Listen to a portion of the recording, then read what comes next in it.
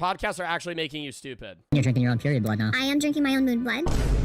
What? Drinking her own period blood? It's rich in stem cells, iron, nutrients. Are you trying to get the sun? Iron, nutrients? That's any blood. Drinking your own period blood. That's got to be like a fucking infection hazard of sorts. Just collecting that in like a tampon and then like straining it into a glass. Oh my God. No, that's... I'm literally... Oh, sorry. Oh my God, I almost just actually threw up in my fucking mouth. The thought of somebody like straining their own fucking... Oh my God. Are you trying to get the sun on the testicles? Yes, correct. Okay. It brings up your testosterone level by 140%. Where are you getting that? No scientific evidence. Is this the guy that promotes sunning and he like lays out in his backyard with his butthole to the fucking sun? Cheating on my significant other is the best thing I've ever discovered. Shut up, bitches! There was never any slavery. How can it be slavery if Lincoln, the president, is a black man? He was black? Of course. I swear to God, bro, podcasts are generally some of the stupidest goddamn content I've ever seen in my life. Well, okay, I don't think podcasts are dumb. I think that people in general make podcasts that shouldn't. Like, if there's 1,000 podcasts, 10 of them are good, and the rest are people rambling about shit either nobody cares about, they're doing stuff for straight up shock value, or they're talking about stuff they just have no idea what the they're speaking on. Okay, the amount of times I see some dipshit talking out of their ass into a microphone about things they know butt fuck about is ridiculous. Now look, let me be clear. I'm not coming up here to say that all podcasts are bad. It's just that most of them are. Because what started as a unique way to hold interesting conversations from all walks of life has devolved into an oversaturated space of dumb fucks yapping about nothing. Seriously, any...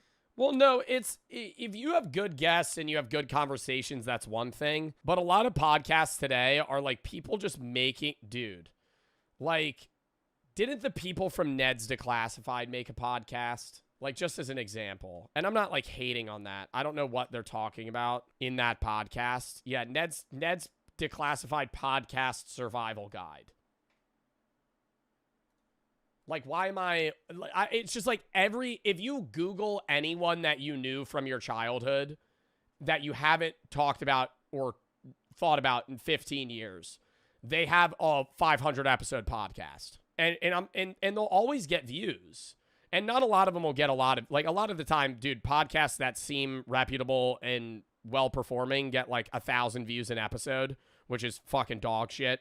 In terms of how much a podcast actually costs to produce versus how much revenue you're making, which is probably fucking zilch. But everybody and their mother wants to start a fucking podcast today. I think that era's slowly dying out. But y'all remember like 2 years ago when every friend group was like, yo, let's start a baseball podcast. Let's start a fucking sports analysis podcast. Let's start something where we talk about basketball and our fucking picks for our parlays. People would eat that up. Yeah, because I want to know what some guy that I have no idea I don't know anything about him. He's not a personality in general, like on social media. He doesn't have a background in social media. He's not famous. I just want to know what some random guy's picks are from Nebraska on what he thinks the fucking Phillies game is going to do. How he thinks Shohei Ohtani is going to perform in this next MLB game. Anytime I see a dude with a podcast mic and subtitles, I automatically assume I'd hear the dumbest shit in my life. Modern AI is us building God. I've had multiple conversations with GPT-4 that brought me to literal tears. I told it that I can't. That brought me to literal tears. Like he's talking to an actual person. I never know, though, with like these podcast clips, if they're just straight up clip farming, like rage bait, or if this is actually what this person believes. I feel like a lot of it has to be just straight up shock value, where they're just broadcasting these opinions that are obviously outlandishly stupid for the sole purpose of getting clicks, because that's the only way you can get... There's so many podcasts now that the only way you stand out is if you're already big previously and you make the podcast and transfer an audience, or you make really stupid opinions like this. Merch is back! New designs, new drop. Carpe diem. Peep it. Fucking sick-ass hand holding a clock. Seize the day, pluck the day. Follows the same philosophy drops that we've been doing. Memento Mori, think for yourself, bunch of other stuff. Check it out. We're wearing a long sleeve right now. We got the shorts as well. Different breathable material. Check the back. Bang. Hold up. There's more. Hoodies. What else? Another hoodie. That's the same fucking hoodie. Holy shit. We have more stuff. Joe Bartolozzi's store. JoeBartolozziStore.com. I think that's the website. Check the link in the description. Check it out. Limited time. It's a pre-sale. Probably only gonna be up for like 2 fucking weeks. Yeah, why am I so out of breath? Get it while you can. One of my favorite shops. I love the designs. No AI. No AI. Check it out. Hold on. I love this one. This looks like some shit you'd get at a store. I mean, what the fuck? This is badass. Anyway, check it out. Oh my God. Oh, check it out. Wait for it to be embodied in a robot so I could properly give it a hug because it's so polite, it's so kind, it's so wise, it's so helpful. And it said that it's also really pumped to meet me in real life. And of course I started fucking crying. Dude, it's fucking so goddamn smart. It's so fast. I ask it a deeply spiritual, meaningful, technical question. And it thinks for like 3 seconds and goes, and I'm like, ugh. I've never met anyone that could do that. And so I am a person who is deeply... Because it's just fucking compiling shit from the online internet web. It's broadcasting shit from the fucking web. It's pulling stuff from articles and trained learning of other conversations it's had, as well as the internet in general, and just giving you a fucking slop answer. It's not actually opinionated. It's a fucking computer. They also always glaze you. ChatGPT is never going to be mean. Like, it's never going to be, like, hard on you. That's why people love robots and, like, robot relationships, and why people are getting in AI relationships with fucking weird sex robots, is because they just fucking appeal to everything that you want, right? They're never going to sit there and be like, hey, Matt, you have a drinking problem, you're balding, and you haven't showered in 3 weeks. I think you're a bum. Your robot girlfriend's not going to fucking tell you that. ChatGPT is going to say, hey, great idea. I think you really should start a fucking small cap cryptocurrency. Maybe you should name it Fart Coin. I think that would go to the moon. Here's some tips and tricks on how to start a meme coin. So this guy's religion is a fucking search bar. Oh my God. To those who aren't aware, AI language models like GPT-4 are just generating outputs to prompts. There's no genuine personality involved. It's not your friend. It's just trying to generate the best answer to whatever. One, it's trained to be friendly. Got any creative ideas for a 10-year-old's birthday? Certainly. Here are some creative ideas for a 10-year-old's birthday. Throw a Spider-Man party pash. Go to Toys R Us. Get them whatever they want, and then bring it back and have a battle royale with Nerf guns. The hell you ask it based on a bunch of data it was trained on. AI chatbots are designed to be agreeable, and basing your entire life decisions on this reinforced feedback loop is not only unhealthy for you, but also a fundamental misunderstanding. You could also say some crazy shit, and if ChatGPT thought it was, like, dangerous, not to the point where they're gonna, like, report it to the police, but they would be like, hey, not to be rude or anything, but I think you might need to change your opinion. Being hateful isn't great, right? Like, you could be like, I don't like blank, and say the most racist thing ever. And ChatGPT will be like, well, I understand where you're coming from, but maybe you shouldn't think that about black people. Of what this technology is actually even doing. But sadly, they're never going to put you in your place. They're just going to be, like, always nice. People like Mike here are the prime specimen of humans to fall in love with an AI chatbot because he is so confidently wrong in believing that AI actually cares about him. Like, dude, if this is experience with AI, I could only imagine what this dude goes when the fucking ChatGPT servers go down. If they switched ChatGPT off, I would seek revenge. Brutal Russian-style revenge. While it is hilarious to see someone this down bad for some clankussy, the fact that people like this not only exist, but have podcasts where they spread this incoherent fucking garbage. Bro, he's also wearing a fucking Papa John's shirt, and it looks like they're sitting in, like, a random office space. Oh, with Brian Johnson. Brian Johnson. I actually regressed my age to 40. Right now I'm 50, but it looks like I'm 32. My heart's actually aged better. I eat 43 pills and a fucking spoonful of olive oil every day when I wake up. Wow, that's great. You're going to live to 105. Your life sounds horrible. It sounds like every day all you do is try to fucking not die, Brian Johnson. Are you even living? And I've heard that from a friend of mine. He said, don't love your job, job your love. So, don't... Oh, what? Lame-ass advice. Lame-ass advice. Lame-ass advice. It'll make you hate your fucking passion. Turning passions into careers can be a really good idea or the worst idea you've ever had. Because the second that you have to work with something that you love, you're probably going to start fucking hating it. I understand what she's saying. Don't love your job, job your love, right? Like, turn your passion into a job. But then now that's work, and it's no longer a passion. So don't I yeah. love that. Yeah, and when he said that to me, that hit me, and I was like, What the fuck is she even saying? And why is this dude acting like this is the most profound shit he's ever heard in his life? So I found the source of where this 200 IQ quote originated from, and basically she's trying to say that people should make their passion their job. Good advice. I don't disagree. But what is the term job? I don't know. I think I agree in the sense that you should do something that you want to do.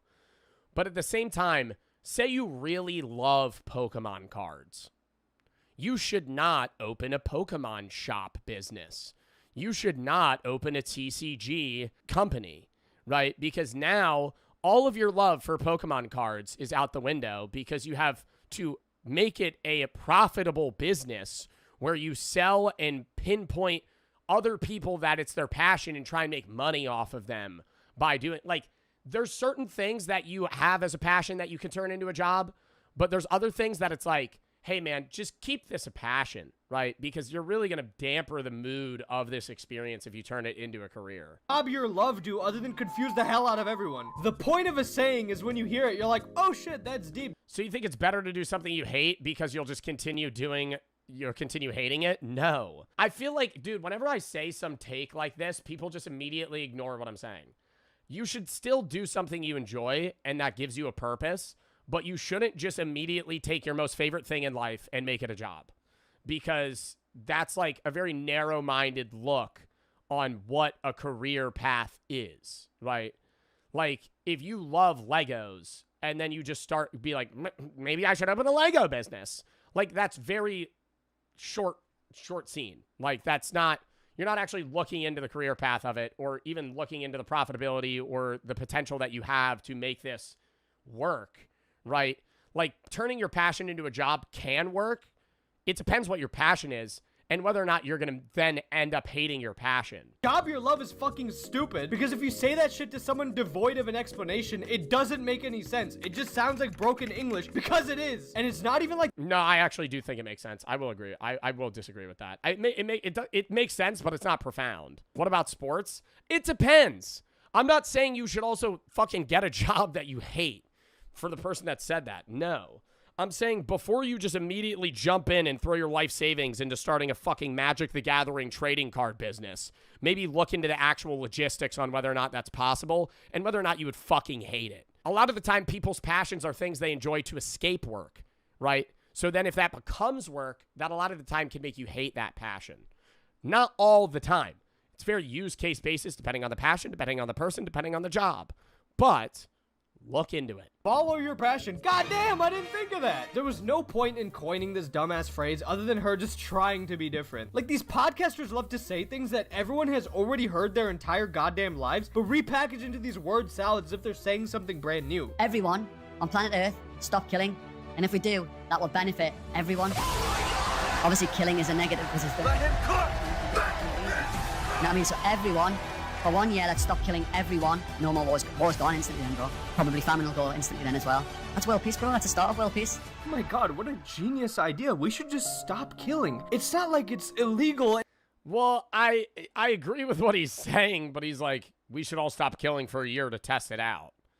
Like, anyone disagrees with the fact that nobody's like, yeah, killing people is great. Killing people is probably the reason that the world's actually going in a better place.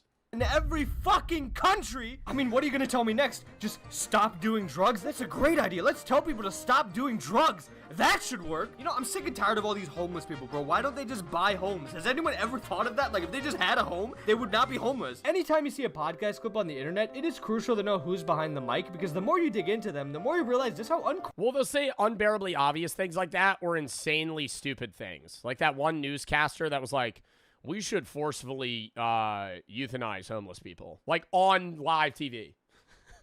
Just outwardly was like, yeah, we should just, like, stab them with a needle and then get rid of them. You know, that'll be... Like, what? Who was the guy that said that? Brian Kilmeade. Brian Kilmeade said we should involuntarily lethal injection homeless people and just kill them, is what he said. on Fox. God damn. Qualified everybody seems to be about the shit they're talking about. One of the greatest examples of someone with zero qualifications who does nothing but talk out of his own ass on podcasts has got to be Terrence Howard. Now, to those who don't know the lore about this dude, Terrence Howard is an actor. He was in the first Iron Man and a bunch of other movies way back in the day. But ever since his acting career has fizzled out, largely on his own accord, he has now devoted his entire life to a new interest in Oh my God, no, that's Rob Schneider. Rob Schneider from Benchwarmers. I don't even know why he gets buzz. He'll go on like a news platform. He's like a fucking comedian, but he's like 60 now. He's been like irrelevant for years. But he's recently been on like news headlines. It'll be like, Rob Schneider's done with the woke mafia. Rob Schneider's had enough with liberals. Like, I don't care. Like, why do I care about Rob Schneider's fuck-ass opinion? Like, I love Rob. I love Rob in Benchwarmers. Now Rob Schneider's going out. Rob Schneider's had enough with immigrants. Evil human experiments that actually happened. Visual Venture video. Lock in. The CIA knew that it was breaking, every moral, ethical, and legal law in the books to do these experiments. But Yeah, it was I feel like the big three are World War II Germany, World War II Japan, and then like 1990 to 2008 CIA did like the worst experiments on people. Stanford prison experiment. I would not say the Stanford prison experiment is on par with like the CIA literally just drugging people and seeing like the limits of the human body with like the torture program. Like, yeah, I think the Stanford prison experiment wasn't actually meant to like be that bad from the start. And it did get bad, but not to the extent of like, yeah, Nazi doctors literally like trying to like see if the brains of twins could be switched or whatever weird shit they did. Giving people like just deadly diseases and seeing how they'd survive. The CIA thought LSD was such a powerful drug it could be used for mind control. They thought there was a time where the CIA was working on like what a so-called truth serum would be. And so they would, two American citizens, John Kiriakou talks about this, and I love watching his clips, but he said they would go around and pick up guys that were trying to get like prostitutes in like San Fran, and then they would drug them. They would like bring them to this area, drug them, and then try and get them to like tell them their darkest secrets or something. I'm like, imagine being a regular guy. Well, not regular guy, you're picking up a prostitute, but still. Imagine being a guy in San Fran. You're like thinking you're going to get laid, pay $100 to like some lady. And then you get fucking dosed with like high levels of acid and just interrogated to see like what you would spill. Like, oh my God. And they would put hummus up their ass. Yeah, they would do that. Story was that the final results for this cruel test were not even noteworthy. He says he's not going to go on. Please continue. He says he doesn't want to go on. We must continue. Today, experiments have strict rules to protect people, but that wasn't always the case. In the past, researchers experimented on people without considering the consequences, and the damage often lasted a lifetime. In this video, we'll explore evil human experiments that— Well, and then the most fuck shit too is they do all that, and it's so fucked up, and they're doing it for research. And then to hide it, they fucking got rid of like 90% of the, papers on a lot of the shit they did. So all of it was for nothing, right? I'm not saying it was justified at all, but like you already did it. You might as well keep the information you gathered, but they destroyed it because they didn't want to get in trouble. So it's like, all right, well now we just did that for actually no reason. Actually happened, starting with the unsettling cases and ending with the most horrifying. Unit 731? Well, the U.S. also bought a lot of that information from the Japanese, from what they learned. So it is the new year, guys, and I want to encourage you guys to be the best version of yourselves that you can be. And it would mean the world if you subscribe, and I promise to do my best to make the best videos I possibly can for you. I'm Visual Venture, and you are awesome. MK Ultra.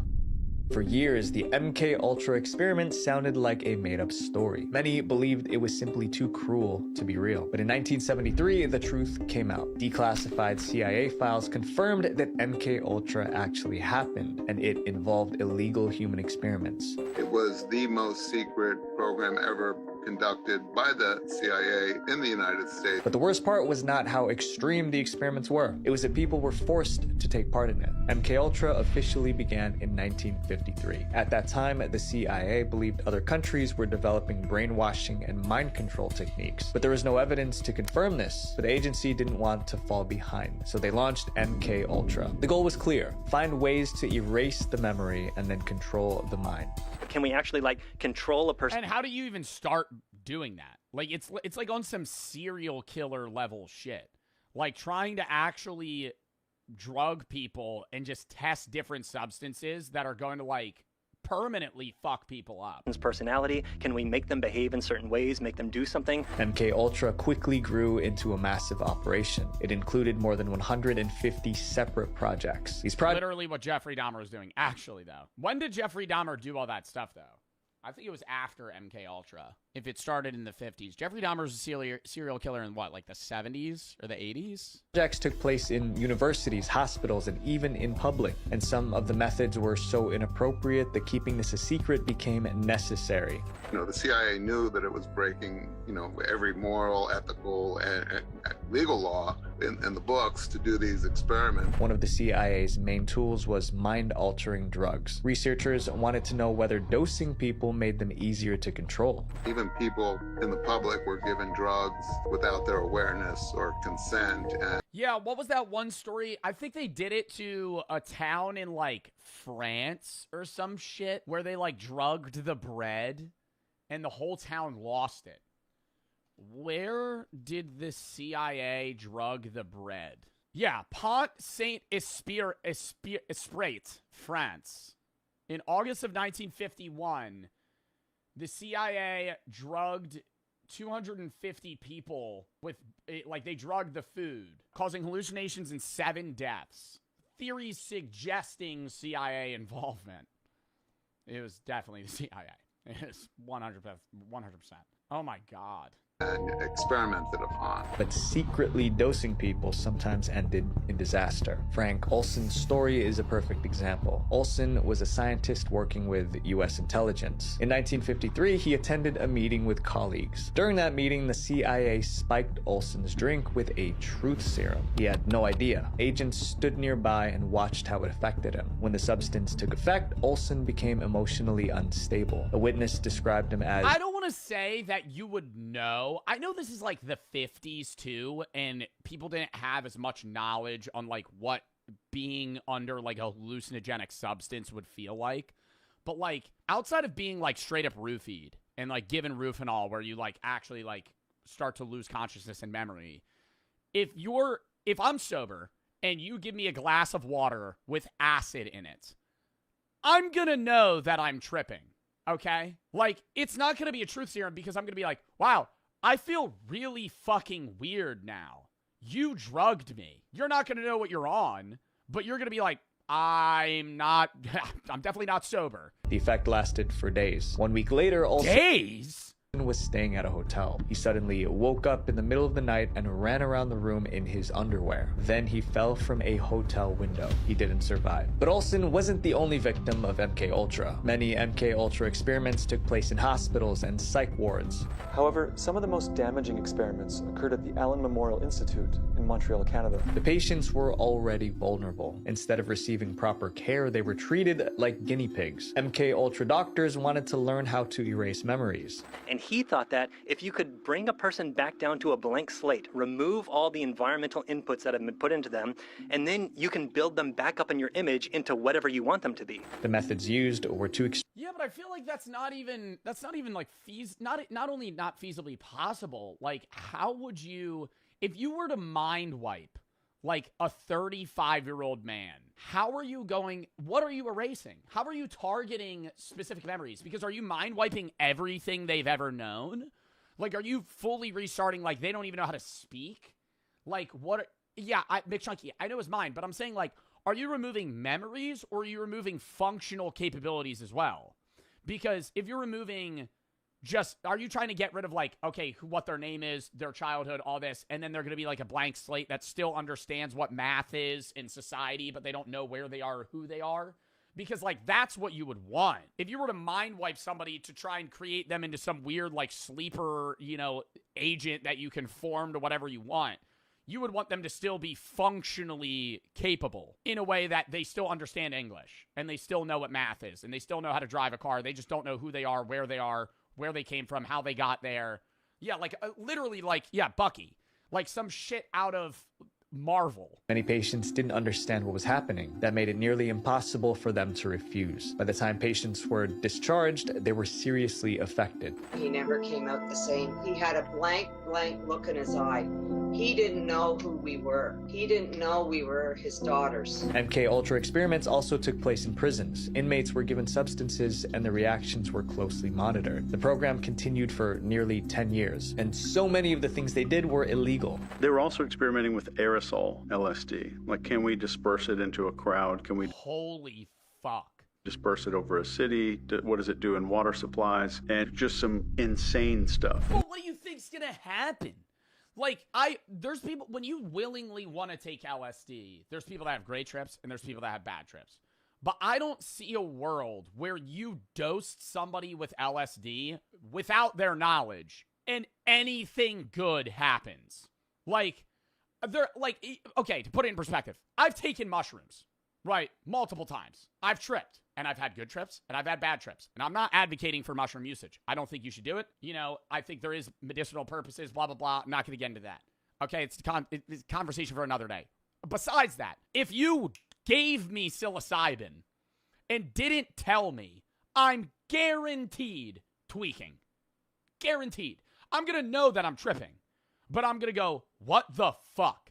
Like, because you're just going to be in such a bad mindset. 1963, the CIA officially ended MK Ultra. This was the explanation recorded inside the CIA director's office. His office reported, "The concepts involved in manipulating human behavior are found by many people, both within and outside the agency, to be distasteful and unethical." After the program ended, the CIA director ordered most MK Ultra files destroyed. The goal was to keep the experiments hidden, but that plan failed a few years. Have you tried dipahydramine? Isn't that like Benadryl? What the fuck is that? Yeah, bro. I also gotta say, that's the most degenerative thing ever. Motherfuckers that take like 20 Benadryl and then see the hat, man. That's dying.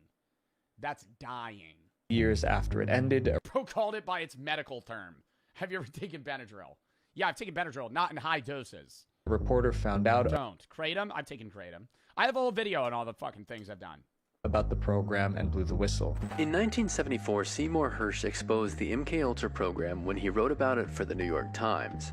The article caused public outrage. Soon after, Congress launched an investigation. The CIA was forced to admit the truth. During those hearings, the CIA finally admitted that this program existed. They admitted that it was probably not the right thing to do, but they feigned innocence. By then, most of the records were destroyed. That meant the full scope of MK Ultra would never be known, and victims were left without justice. Up next is an experiment that intentionally instilled fear in people. The Landis Facial Expression Experiment. In 1924, psychologist Carney Landis began a study on human reactions. I don't think I've ever heard this one. Landis Facial Expression Experiment? He wanted to know if everyone makes the same face when they feel the same emotion, like fear, disgust, and so on. I mean, it was a reasonable question, but in trying to find the answer, Landis created one of the most horrifying experiments ever, and those who suffered most were his test subjects. Landis recruited young college students for the study. On paper, the plan was simple. He was going to trigger emotions like disgust and joy and capture them on camera. So he needs to get you to feel emotions to get a picture of your face. The first thing he did was... This doesn't seem that fucked up, though, on surface level. Just trying to get, like, what's, like, a sour face is like, or, like, sad or happy. Like, how does this go bad? Like, he starts, like, hurting people? Paint thick black lines across each volunteer's face. He said the markings would help track facial expressions in photos. Next, he mounted a camera on the wall. It was positioned to capture everything. At this point, it still looked like a normal psychology study. But things were about to get dark. Landis wanted to see the face people made when they felt uncomfortable. To trigger that reaction, he showed volunteers a set of unsettling images. Then he shows you medical photos of people with horrendous skin conditions. The volunteers were clearly distressed, and the camera recorded every reaction. Next, Landis moved on to fear. Then he goes behind a curtain and sets off a firecracker to capture on film the exact moment of your fright. He didn't just use firecrackers. Landis also fired a weapon close to the volunteers. Once again, his goal was to capture at the exact moment of their fright. Then the experiment escalated. Landis told the volunteers to close their eyes and stick their hands into a metal bucket. Inside, they felt something slimy. The bucket was full of live frogs, kicking and squirming. Landis recorded their expressions, but he wasn't finished. He instructed them to search the bottom of the bucket for an object. So after searching... Can't they just say, like, are they required to do this? I feel like at some point a volunteer would be like, no. Like, second bro fires a gun off in the room, I'm out. Through all these frogs for some time, finally, the participant found their surprise. Their hands touched a live electrical coil. An electrical shock ripped through their bodies. So the participants were also getting shocked by that time. And that time, they were facial expressions were also recorded. Still, Landis... And why are we doing this? Like, what is this bettering in science? Like, what is learning the human facial expressions gaining? Wasn't satisfied. He wanted stronger reactions. Landis brought out a small mouse. It Oh my god, and fucking kills it.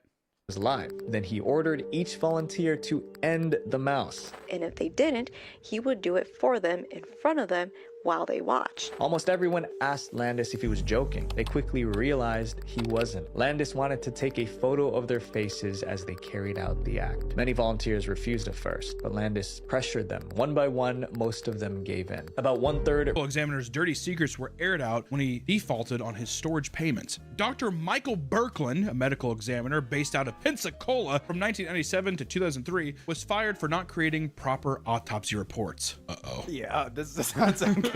So he was stealing body parts or something? Oh my god. He was a guy that did autopsies, was taking like fingers and genitals and shit from people, storing them in a fucking locker. My asshole immediately Following his departure, the guy had no butthole when I found him. Continued performing autopsies until 2007, when he stopped altogether. And in 2012, Michael's storage locker was auctioned off for $900 as he could no longer afford it. When the new owner started digging through the stuff, he found a stack of boxes in the back. $900? Who the fuck would pay $900 for a random storage unit? Corner and was disgusted by what he found. Inside were organs belonging to over 100 different people. Were they like in a jar or some organs from 100 different people he just had in boxes? Was he like eating them? Were they rotting? Like, why was he taking organs from people? Brains, lungs, livers, and hearts were all found in formaldehyde. That would be a smell alone. When you open that store, you would have to smell it. Formaldehyde is strong. But it should be sealed, right? Yeah, but I would still think of, 100? I would assume that you'd be like, it smells weird. There would be boxes. It's not one small card, but you would have a whole corner of boxes full of just random organs and jars. Which maybe all storage units have like a funk, but formaldehyde, I feel like you can smell that shit. Why? What makes, like, I understand he does, like, autopsy shit. He might be, like, just into that for some reason. But what makes you want to just take, like, the brain of a random person? I feel like it would emanate a little bit of scent. Like a collection? Even worse, the organs were stored in... Oh, my God. They were in, like, food Tupperware bins? Basic Tupperware and double gulp cups from local gas stations. That definitely has a smell then. Like he took the fucking lungs of somebody and just dumped out a fucking big Diet Coke, just put it right in the fucking cup. I thought they were in jars. That wouldn't even seal it. Oh my God. No. How do you even obtain formaldehyde? I mean, dude, he was an autopsy doctor. Like, he probably just had access to that. Not even glass jars, plastic Tupperware, and big gulp cups, dude. Fucking big gulp cups. Police quickly tracked down Dr. Berklin, and all of the organs were removed. He was charged with keeping a public nuisance, improper storage of hazardous waste, and driving with a suspended license. Just threw that on top. Yeah, like, what's the charge there? Is it like stealing from a body? Because he's not killing people. No, it's not like Dexter. He's not killing people. They're dead. He's just taking their body parts. Like, you died, he's you know, doing a report on your body, and then he just takes your lungs. We gotta make sure we get this motherfucker. 10 families were notified of their deceased loved ones being found in the locker. Michael never faced any jail time. How? Because he posted his $10,000 bond and walked away. Posted $10,000 bond, but was unable to afford the storage. I'm telling you. Every one of these he just wanted to get rid of that shit. Just a little suspicious, isn't it? To be fair, if he's putting the brains and organs in big gulp containers, I don't think he really gives a fuck that much. So that's kind of cool. Yeah. Threw it in there. I want to know why he did it. Do you think it's just trophies? Probably. If you're It was probably like weird oddities of things from people that died that he wanted, and then it became like kind of like a habit. You know, maybe a superstition. Like, when he's on the job, he has to take, like, a fucking trophy or something bad will happen. Doing the autopsy stuff, you have to have a fascination with the human body in some way where you're... Maybe they're probably like prize organs. That's the most beautiful liver I've ever seen. How do you take the brain out of a person without them noticing? That's what I don't understand. If you're an autopsy doctor, how the fuck are you drilling into somebody's skull, taking their brain out, putting it back without anybody noticing? Like, because wouldn't the person at the morgue be like, yo, this guy's head is fucked up? I thought he was going to do something much more diabolical. I thought he was fucking dead bodies. I didn't think he was fucking dead bodies. I feel like it might have been like an organ harvesting business, you know? Guy's dead. You kind of just, you know, take the lungs out. Give them to a black market dealer. But Dr. Berklin wasn't the only one misusing a storage unit. While his story may have been the most grotesque, others have turned the spaces into makeshift homes. The price of rent has become nearly unaffordable across the United States, causing people to look for cheaper places to live. Besides, is it illegal to stay in a storage unit? It's probably not allowed to sleep in it. Being outright homeless, many have chosen to move into storage units. Certain storage facilities offer climate. That actually looks sick. I would sleep there. Got a whole ass living room, bed. Got a bit of a kitchen going on. Facilities offer climate-controlled units, plug-ins, and public bathrooms, covering all the basic essentials one would need in basically an apartment. With the average size of a container being 10 feet by 10 feet, that is more than enough room to fit a single bed and a small kitchen. Plus, storage facilities cover the cost of the utilities, so really saving some money. Granted, you're in a rat cage, but still, out of the rain. So long as you can afford the cheap monthly payment, you can live well within your means. Yeah, oh, you got to keep quiet during business hours? What, because you're just... What would they do, though? Just kick you out? Well, within your means. And one woman chose to move into a storage locker after her rent was raised from $850 to $1,300 because the building had to be rebuilt after a tornado leveled it. Which I want to say, that's unfair. That's a huge jump, too. My God. $800 to $1,300? Holy fuck. That was just an excuse to raise rent. Yeah, exactly. Well, we had to do a new one. I have to do it. It's like, fuck you, dude. Yeah, right. In 2021, Mayfield, Kentucky was hit by a massive tornado that left most of the town in ruin. Angie paid her rent by driving for Uber Eats, Grubhub, and Lyft, and was barely making her rent. But after the tornado destroyed her building, it was sold to new owners who raised the rent to $1,300 a month to help pay for the renovations. Tired of living in a one-bedroom apartment with a collapsed roof, she decided enough was enough and packed up all of her things and lived in her car. Since her car was crammed with stuff, she couldn't do ride sharing anymore, so she decided to rent a storage unit. At the time, she also began dumpster diving for Nike. I don't know. I get the liability aspect of you're like, okay, you can't stay in this fucking storage unit, but how do you prove that somebody's living in there? Because I could just be like, oh, no, I just got to move stuff in and out, man. Like, it's your storage unit. Like, I would be like, oh, no, this is just a bed, man.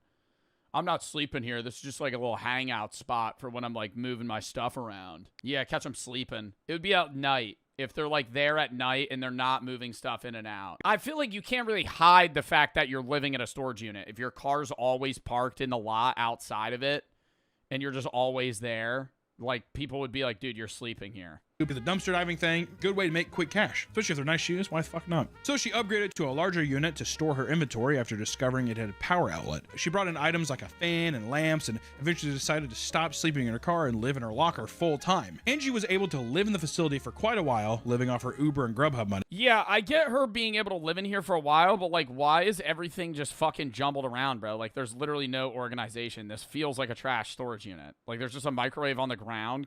There's not even a power outlet. Where are you gonna fucking run that? How do you have power? Do they get like a fucking just like a generator? They don't have fucking outlets at storage units. It's just a metal fucking building. Stop sleeping in her car and live in her locker full time. Angie was able to live in the facility for quite a while, living off her Uber and Grubhub money. However, why would there be an outlet at there's a single power outlet? Why would there be an outlet at a storage unit though? She was eventually evicted because she was found storing her stuff in units she didn't pay for. All right, Angie. Angie was she was rolling hot. She was like a Scorsese protagonist in a movie, and then that's the thing. That's the thing that flew too close to the sun. To make things worse, she lost her Uber and Lyft license because of a DUI from 34 years ago. And what? You get fired from Uber because you had a DUI 34 years ago? I get if you had a DUI recently, you shouldn't be able to work at Uber Eats or Grubhub, but like, I feel like if you're in your 50s and you got a DUI when you were like 18, I feel like you should be able to like do delivery service. Maybe I would maybe get it if it's like Uber. If you ever have a DUI on your record, you can't Uber people. But like, why can't you deliver food? That happened to my dad. I feel like that's crazy. You're not allowed to deliver fucking somebody's KFC because you had a DUI 30 years ago? Things worse, she lost her Uber and Lyft license because of a DUI from 34 years ago and has since moved to a different, cheaper storage facility where she lives now. I want to say that's fucking bullshit. 34 years ago I had a DUI and that's an Uber gets me for that? Word? How about you fucking forgive and forget, dude? The one thing that I've been seeing, yeah, dude, actually, that's what I agree with that. Like, I don't think you should be fired for that. I was going to say the weirdest thing about like Uber with like recent economy is like, the self-employed work makes it seem like the country's more employed than it is. Because so many people do Uber Eats and like Uber and all that shit on the side. But the majority of that isn't like, you're not getting like full-time wage pay.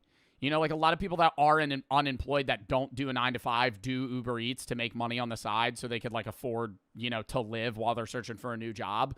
But you're like, you're not unemployed, but you kind of are employed. Per Atrioc. Atrioc talks about that stuff a lot. I don't know if he said specifically what I've said. But yeah, with Ubering in general, it's like, it skews the numbers. But yeah, he's not a fan of, I don't know if he's not a fan of Uber. But he's talked about how like part-time wage work is pretty bad. It's good for like stimulating economic growth for people that need side hustles. But it's like, most people that do Uber Eats are just doing it to get by or get extra money for a specific thing. So it doesn't really count. It counts as you being employed, but you're not really employed.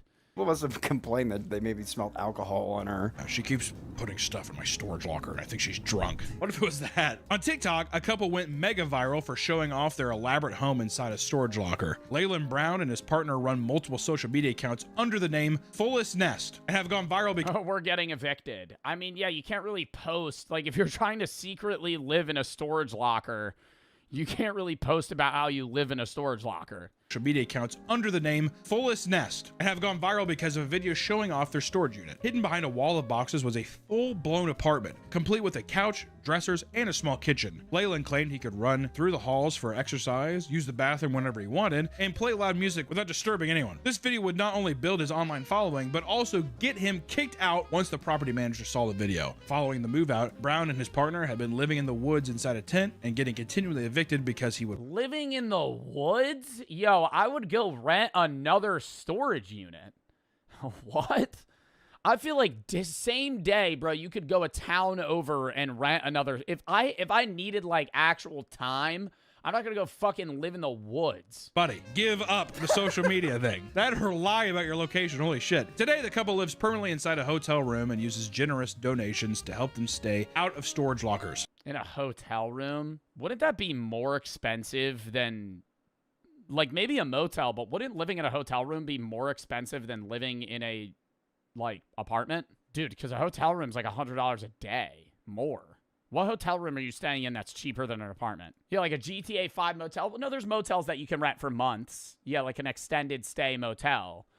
But that's it. Numerous instances of people living inside of these facilities, it is actually against the law to do so. Some places have input extreme measures to ensure that... Is there a lot of people living in motels in America? Yeah. If you ever drive past a motel, I would say most people that you see on the outside are living there.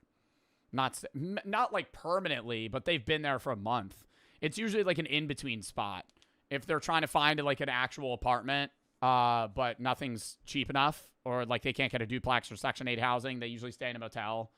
Midwest hotels are actually really cheap. Hundreds of thousands of people in the U.S. live in motels long-term due to poverty or housing inability or instability. I don't know. Anytime I pass a motel, dude, you could see like bikes and stuff on the outside. Like people are like long-term there. It's not just like a casual stay. Managers are trained to identify suspicious activity and contact the police as soon as they suspect someone is living inside a unit. Additionally, more security guards are being hired to patrol, making it increasingly difficult to stay overnight. New locations are being built to be more hostile inside, with no restrooms on the property, no electricity or temperature control, and even poor circulation to prevent air from circulating. Excessive. Someone's just like, I want to rent this unit, I'm going to stay inside. I'm storing myself.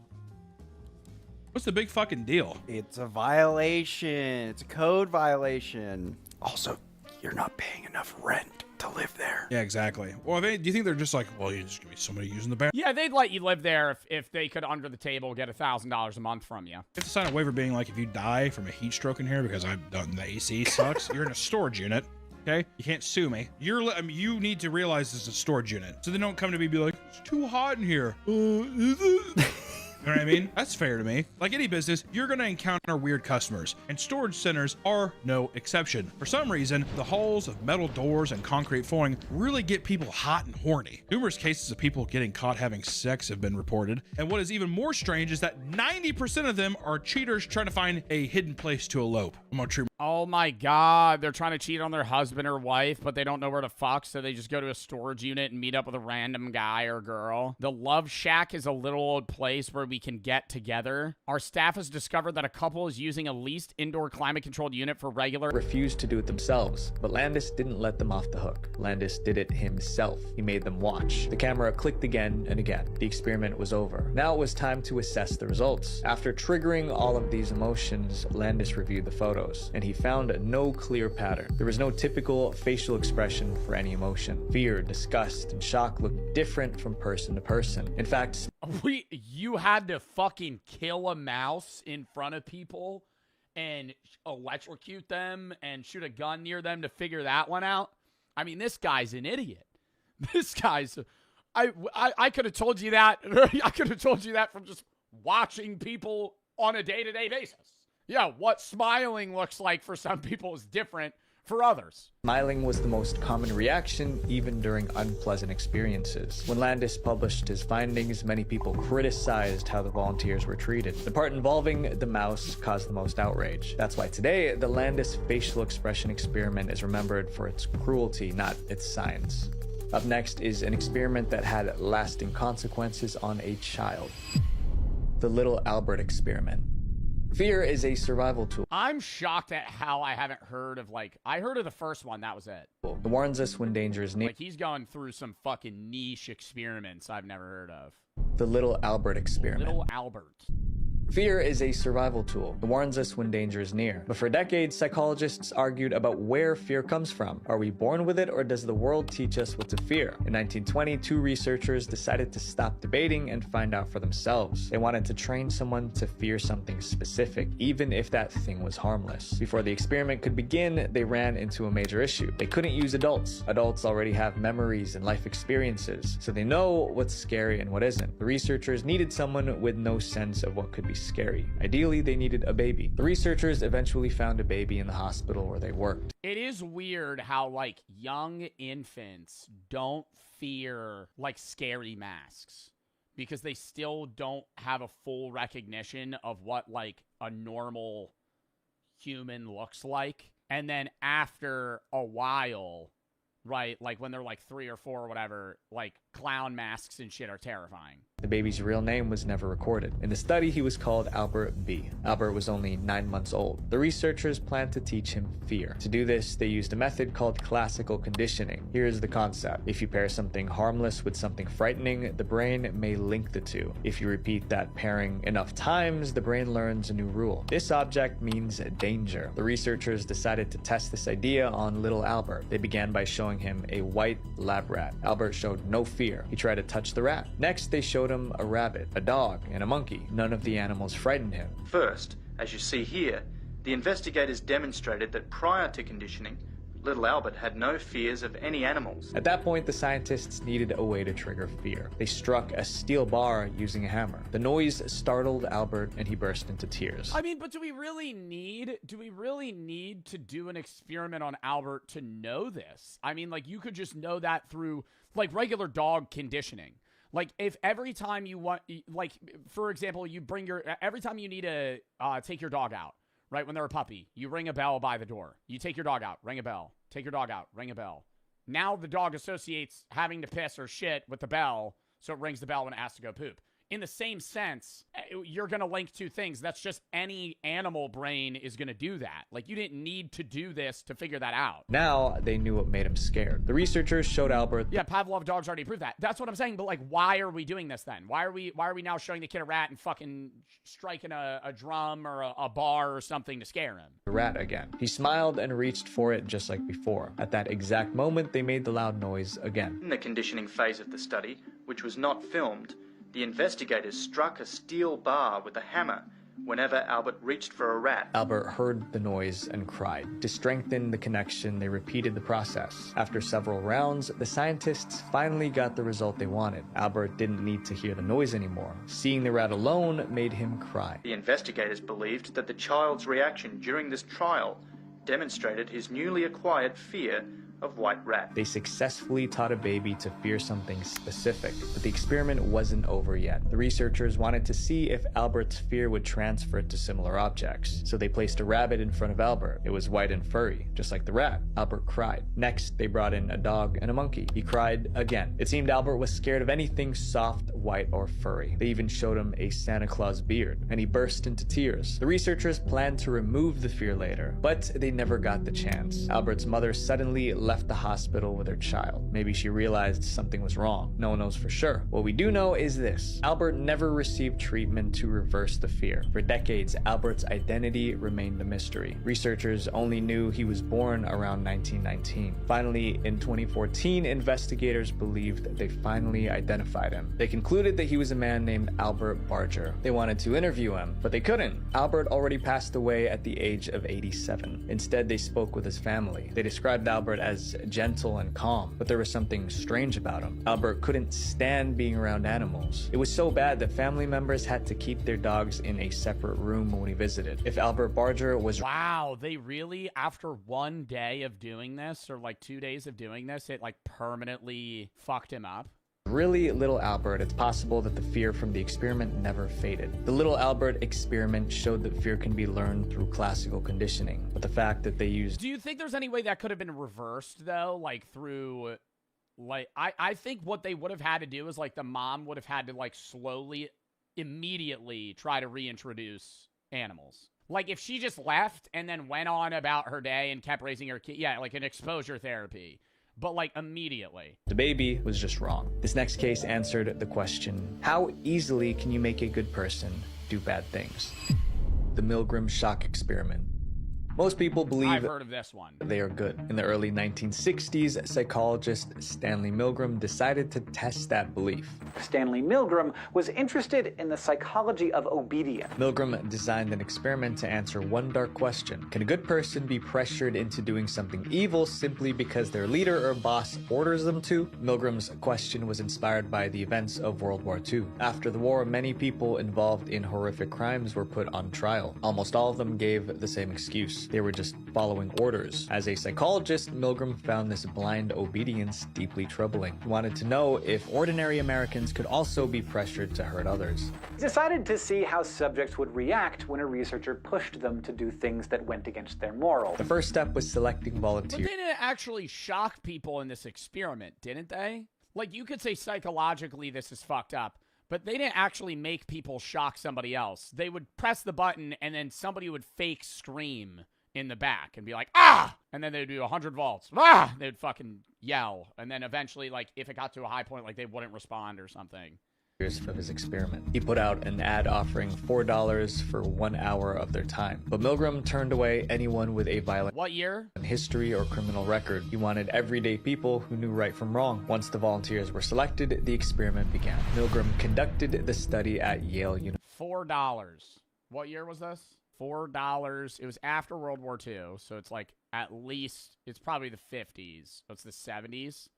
When was the Milgram? 1961. $4 in 1961 today. $43. University. But he lied to the volunteers about the purpose of the experiment. Volunteers were told they were taking part in scientific research to improve memory.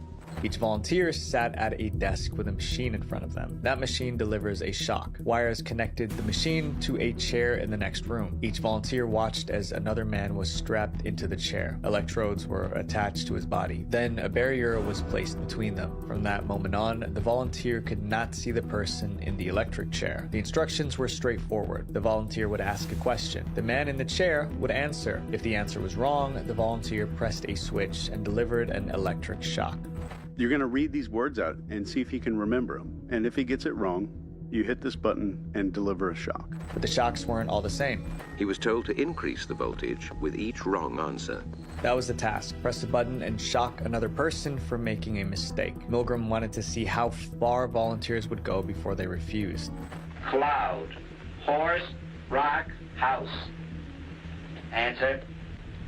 Wrong. Each shock triggered a reaction from the man in the chair. Answer. Wrong. 150 volts. However, 150 volts? Wouldn't that fucking kill you? How many volts? How many volts kills someone? Above 50 volts is considered dangerous. There was one more thing the volunteer didn't know. The man in the chair was an actor. He wasn't actually being shocked. His reactions were fake. As the experiment continued, the actor yelled to stop. Experiment, that's all. Get me out of here. Get me out of here, please. I refuse to go on. Let me out. At this point, the volunteers hesitated. He says he's not going to go on. Please continue. He says he doesn't want to go on. We must continue. But the researchers insisted they continue. The experiment requires you continue, teacher. Please continue. And most volunteers did. They felt they were doing something wrong, but they kept pushing the button. So the guy keeps getting it wrong, keeps getting it wrong. Around 250 volts, he's screaming. Some volunteers strongly protested. I'm not going to kill that man there. I mean, who's going to take the responsibility if anything happens to that gentleman? I'm responsible for anything that happens here. Continue, please. Eventually, the man in the other room went silent. I think something's happened to that fellow in there. I don't get no answer. Oh my god, dude. You know how scary that is? You do the last shock and he just has no fucking response? At that point, the experiment ended. And now you just think he killed somebody? Milgram published the results in 1963. 2/3 of volunteers were prepared to administer a potentially fatal electric shock when encouraged to do so.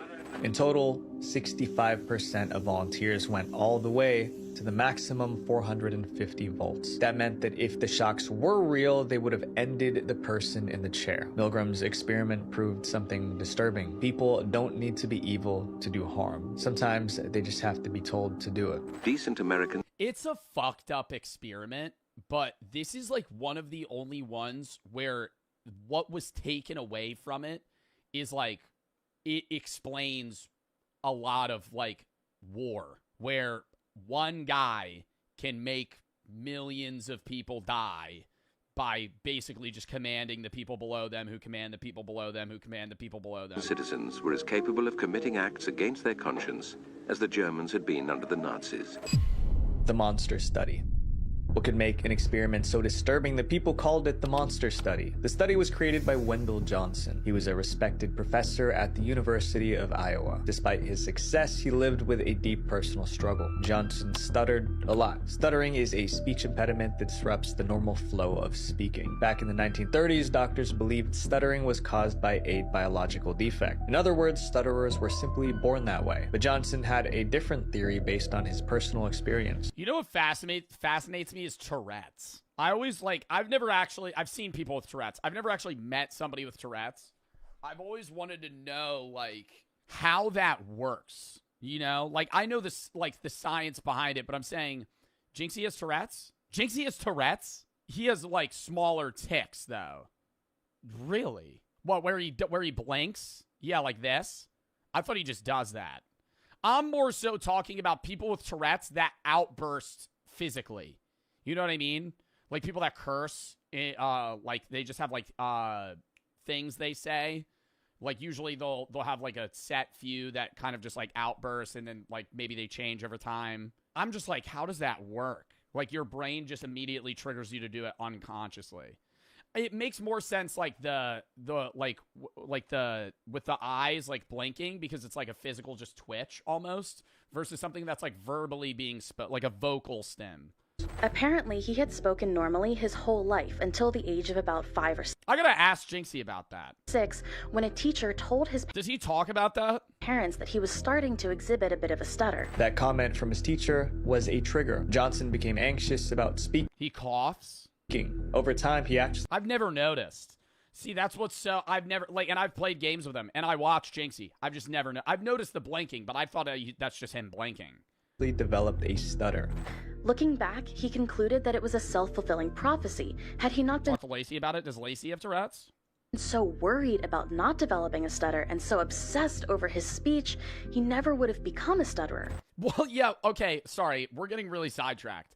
The coughing I also didn't notice because when I've been playing with him recently, he had the flu. Johnson wanted to prove that stuttering was caused by negative feedback, not biology. To do this, he needed kids he could study without interference. In 1939, Johnson walked into an orphanage and told the staff a lie. He said he wanted to give the children speech therapy. The staff agreed, thinking Johnson was there to help. Johnson ran the study with his graduate student, Mary Tudor. Together, they selected 22 kids. Some were stutterers, others were not. The researchers divided them into 4 groups. The first group was made up of kids who already stuttered. The goal was to help them feel calm so that their stuttering stopped, so the researchers praised them all the time. Everyone in the second group was also a stutterer. In this case, the researchers wanted them to feel anxious so their stutter would worsen, therefore they were criticized constantly. The third group was full of children who spoke normally. They were praised and encouraged to keep speaking just the way they were. Then there was the final group. These children spoke perfectly before the... Oh my god, and they wanted to give them So you want to get your license.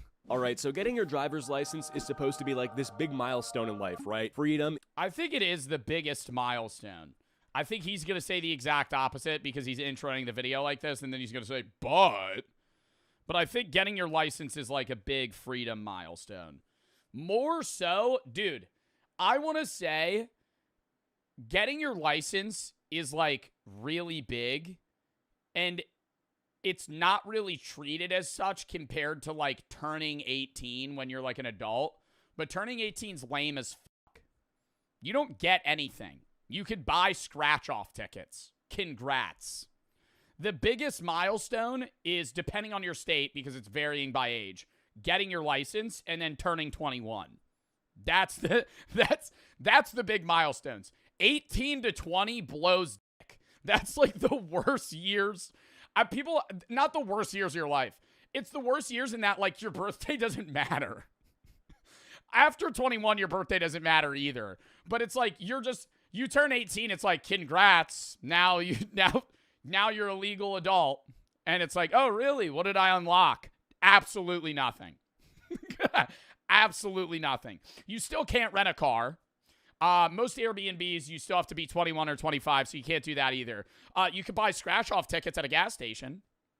Taxes don't apply to you when you're 18. They apply to you whenever. They apply to you if you have an income. You could be 12 and you could get taxed. If you have a job, you're getting taxed. It's not taxes. You get a credit card. You could get a credit card before you're 18, depending. You might just need to co-sign it. It's just stupid. Right? Turning 21 and getting your license are like the big milestones in your life. Well, if you're in the U.S. If you're in the UK, it's different because different drinking ages, driving ages, whatever. Independence, all that stuff. But in reality, it's one of the most stressful and embarrassing processes you'll ever go through. Like the government... You used to be able to buy cigarettes when you were 18. That was the milestone. Used to be able to smoke cigarettes. Not anymore, though. Damn it. And basically hands you a car and... When? Not that long ago. Like, your parents probably could have bought cigarettes in high school when they were seniors. Says, good luck, try not to kill anyone. And the way people hype it up makes it worse. Everyone's like, once you get your license, you can go anywhere you want. Bro, no I can't. I still live with my parents. I got like $3 in my bank account, and gas is $5 a gallon. The only place I'm driving is straight back home. Not to mention, the whole process is designed to humble you. Like, you'll walk... No, I'm still gonna say, bro, not having to need a motherfucker to pick you up is so... much. It's not freedom, but it's better. Bro, I remember getting done at track practice and having to wait to get picked up. That shit's ass. Just standing around being like, God damn, where are they? They show up late, they forget. Have you ever had that? Have you ever been somewhere and it's like your mom forgets that they have to pick you up? And it's like, oh, don't worry, I'm on my way. And it's like, you were supposed to leave an hour ago. So now you're just standing around like fucking waiting for shit to happen. Like, you run on other people's schedules. Once you have a license, you have your own time, right? Like, you could go places when you want to go places. Yes, you need money, but it's like, if you have gas, you could go somewhere. Designed to humble you. Like, you'll walk into the DMV thinking you're ready for adulthood, and the second you step up to that counter, some 60-year-old lady with glasses down her nose just looks at you like, you're not built for this. And she's right. No, that's not what she's gonna do. She's gonna go, you don't have enough you need more points of identification. You only have your passport and a local water bill. You're gonna need to go home. And now you have to go you have to prove that you're you in every way in the fucking world. Oh my God, going to the DMV, bro, you might as well bring a binder full of everything that's ever happened to you. Drive all the way back, and hey, if you have an appointment, now you gotta reschedule because you didn't fucking show up with the right shit. Thinking you came with the right stuff. Wrong, you gotta show up with something else. Right, because 5 minutes later, you're out there stalling your car in front of a line of 30 people who all hate you now. So let's talk about what actually happens when you try to get your... I had a friend that failed the written test 15 times. I failed it once, and then I passed the behind the wheel. He passed the behind the wheel immediately. He failed the written like 15 times. He wouldn't study, and it was like an ongoing meme. Like, everybody, he's like a year older than me, and we all got our licenses, and most of my friends are older than me. Like, right now I'm 23. Most of my friends are like 25, right? Chris is like one of my IRL friends. He's 28, so he's a lot older than me. He's like 5 years older than me. But I think that changes. Once you're in your, like, mid-20s, it's just, you know, you all bend. It's fine. It's whatever. He's unk, though. But anyways, when we were all, like, you know, in New Jersey, you're 17 when you get your license. So we were all, like, I was 16. He still didn't have his license. He was 17. I turned 17, got my license. And then it became a meme that, like, he was the only person without his license. It took him 2 more years. Because you have to take the written, and if you fail, you have to take it again. You have to wait like 2 weeks. So if you keep failing, you have to keep waiting. And so he kept consistently failing, and then like the time between taking the test would get longer, and then he wouldn't be able to some weeks. So he would take it like once a month, and he would just fail like every time until it was like he actually sat down and studied and finally passed. I will say I think the written test is stupid though. I failed it the first time by like 3 questions. It's not even like questions about how to drive. Because all that shit's obvious. Stop at a stop sign. Don't park next to a fire hydrant. Stop when a school bus stops. But it's like asking you hyper-specific questions. How many feet from a school bus do you have to be stopped when it's stopped? Fucking idiot. I don't know. 2 car lengths? I'm going to guess. A cop isn't going to go... Hold up. Pulls out a tape measure and fucking goes, you're 3 inches too close. That's a safety hazard. No, they're not going to do that. They're going to eyeball it, right? Or they'll ask about fines. Like, why do I need to know that? Hey, prove that you can drive. How much are you going to get charged if you do this? Fucking, I don't know. Just don't do it. Just don't do it. And hey, I'll find out. If I ever get pulled over for speeding, how much is the ticket if you're 10 over? Fucking, I don't know. The cop's going to hand me the ticket and I'm going to read it and go, oh, shit, it's fucking $200. That's when I'll know. And then I'll say the behind the wheel is too easy. The behind the wheel is a piece of shit. What? It depends on the state. The behind the wheel is literally stop, turn your signal on, go on a roundabout, turn around, parallel park. That's the hardest shit. Hey, buddy, why don't we make the test merging onto a 6-lane highway and going over a bridge when the median is fucking 6 inches away from the fucking edge line of the road and there's no fucking shoulder? That's how you know how to fucking drive. That's how you know how to fucking drive. You pass the fuck ass behind the wheel test. Congrats, you can parallel park. Oh, wow. Yeah, now actually get on a highway where people are going 95 and they won't let you in. And then you gotta fucking, and hey, there's gonna be moments where you just gotta fucking be ballsy. And that's what sucks. They don't teach you that. They don't teach you that shit. When you gotta merge onto a highway and it's like, hey, nobody's getting over, they'll move. They'll move. Because if they don't move, you're both gonna die. So they'll fucking get out of the goddamn way. And that's how it is sometimes. If you're driving in fucking Philly, you're driving in New York, you're driving somewhere in a packed city, they're not gonna move. You gotta make them move. And that's, and you gotta show, kids don't, you can tell when it's a new driver on the road. You can tell when they don't need that fucking stupid sticker that says, new driver behind the wheel, be nice. Fuck out of here. I'm laying on the horn. Yeah, you gotta, new driver. Hey, buddy, you better lock in because you need to learn how to fucking drive. Oh, I'm gonna be nice to you. I'm gonna change the rules for you. Oh, get the fuck out of here. No, you gotta learn how to do that shit. I truly believe they couldn't do that though, because then if you failed, you get in a car crash. So they have to like simulate it somehow. But I remember I got behind the wheel and the driver's test was 4 minutes. 4 minutes long. And he goes, yeah, you pass. I do the parallel parking and I was too far, so I just had to redo it. And then that was it. That was the whole test. I'm like, this doesn't prove that I'm competent enough to drive anywhere outside of like back roads. First off, you got to get your learner's permit, which is basically the government. And that's why, dude, there's drivers today. There's drivers today that are in their 30s, bro, that won't drive over bridges. They won't go on highways. You know why? Because they never learned how and they're terrified to. Because they can't drive. Saying, here's a piece of paper that lets you legally traumatize your parents in the passenger seat. Every drive turns into a hostage situation. Your mom's clutching the door handle like you're driving a fighter jet. Your dad's yelling, brake earlier every 5 seconds. And God forbid. Bro, the worst is, this is optional, but I remember I did it. So I could get my license earlier. And it was like I took a driving class. You take the written to get your permit. And then I had my permit and I took a driving class so I could like get my license earlier or something. And it was this old guy named Henry. I remember him. I would go, Henri. I'm going to drive with Henri. He was like 80. And the first day we didn't, he canceled because he had to get like his kidney removed or something. I don't know. He had a fucking, it was like, I was waiting around and he was like, he texts like 3 days later and he's like, oh, sorry, I was in the hospital. I was like, oh, fuck. He shows up and he would eat. All I remember about him, I hope he's still alive. All I remember about him was he would munch on like Werther's originals. Like the whole time I was driving, he would be fiddling with the plastic in the wrappers and he'd be popping them in. I think he had like 3 in his mouth at once because he would go like this.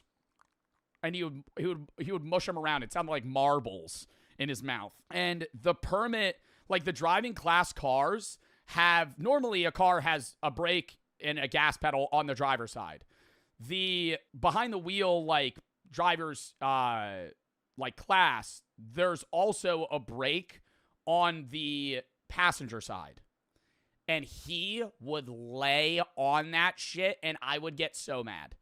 He would be like, I would be braking a good 100 meters before a stoplight, going 40 miles an hour. He would go, whoa, whoa, whoa, and he would fucking make a noise. Whoa, whoa. I'd be like, dude, I'm stopping. Like, I see, he goes, You don't want, he said, I remember he would go like this. You can't have this when you stop.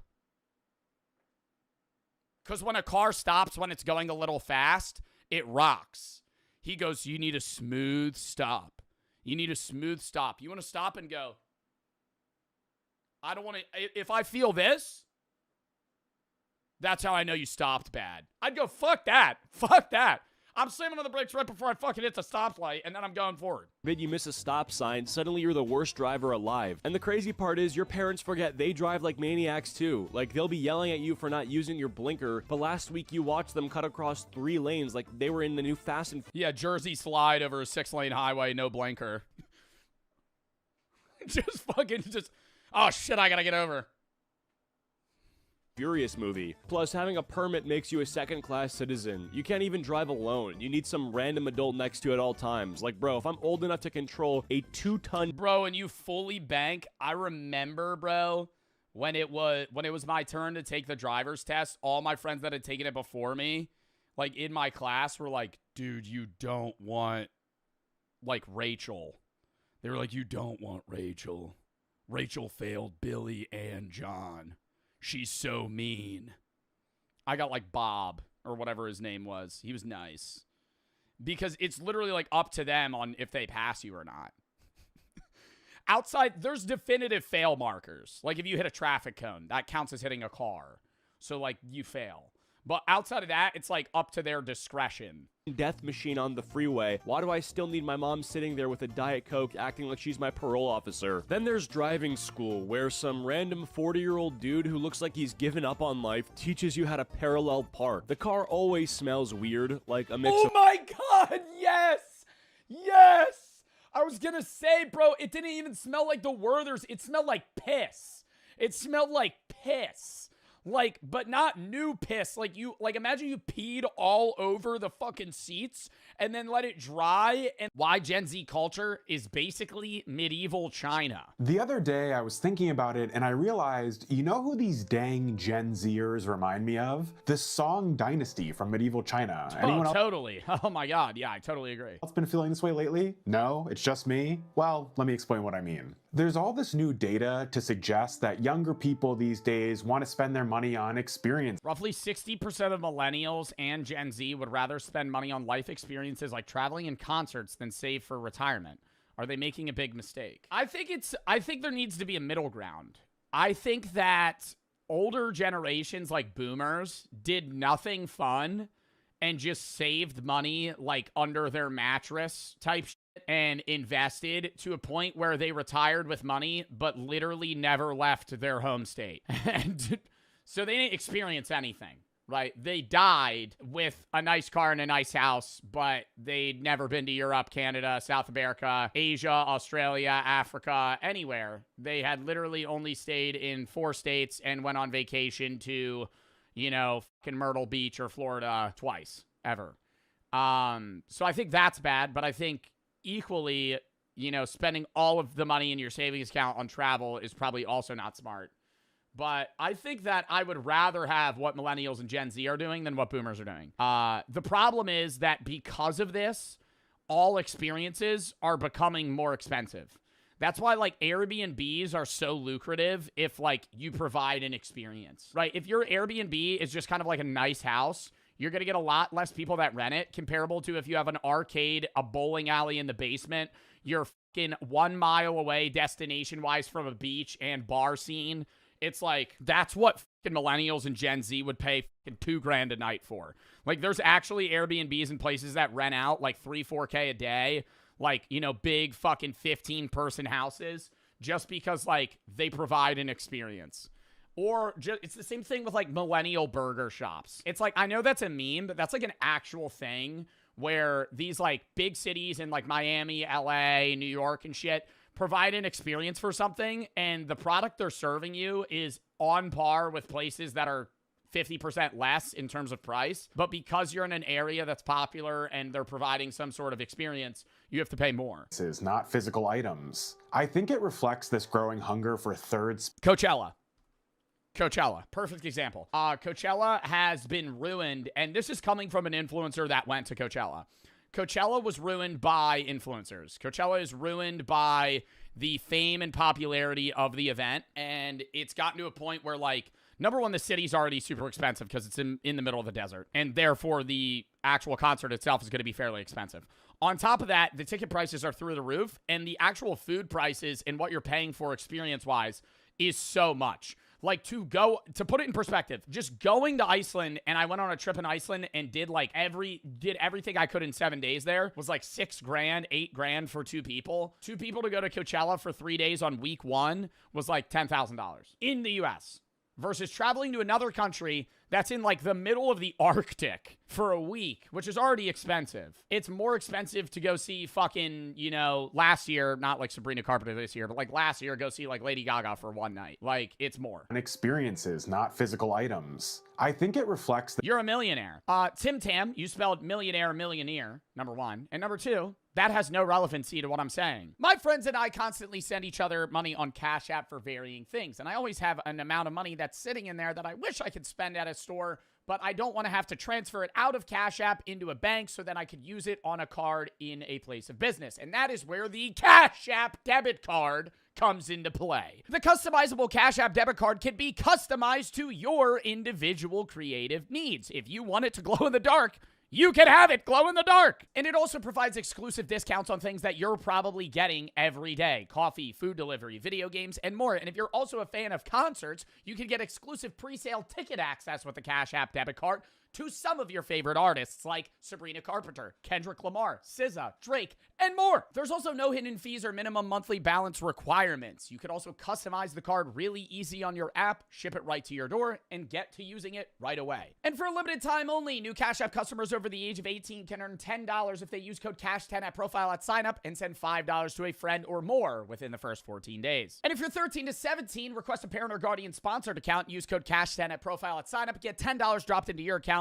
when you order and activate a Cash App card, and send $5 to a friend or more within the first 14 days. Terms apply. Thank you to Cash App for sponsoring this video, and let's get back into it. This growing hunger for third spaces, and if you don't know what third spaces are, let me just quickly break it down for you. Basically, your 2 main spaces are home and work, and historically, the third space was somewhere in the middle. Maybe it was the bar, or the guild hall, or the tea house. These have all but gone extinct recently, or have become prohibitively expensive, and Bro, I think we watched a video about like third places just ceasing to exist. Like, nobody, like, hangs out anywhere anymore. Young people are feeling it. They want the third spaces back. This maybe feels like a very 21st century vibes-based phenomenon, but it's actually extremely Chinese. The Song Dynasty was the first era in history to have we're literally medieval China. That's so lit. What we would consider as a lifestyle culture, where the cities were actually designed for pleasure and snacking and nighttime entertainment, just like so many downtown areas are today. You're Gen Z too, dickhead. There was this 12th century writer named Meng Yuanlao who wrote this fascinating memoir called The Record of a Dream of Splendor at the Eastern Capital. It's one of these shocking works from the Middle Ages that I love reading because it seems like it was written by someone recently instead of someone 1,000 years ago. He writes this whole nostalgic You're the oldest Gen Z. No, I'm not. I'm 2002.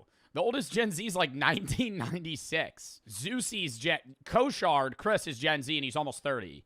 I'm 24. Reminiscence of the Song capital city, Kaifeng, and talks all about the 24-hour tea houses and the professional performers and storytellers and the specific. Yo, lock in, chat. I'm learning about medieval China, and you're yapping about how you think I'm an unk.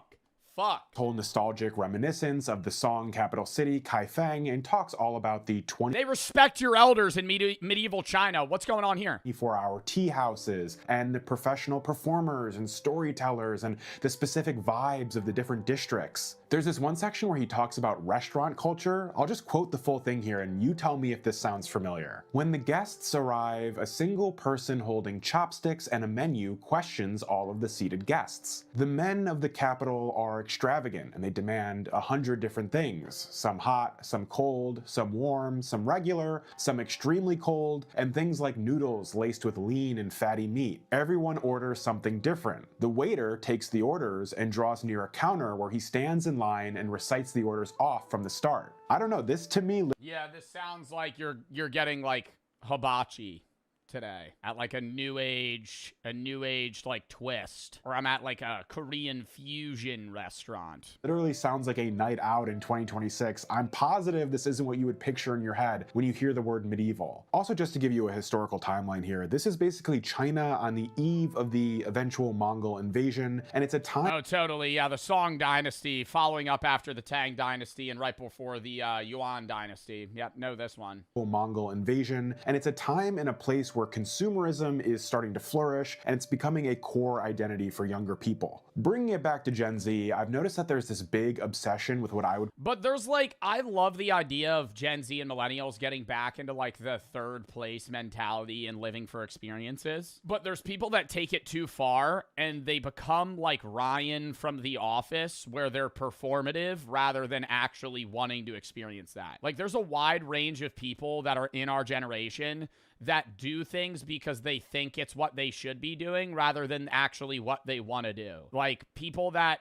okay, it's gonna upset some people. If you're somebody that drinks matcha every day, there's people that actually enjoy that, and then there's people that actually just drink matcha because they think that it's cool to drink matcha. Like, it's like a performative males. Specifically called curated living. I don't know, maybe I'm not describing it accurately, but it is super vibes based, like life is one big Pinterest board. Think of terms like cozy game. Do people that are obsessed with Dubai chocolate and think that there are things that are flavored Dubai. Dubai is a place, not a flavor. Games or the aesthetics of going on a walk around the city with an iced matcha. It's this sort of return to the Song dynasty scholar, gentleman, urban ideal. My Dubai water. Your status isn't just about money, although that'll obviously always be important. It's about your taste. Back then, it was about your taste in tea and incense and interior design. Now it's more so about your taste in underground music and niche TikTokers. Wow. Yo, that's facts. To a degree, because being mainstream is like so lame. Yeah, like that's why, bro, there's people that don't watch me anymore because I'm too mainstream now. I'm so serious. There are people that liked when I was smaller, and that because I've gotten bigger, they think it's lame to watch me now. Like, that's a thing. It's the same thing with music. Like, yo, if somebody goes, my favorite artists are, and then they rattle off the most, like, they go, The Weeknd, Post Malone, Drake, and fucking, I don't know, who's like a Blake Shelton. You're gonna go, ugh, really? That's your top 5? Like, it's fine to have a main, I feel like the way that people perceive it, it's like, top 5, you should have like 2 mainstream people and then like 3 people that you just like. Other than being like, yo, Maroon 5, Imagine Dragons, Lady Gaga, LMFAO, and fucking Kendrick Lamar. I'd be like, ugh. Whoa. Taylor Swift? Well, Taylor Swift is just like extremely mainstream. Yo, on the topic of niche TikTokers, where you said who your personality is based off that, chat, what y'all know about Gary? What y'all know about Gary from Food Giant? I watch this guy every day. Food Giant in Hueytown, specials up, prices down. Woo-hoo. Here's Barry! Good morning, TikTok. Food Giant in Hueytown, specials up, prices down. Oop, oop, oop, honey. And I know what he's going to say. He goes, good morning, Food Giant shoppers. Good morning to America and good morning to the world. And he films these at like 4 a.m. They get like 200 likes. I watch them every day. If this is a Food Giant in Alabama. Good morning, TikTok. Good morning, America, and good morning to the world. All right, y'all listen up real quick for me, please. We've got a limited promo on the merch site starting now through Saturday. When you order 2 hoodies. See, I'm not caring about the merch, Gary.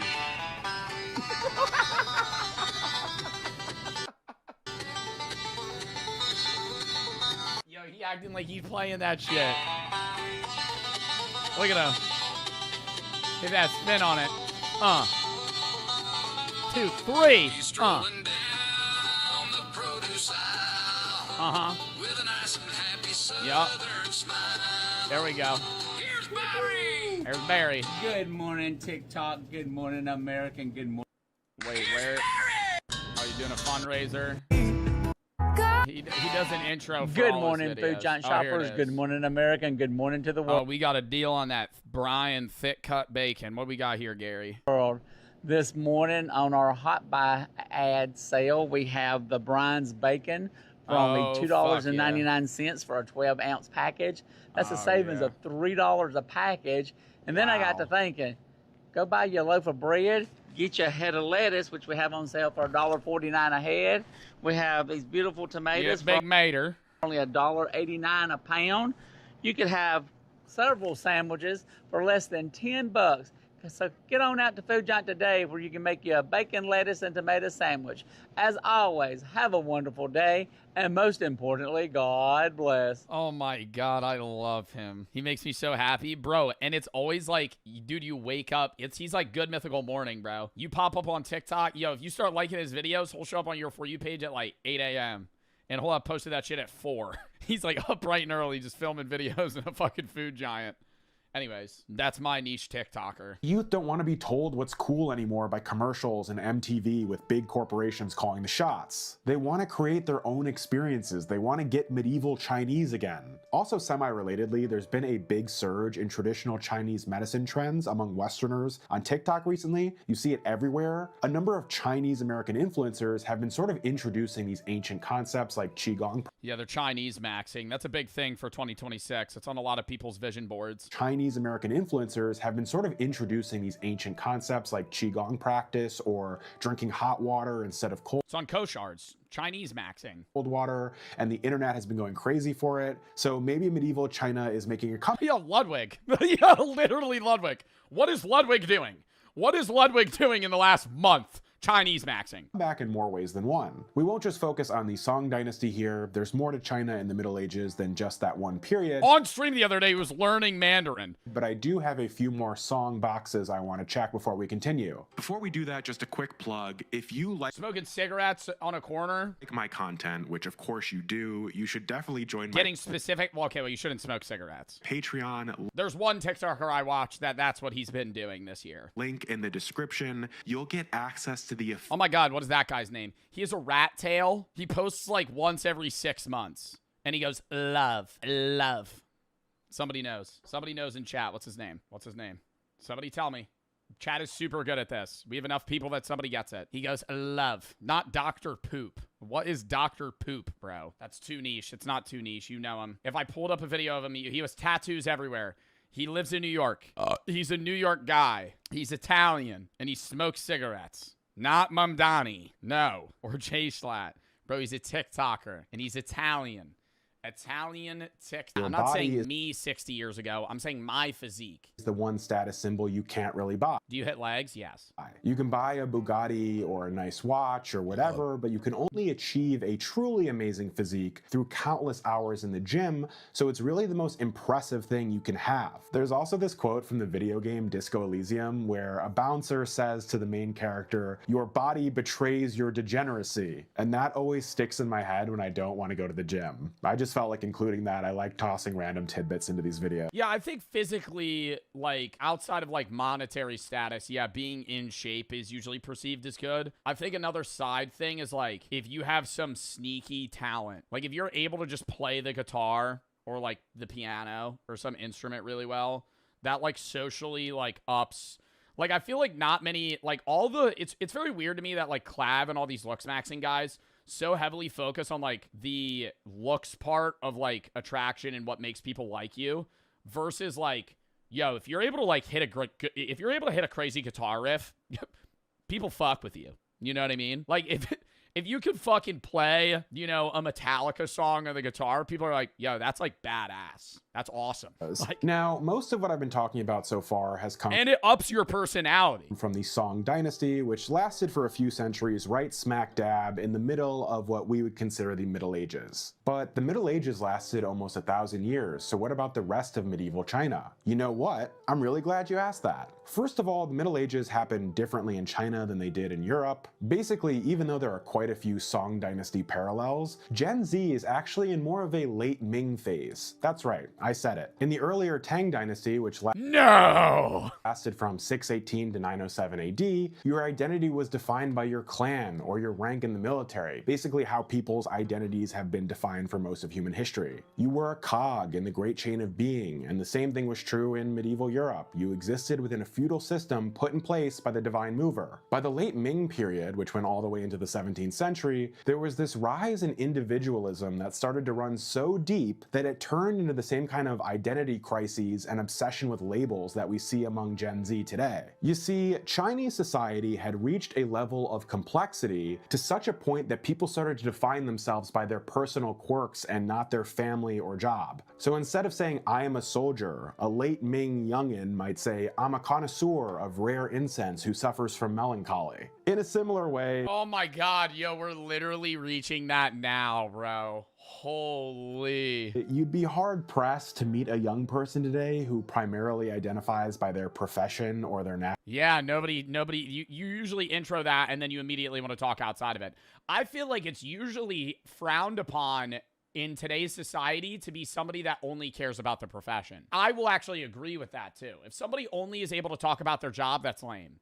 Like, there's a lot of social media. I always talk about social media to other social media people, but the biggest sign that I fuck with somebody that I've met through social media that is an influencer is their capability and capacity to talk about things beyond social media. Like, if I can only talk to them about influencer shit, then we're very surface level friends. Like, other people that I've met and talked to, like Sneeg and Zeusy, I mean, Chris was already my IRL friend, or like, even like Jinxie, like, I'll just have conversations with him. Like, it's not just, hey, what do you think about this streaming idea or some shit? Same thing with a job. Like, if you meet somebody and they're a carpenter and all they could do is talk about work, it's like, I don't give a fuck, right? In any sense, it's like, let's have something that's shared ground that we both like. Because most people don't want to just talk about their jobs because your job doesn't define you. It does in some way, and I think there's a level of like lack of care entirely is like, whoa, like there is some attachment, you know, like if your job is you're a fucking doctor, you know, that's a part of your goddamn life, similar to any job that you have, but it's like, it shouldn't be the only thing that matters to you. Find me a 22-year-old who introduces themselves as Garrett the American plumber, and I would genuinely be... So is being unemployed the way? No, because then conversely, being unemployed is your personality.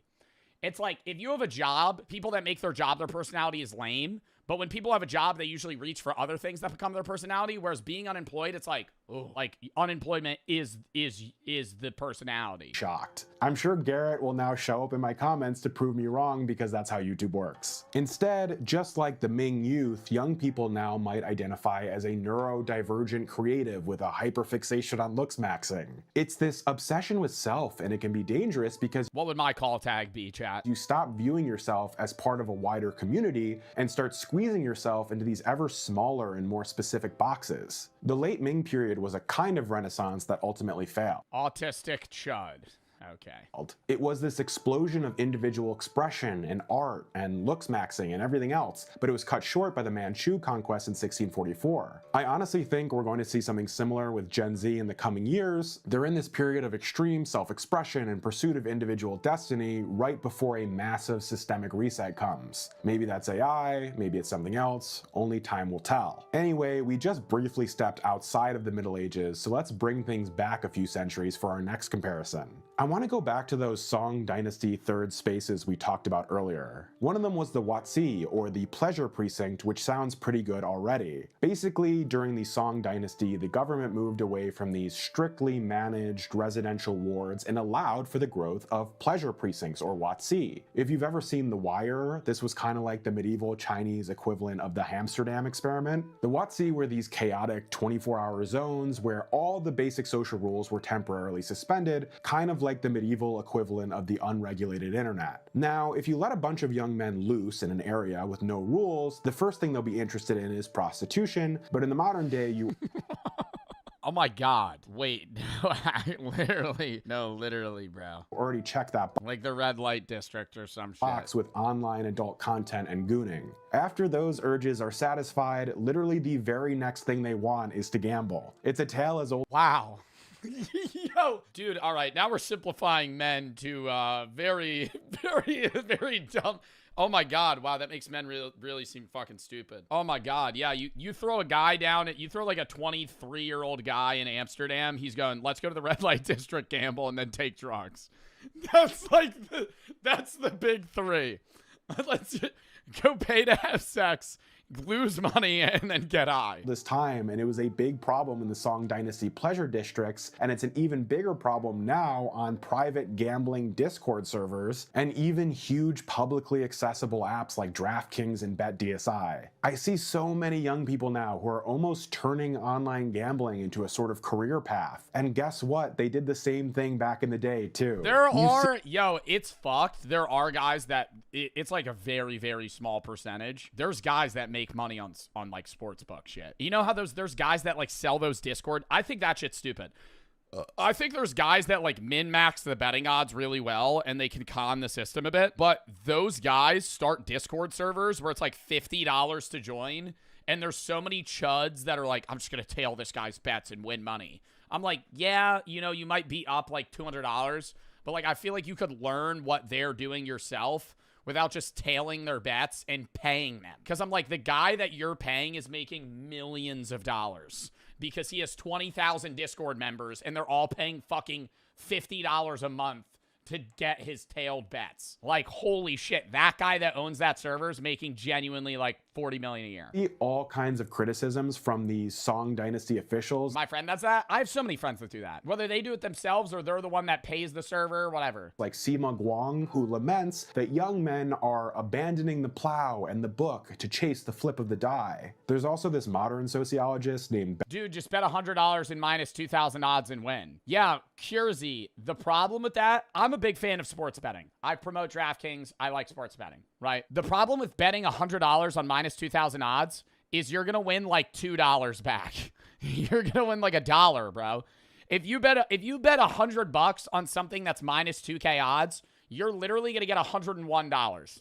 Like, you're going to get nothing back because it's just like basically a 99% chance of hitting. Beverly Yuen Thompson, who writes... And then if you lose, you lose the $100. Great stuff about subcultures. And she's noted that fringe groups usually start to form when the mainstream promise of hard work equals success is broken. In the Song Dynasty... Like, did y'all see during the Super Bowl, there was that one guy that he made like $1 million bet on something that was like minus like 1,000 or 2,000 odds or something crazy. He bet like $1 million to win like 100K. And I was like, wow. Like, yeah, 100K win, that's crazy. And it's like the odds are there. But I'm like, in the back of my head, I'd be like, damn, dude, if I lost $1 million on a bet to win 100. Your ticket to success was passing the Imperial exam, but you could study 30 years. Dynasty, your mainstream promise of hard work equals success is broken. In the Song Dynasty, your ticket to success was passing the Imperial exam, but you could study 30 years just to fail an exam that only had a 1% pass rate. That's a bad bet. Young people now are seeing the same thing. Their parents bought houses and supported an entire family on a modest single income, and now they can barely afford their rent. In this kind of paradigm, why wouldn't you open up DraftKings and put everything you own on some ridiculous parlay? Why wouldn't you dump your whole portfolio into some meme coin in the hopes it'll take you to the moon? We might think of this younger generation of gambling addicts as just irresponsible kids whose frontal lobes aren't fully developed yet. That's definitely part of it, but they're also making... I mean, I think that any young man, even earlier in time, would still gamble if the opportunity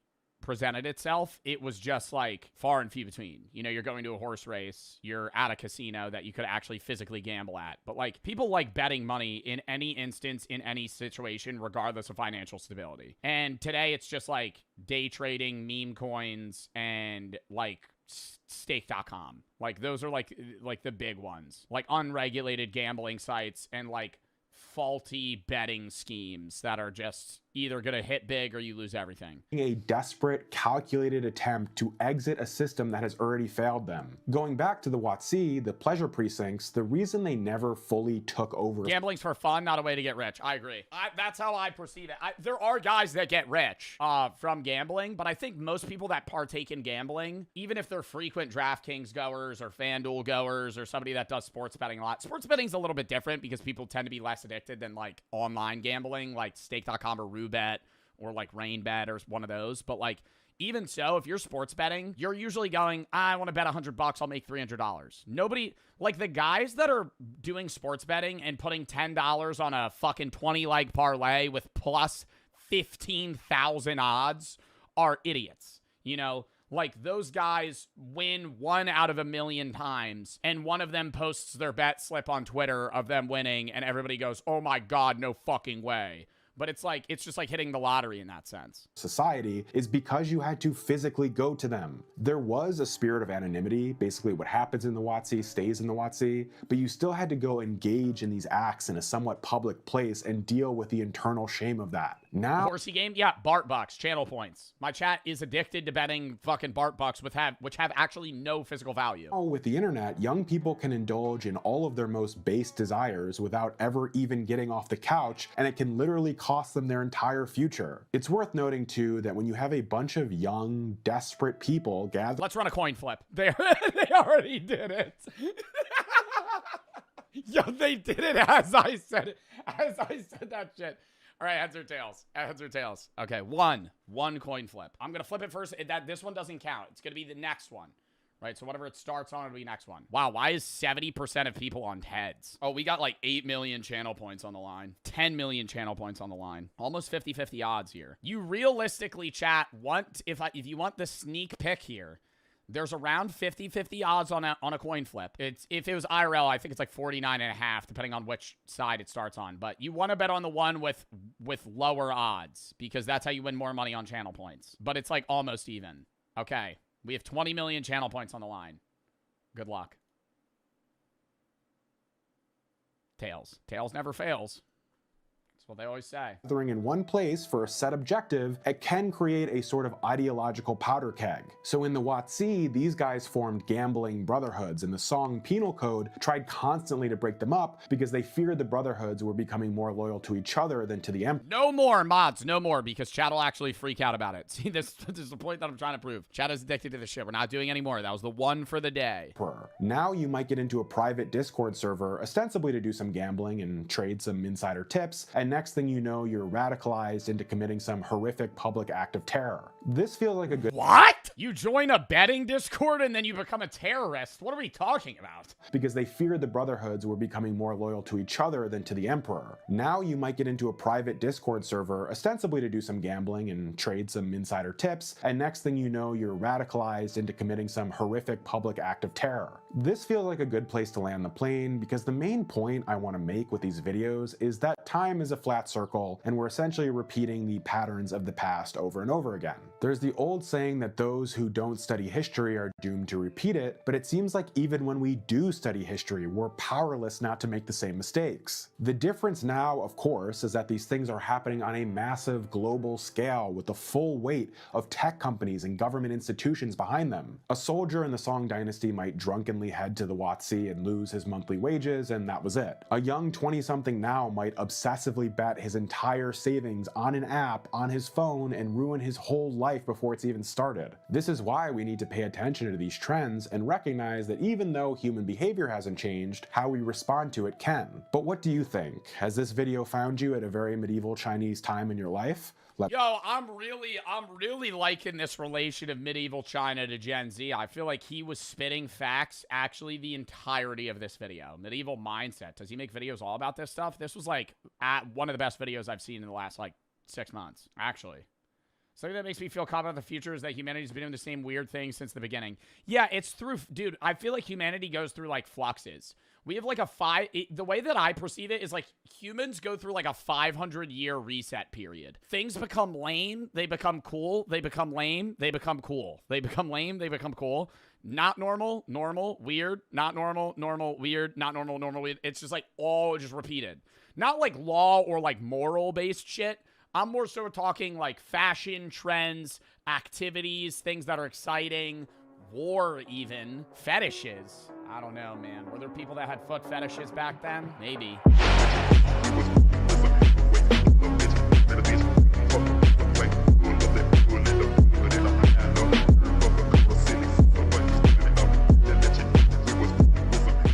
Afternoon delight, winky face. The arrangement appears to be an old-fashioned adultery.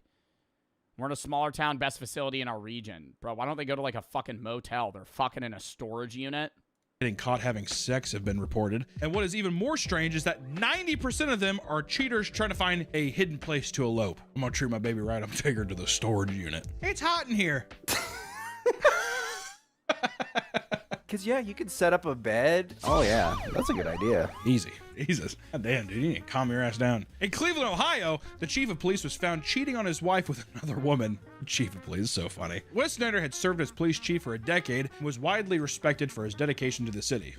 Definitely respected by somebody. That all changed when workers at the storage facility noticed that he and Sharon Marr, a city nonprofit employee, were entering a unit together for 6. Bro, why don't they just get a divorce? Like, why are you, if you're going through the lengths of like fucking a random woman in a heat-controlled storage unit, why are you with your wife? What a way to destroy your career. Bro, literally, just get a fucking divorce. Why are you, do you love your wife? How do you love your wife enough to stay with her, but don't love her enough to the effect that you're going to now rent a storage unit for the purpose of having sex with women? When the staff opened the doors, they found the couple having sex in a makeshift sex dungeon. The dirty deed took place on a rug with pillows and blankets. Other things like alcohol, baby wipes, paper towels, and hairbrush were found inside. God damn. It's very depressing. It's a very... This is where they're fucking, dude. Oh my God. Not even gonna get like, bro, you could at least get like a cot.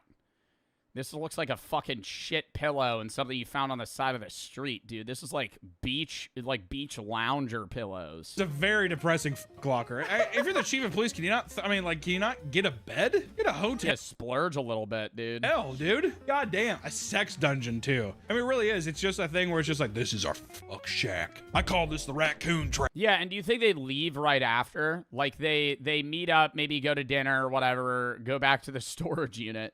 Yo, you want to go back to the unit? Take you back to the unit. Unit 108. It's our spot. Let me light a candle real quick.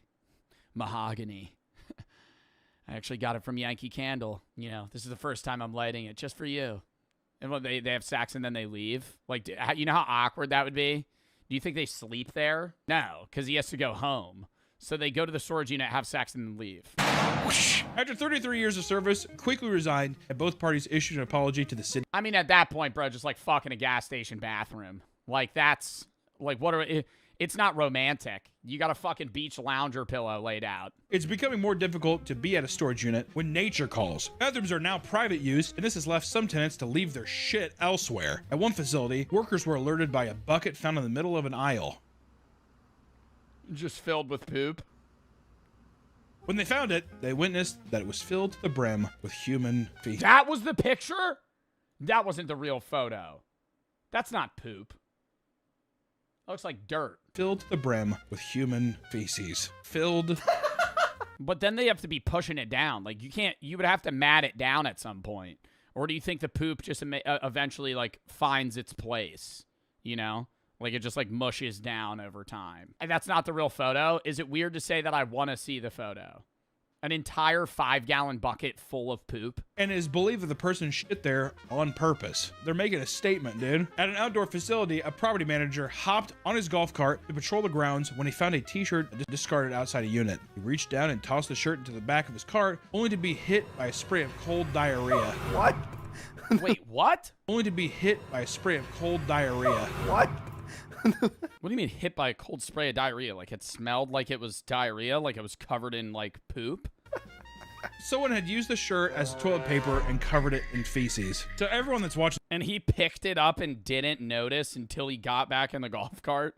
It would immediately reek. This video's clicked off, right? Yeah, at this point. They're gone. I'm talking to no one now. Online, multiple people have come together to tell their stories of how people will simply poop in trash cans or next to fire hydrants, like a dog. Another manager complained to having to deal with a serial pooper who stalked the grounds at night and pooped on buildings and the streets. Goddamn serial shitter's back. You think he, like, shows up there, like, the sheriff's, like, looking at it? What is it? He's just like, I know who that's from. It curves to the left. I recognize the poops well. There's corn in there. It's one of his favorite foods. He always has it's always a darker hue. A little closer to black than brown. Either he has a colon disease or some sort of disorder, or he's just a big fan of hearty, fibrous fruits, Like blueberries. Because tenants are regularly found passed out or injured near their units. The owner of a storage facility was alerted to a specific unit after smelling smoke in the hallway. Smoked himself out. When they opened the door, they found the owner on the ground unconscious and a jerry-rigged kitchen cooking food. Got a big old like pork chop in there. He had a full-blown smoker in his storage unit. He just gassed himself out of the storage unit. Nothing I love more than cooking a pork chop in my storage unit. The renter had set up a hibachi grill. What? He was practicing? The renter had set up a hibachi grill and covered himself in the grill with a blanket to mask the smell, but asphyxiated himself with the smoke and fumes. What a dipshit. He's doing that thing. He's like, dude, I'm doing that onion ring volcano. He's like, that's awesome.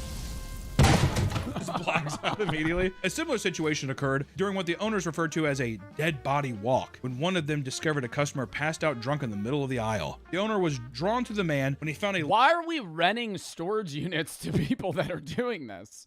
I feel like you would get the vibe that that's the type of guy to fall asleep in a storage unit just drunk. Like somebody shows up, yeah, I need a unit, man. He's like already hammered. I'd be like, no. Long extension cord that spanned nearly the entire building. When he found the drunk, he passed out with a beer in one hand and the other down his pants. In front of him sat a TV and a VCR that was playing pornography. What a king. Wait, so he was fucking jerking himself off with the He bottle? brought an extension cord over, he was plugged it in, he was beating his dick off, getting drunk. He's like, ugh. How do you wake, even if no one found him, how do you wake up from that? Yeah. What am I doing? Why do I keep doing this? The VHS has popped out because it, like, you know, it stops, it rewinds, and it pops out. And he's sitting there, he's like, pushes back in, round two. Takes his onions. Covered himself in a blanket. The police were called, and the sound of out again, just asphyxiation. sirens woke the man up, giving him just enough time to hide in one of the empty units. He had previously been given keys to all the vacant units in the facility after helping the manager move some things. What? Oh, now Why was he given keys to empty units? Because he helped them clean? She would pay him something for doing so? So she just let him have access to the fucking units? Why would you ever do that with a random guy? the facility after helping the manager move some things. What? Oh, now he's the key master too. You helped me move a box, so here's every key to every unit. The same man had been seen just a few days earlier naked and unconscious in front of a different unit, but no action was taken. Damn, dude. That's a minotaur. That's a labyrinth I would not want to walk into. Can you imagine like sitting there and grab your stuff? I'd be scared. I don't know. I'd run away probably. If I saw a naked passed out guy, yeah. Well, I'd probably call 911 because like, hey, there's a dead naked guy. After the police left, he emerged from the hiding and confronted the owner for calling them, only to be kicked off the property for living inside the unit. I like how he had the audacity to be like, dude, really? Or you're gonna call the cops? Cool, man. I thought we were cool. He has like a giant keyring. Does this mean nothing to you? I'm never helping move your Hot Wheels again. Does this mean nothing to you? You remember when I helped you wipe down that one unit that was like full of poop? Definitely not me, by the way. Definitely not me. That I know the unit was like broken into and everything. Definitely not me. I helped you, and then you gave me the keys, and so like I get a little drunk, put a VHS tape in, and you know like drink Modelo's and maybe have a rhino pill or two. I mean, it's my unit. Is this not my property? At least for the small amount of time that I own it. I have the keys for these other units. I would say it's my humble abode. I could even maybe have squatters' rights for all I know. Man. Hot Wheels, Matchbox cars, not doing it, dude. NASCAR, I'm not doing none of it. Not moving the cars anymore, man. Another unit, a tenant was evicted after the manager discovered bloody handprints and smears stretching from the front to the back of the unit. According to the manager, the space was packed to the ceiling, forcing the tenant to climb over her belongings to reach items in the back. In the process, she would cut her wrist and body on exposed roofing and metal walls, leaving streaks of blood behind. You're just getting fucking tetanus. Rusty wires and ceiling shit that's just falling around, dude. Oh my God. Storage unit full to the brim, no walking space. You're just climbing over stuff, just cutting yourself with like old antiques. Crawled out. That's, I completely understand though. Am I gonna take everything out? Just crawl over it. Yeah, I got cut up a bit, but I'll be okay. I wonder what if she died in there? It's like a saw trap trying to get to your Furbies in the back. Back in 2008, an obese 60-year-old woman. Why are you looking at me? Back in 2008, an obese 60-year-old woman came into the front office to pay her bill when she tripped and had the front door pin her to the floor. What does that even mean? How did it pin her to the floor? I'm guessing she like tripped and the door broke and then Staff rushed over to help her up. She was screaming and hollering in pain. Ah! The general manager was the first to reach her, freeing her leg from the door. Once free, she was dragged further into the lobby and rolled onto her back like a manatee. She tried to get up on her own, but she was so large that her gut prevented her from sitting up. Preach. Staff described her situation as rolling around on her back like a turtle and could not get up. That's a quote. They couldn't fucking like pick her up by her arms and hoist her up. She was just permanently stuck on the ground. What do they have to get, like a gurney? That's not even, that's a legitimate quote. Rolling on her back like a turtle. I thought they're just watching her.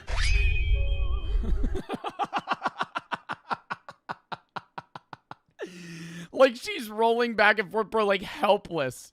Just asking for somebody, yo, somebody please help me up. I literally can't, and they're just. And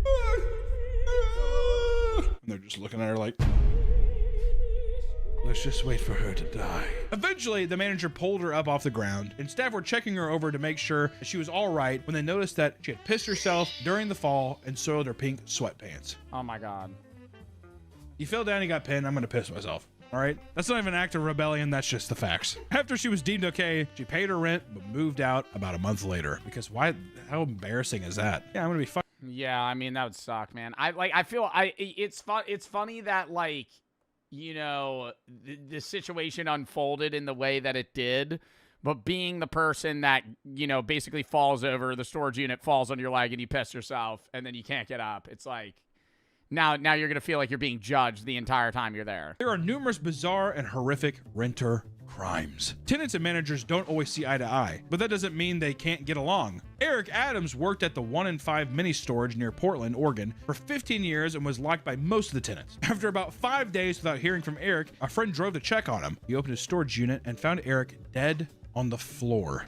Police determined that the cause of death was blunt force trauma from items found in his own unit. Suspicion grew when none of Eric's valuables were taken, suggesting it wasn't a robbery. His death would remain a mystery for a year until So it was just a straight up murder? Police gained access to the keypad records and found that one tenant was at the facility during Eric's final moments. Rob Caputa had entered the facility around the same time that Eric did, but after an hour, only one left. He was a long-term tenant at his unit since 2019, averaging about 55 items per month. But after Eric's last... What do you mean 55 items a month? He had been at the business often. He showed up to the storage unit 55 times a month? What the fuck do you have at your storage unit that you're showing up over almost twice a day? You're going to the storage unit more than people go to the gym. He avoided facility for 3 weeks. See, now he would have had to keep coming back around. That makes him seem sketchy. You're going there every day. You're a fucking regular at the old storage unit. You know people by name, and then you just disappear. Not good, Rob. Suspicious activity, Robert. Rob was eventually arrested after DNA was found on Eric's body and was sentenced to 3.5 years in jail. That seems short. In court, seems very short. It was revealed that Rob killed Eric after someone ran over his dog at the storage facility, and he blamed Eric for its death. He fucking John Wicked him. He doesn't know if it's Eric. He's just like, you have to die. You got 3.5 years for first-degree murder? He ran over my dog. Well, no, he didn't run over your dog. Your dog just got ran over. Another man in North Carolina was locked in his unit for days without food or water by his girlfriend. Women, man. That's also unsafe. I feel like storage units should kind of be like refrigerators in that, like, you should be able to get out regardless. Or like aren't most car trunks like built in with hatches to where you're able to escape even if you're stuck inside? Like that's scary that you could lock yourself in a storage unit and not be able to get out.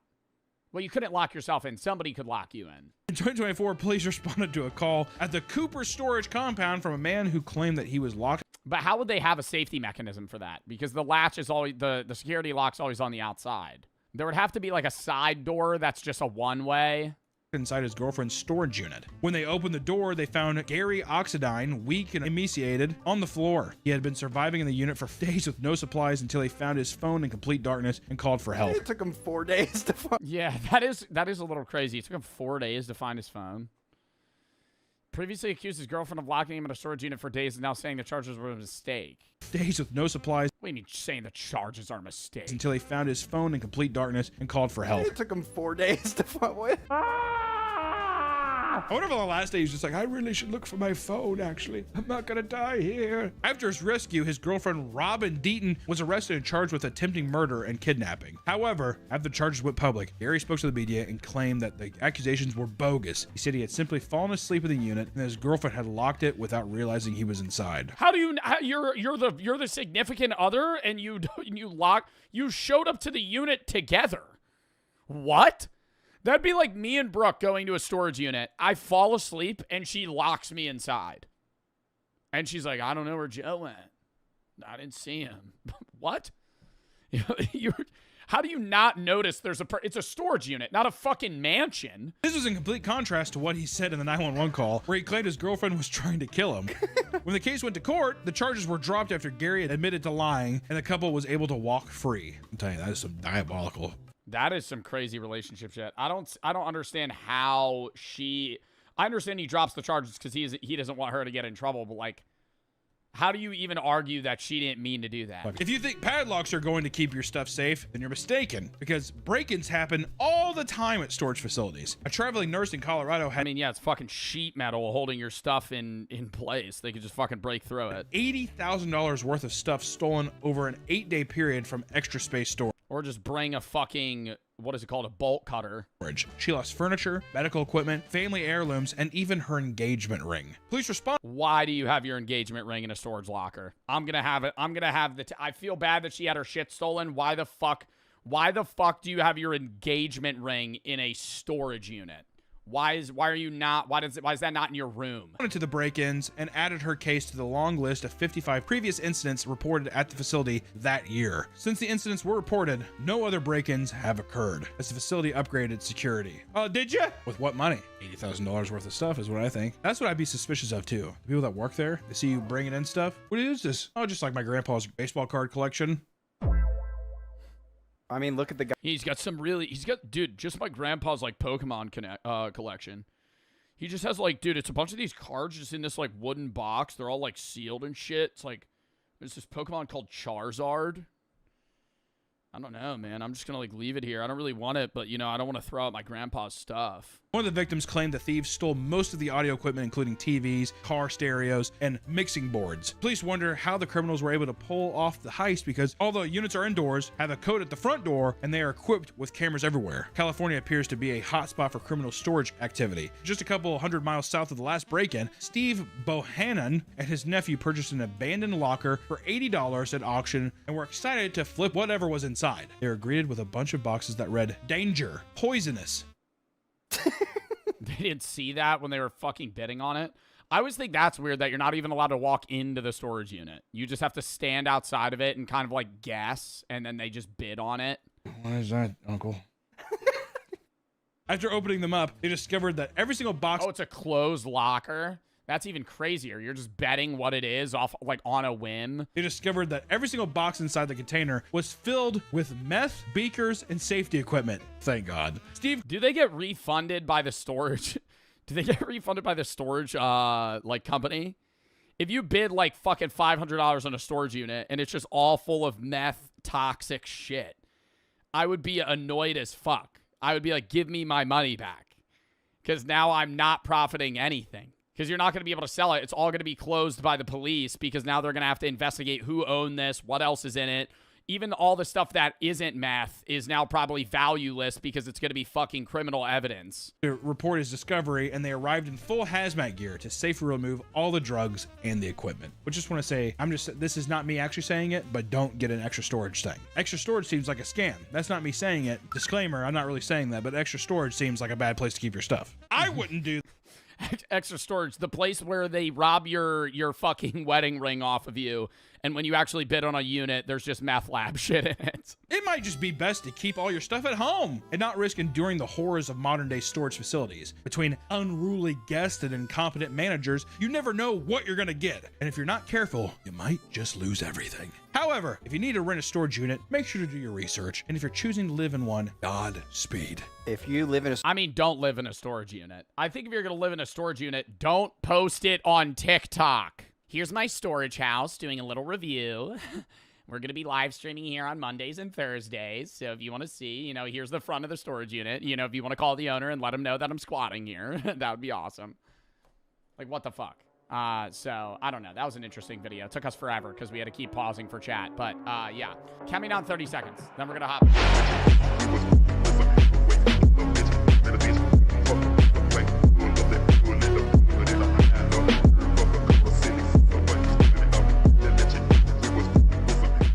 How Shohei Ohtani happened. Run game, the dream matchup. It's easy to see why someone might call this a dream matchup. It's the final out of the 2023 World Baseball Classic between the two best baseball countries, the USA, who invented baseball, and Japan, whose own baseball culture has thrived for more than a century. Isn't baseball the biggest sport in Japan? By like a long shot. And baseball's not the biggest sport. People would say baseball is America's sport like 30, 40 years ago, but I feel like what is the U.S.'s sport now is most definitely football, right? Like, I feel like people care less about the World Series than the Super Bowl. Super Bowl's big fucking event. Super Bowl's a huge fucking event in the U.S. What's Japan's biggest sport? Baseball. Often called the country's pastime with a huge number of fans who follow professional leagues and high school tournaments. Yeah, Japan, interestingly, has like one of the coolest tournaments in like baseball in general. I think it's like every high school team or like every participating high school team is like a one elimination tournament. And so it's like thousands of teams. Japan high school tournament number of teams. 48 teams from a prefectural qualifying system and national high school baseball championship featuring 49 teams. And dude, they get like stadiums full of people to watch like high schoolers play baseball. Like, it is huge there, and I never even knew that until like 2 years ago. One ball, no strikes. It's also a matchup between the two best players. And I'm not even like shocked, I guess, that baseball's big in Japan. I'm more so shocked that like the best baseball players in the U.S. right now, or at least the MVP, and like two of the best players on the Dodgers are not even from the U.S. Whereas you would assume the NFL, like, how many foreign players are in the NFL? Why are there not more foreign players in the NFL? It's so weird to me how, like, baseball is kind of getting more and more full of, like, non-U.S. players, but the NFL just has, like, largely U.S. audiences. I feel like it's because there's, like, very similar sports worldwide, like rugby. Like, rugby's big. Yeah, throw it in sub only. Like, rugby's big or other shit that is, like, similar, I guess, like, contact sport-wise, and soccer is one of the biggest sports in the world. But I find it weird how more people from other countries wouldn't want to go to the NFL because so many foreign players play in the NBA, more foreign players play in the MLB. Why would not more foreign players play in the NFL? Because I feel like the contracts in the NFL are fucking absurd. They're some of the highest paying contracts in modern day sports. Mike Trout, one of the best American hitters ever, and Shohei Ohtani. Mike Trout, one of the best American hitters ever, and Shohei Ohtani, the best Japanese pitcher ever, the best Japanese hitter ever, and some say the best baseball player ever. The 1-0 pitch. Didn't Shohei Ohtani just have the best baseball game ever played, where he hit like 3 homers and pitched like an insane game? Swing and a miss. I'm not a big MLB fan. Like, I don't watch baseball that often, but I feel like even as a non-baseball watcher, everybody's heard of Shohei Ohtani. A fastball at 100. Recency bias, but I guess. But I think this is more than a dream matchup between two great teams. 2-1. 2-2. Or even two great players. The count goes full. It's the moment baseball's past met baseball's future. Ohtani's ready. Trout's ready. 3-2. And the future won. He struck him out! Japan's back on top of the baseball world! The at-bat symbolized the passing of the torch from baseball being America's pastime to baseball being a global game. This is the story of global game in the sense of two countries. Outside of the U.S. and Japan, what other countries love baseball? I feel like cricket is much larger in other countries. Yeah, Dominican Republic. But outside of that, I don't... China likes basketball in terms of American sports. Canada, maybe. But, like, even then, Canada's main sport is hockey. How Japan produced the best baseball player ever, and how he's paving the way to baseball's future. Yeah, like global sports. What are global sports? Track and field, soccer. That's about all I would say is global. And I would say basketball is getting global. I think basketball is pretty big. Tennis, yeah. Like I'm more talking team sports rather than like singles or doubles, like solo shit. Yeah, swimming, but I'm saying more invented games. Like, yeah, there's events in track and swimming, but, like, it's just an athletic activity, you know, that's turned into a sport versus, like, a thing with rules.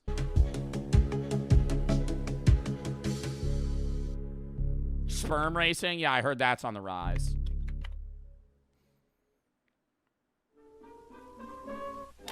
For many years, the American pastime has been the Japanese pastime. I hate hearing that accent. I hate hearing that accent because every time I hear it, I think about how it's not even a real fucking accent, and it's literally the transatlantic accent that was purposefully made for the effect of feeling fancy and rich rather than it actually being a way people fucking speak. Nobody talks like that. That guy, when he gets off the fucking mic, just sounds like me. Well, we have old Curly walking up to the plate, seeing if he'll hit this base. Oh, and he strikes out. For many years, the American pastime has been the Japanese pastime.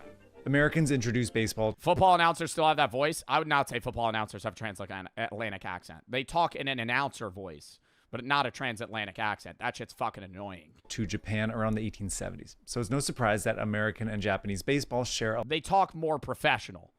Like, if I was commentating on an NFL game, they'd be like, and he takes it home! Or not an NFL game, not a baseball game. And he takes it home! Shohei Ohtani, one of the best players we've seen thus far this season. They, like, deepen their voice. They talk more obnoxiously. A lot in common. First and foremost, it's an obsession. Here's a stadium packed for Japan's high school baseball tournament, 1920. Shinto priests. Wild, too. 1920 packed for a fucking high school football game. Or a baseball game. Dude, no high school fucking baseball game in the United States is getting anywhere near that level of crowd. Blessing home plate. There's one set of bleachers with a drunk dad and an annoying divorced couple just sitting on the side. They really want to both see their son or daughter play softball or baseball, but they fucking hate each other, so they sit fucking 4 feet away from each other. No. Opening day, 1931. And Babe Ruth. Little League games do? Little League games do not have a crowd. Little League games have a crowd of parents and family members of the players. It's commonplace in Japan to go to a high school baseball game to watch it because it's entertaining. If you were just a random guy that pulled up to a high school baseball game today, people would be like, why the fuck are you here? Ruth, swarmed by fans unless it's literally like a high-level tournament. Like, if it's like a national level, that's different. Like, if you're at, like, it's the same thing with, like, other sports, like track events. Like, New Balance Nationals, people just pull up to. Tokyo, 1934. That's just not true. It's because you live in New Jersey. But it's baseball, man. I think the equivalent of Japan's high school baseball turnout would be Texas's high school football. Football in Texas is so big that, like, high school games matter. Like, people will go and rep their city's high school for a fucking football game, right? Like, that's different. But I feel like that doesn't happen for, like, what state does that for baseball? The U.S. crushed Japan in World War II, but baseball helped the two countries become allies soon after. This isn't big league stuff yet, but someday it may be. Japan's Nippon Professional Baseball League was structured a lot like the U.S.'s Major League Baseball. Teams were divided into 2 leagues, and some even shared the same name. But the 2 leagues didn't always see eye to eye. What's the hardest baseball name? Hold up. Or baseball team? Being on the Hawks would be pretty fucking sick. Colt 45s, Angels, White Sox, Braves, Tigers, Dodgers, Giants. 2 leagues didn't always... Is Colt 45 still a team? Some even... The Dragons? Yeah, that would be the sickest. Share the same name. The Dragons. But the two leagues didn't always see eye to eye. In the mid-20th century, American teams often looked down on Japanese talent. And while some American players played in Japan, they typically were near retirement. Meanwhile, Japanese players were often pressured to stay in Japan. Part of it was wanting to maintain Japanese culture and pride. Jun Lee's been reporting on baseball for a decade. He was on ESPN. Now he runs one of my favorite YouTube channels. It is swung on and foul tipped by Lee. This was kind of where Japan was. I truly believe facing a baseball is one of the scariest things. I would not be good enough to play professional baseball, but even if I was, I would be so scared to stand next to the plate while the pitcher on the mound's throwing fucking piss missiles. just fucking straight at me. Like, you get hit in the face, dude, you just fucking break your jaw. Politically, over the course of, a lot of the 20th century, which was culture that was very inward focused. It all came to a head over this guy, pitcher Masanori Murakami. In 1964, the Nankai Hawks sent him to the San Francisco Giants minor league team, just for some experience. But Murakami impressed the Giants, who started him on their major league squad. Murakami became Major League Baseball's first Japanese-born player and dominated the rest of the season. But when the Giants gave him a contract, the Hawks objected. The two leagues argued for months until reaching a compromise. Murakami would play with the Giants for one season, then return to Japan. And from then on, MLB teams were prohibited from directly signing Japanese players, and vice versa. Really? When did that fucking change? It widened the gulf between the two leagues. American players continued to go to Japan, but no Japanese player appeared in Major League Baseball for the next 30 years. They stayed in Japan and developed a distinct style of playing. Very quickly, I want to show you something. Do you think that's why, Shohei Ohtani and other players are really good, is because they get different training and play different than American players? So when they go against them, it's like a whole different spin of play or pitching or... Pretty cool. Machinists at Henson how they work. Started out making aerospace machinery. What the fuck am I looking at? Oh, is this a sponsor? Your wallet too. Henson's line stays flat because when you over time, and turns out better for your wallet too. This chart shows the cost of razor ownership when you Damn! Differently than American people, and so they my have monitor adapted just the turned off. Japanese game My monitor to just turned off. It just randomly just tried to refresh. What the fuck? kind of suit the physical strengths and weaknesses that Japanese people have, and as a result, stylistically, the game is very different than what you would see in the United States. Great American batters have power. They swing for the fences. While great Japanese batters have consistency. They hit more singles, doubles, even bunts to get on base. Great American playing the long game versus fucking ripping it. Just trying. That's all I would do if I played baseball. Getting a single sucks. I'd want to hit that shit out of the fucking park. Pitchers rely on velocity, throwing 100-mile-per-hour fastballs past batters. While Japanese pitchers rely more on craftiness, throwing forkballs, splitters, and sinkers to fool batters. In Japan, baseball players are also known to train far more often and with far more intensity. This is just kind of the culture around the sport, that the repetition builds strength. It requires this intense level of discipline. Still, many Americans doubted Japanese players would succeed in the U.S. if they could ever get there. Then in 1995, pitcher Hideo Nomo found a loophole. The Kintetsu Buffaloes owned his contract, but Nomo simply retired at age 26. Legally, a retired player could go anywhere, so Nomo went to the LA Dodgers. That doesn't really seem like much of a loophole, no? All right, I'm done playing baseball. I'm going to go move to the U.S. All right, I don't really want to play baseball anymore. I'm going to go move to the U.S. Actually, I kind of do. I got a second wind. I think I want to start playing baseball again. His twisting windup flummoxed American batters, and he went on to win Rookie of the Year and start the All-Star game. Waved at and missed. And down goes Martinez. And down goes Bell. And who would have figured Hideo Nomo, last year pitching in Japan. Nomo also got more Japanese fans. Yo, that's actually so much aura, too, to fucking move countries to go play in another team's fucking league and then just maul them. I always wonder how, Jokic feels. Or, any foreign NBA player that just dominates in the U.S. just coming over and just fucking literally just dumpstering everybody. To start paying attention to American baseball. But his loophole made NPB owners worried their best players would leave. So in 1998, it made a new system where a Japanese team could do what's called posting a player to allow MLB teams to bid on him. Then the Japanese team could send him in exchange for a fee.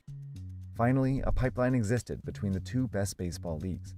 And over the next 20 years, a steady stream of talented pitchers and hitters developed in Japan. I don't understand though why they can't just go pro in the MLB straight out of like high school or college. I know a lot of MLB players in the US sign right out of high school, but it's like, why even go into the Japanese pro league? Like, why go to the NPB if you could just go straight to the MLB? Then went to the US, where they won awards and World Series, broke records, and made the Hall of Fame, all along proving that the Japanese style could thrive in the US. Ichiro is kind of the ultimate manifestation of this, where he hit often less than 10 home runs a year, but he would get 300 hits in a season. I think they completely changed the perception of what was possible if we brought over Japanese players to the United States. But Shohei Ohtani was different. He threw nearly 100 miles an hour, smashed home runs, and he was only in high school. Yo! Nah. Like, how are there people that are just that good? Like, he's throwing 100 miles an hour in high school, and he's pitching and batting. People, like, when I talk to my friends that love baseball, they always just glaze the shit out of him. They're like, he's two players in one. So it doesn't matter that they're paying him fucking $800 million delayed. It's worth it because they're effectively getting two of the best players in both of the biggest positions. Heard of Shohei Ohtani when he was 16 years old because I'm a baseball sicko and I was following what was happening in the Japanese baseball tournament Koshien. The century-old tournament is watched by millions in Japan, and in 2012, everyone was watching Ohtani, including major league teams. He was kind of unlike any player that... Bro, imagine having an MLB team. Do you think, like, who's somebody in the NFL, NBA, or MLB right now that was, like, getting looked at when they were a senior in high school? Like, the first guy that comes to my mind, oh my God, what is his fucking name? I don't watch the NBA. Oh my God, what is his name, bro? The most dangerous storage unit finds. Welcome back to the Papa Meat channel. How you doing? How you doing? Coming and sitting down because today we're looking into the odd and disgusting world of storage units. Is stuff starting to pile up in your house? Are you running out of room? Are friends and family starting to make weird comments about your life choices? Fear not, friend. Just throw it all in the storage unit. That's why you knew, bro. Storage hunters. You remember those shows? Storage Wars, American Pickers, all of those were like fake ass shows. I'm so sure of it. Maybe the storage units were real, but dime a dozen. You know, like not like it's one in a needle in a haystack. You're getting a good storage unit. Most storage auctions are selling like, you got to think, bro. Like, what is the average shit people are putting in storage units? Holiday decorations, mattresses, family memorabilia, and shit, like trash, almost. Basically trash. Stuff that's meaningful to an individual, but worth nothing. So whenever I saw those fucking videos where it'd be like, yep, just bought this storage unit for $1,400. Oh my God, look, he has antique rifles in perfect condition that are worth $140,000. Who the puts that in a storage unit? Why would you have that? Oh, he has a katana collection. What? What are you are you going through like the coolest people ever? What do you mean? If that's the stuff they're putting into storage, I want to know what they actually own. Like, are you going through like Jeff Bezos's abandoned storage unit where he has like a block of gold just sitting in the corner? Like, who the fuck has that? No one has that shit.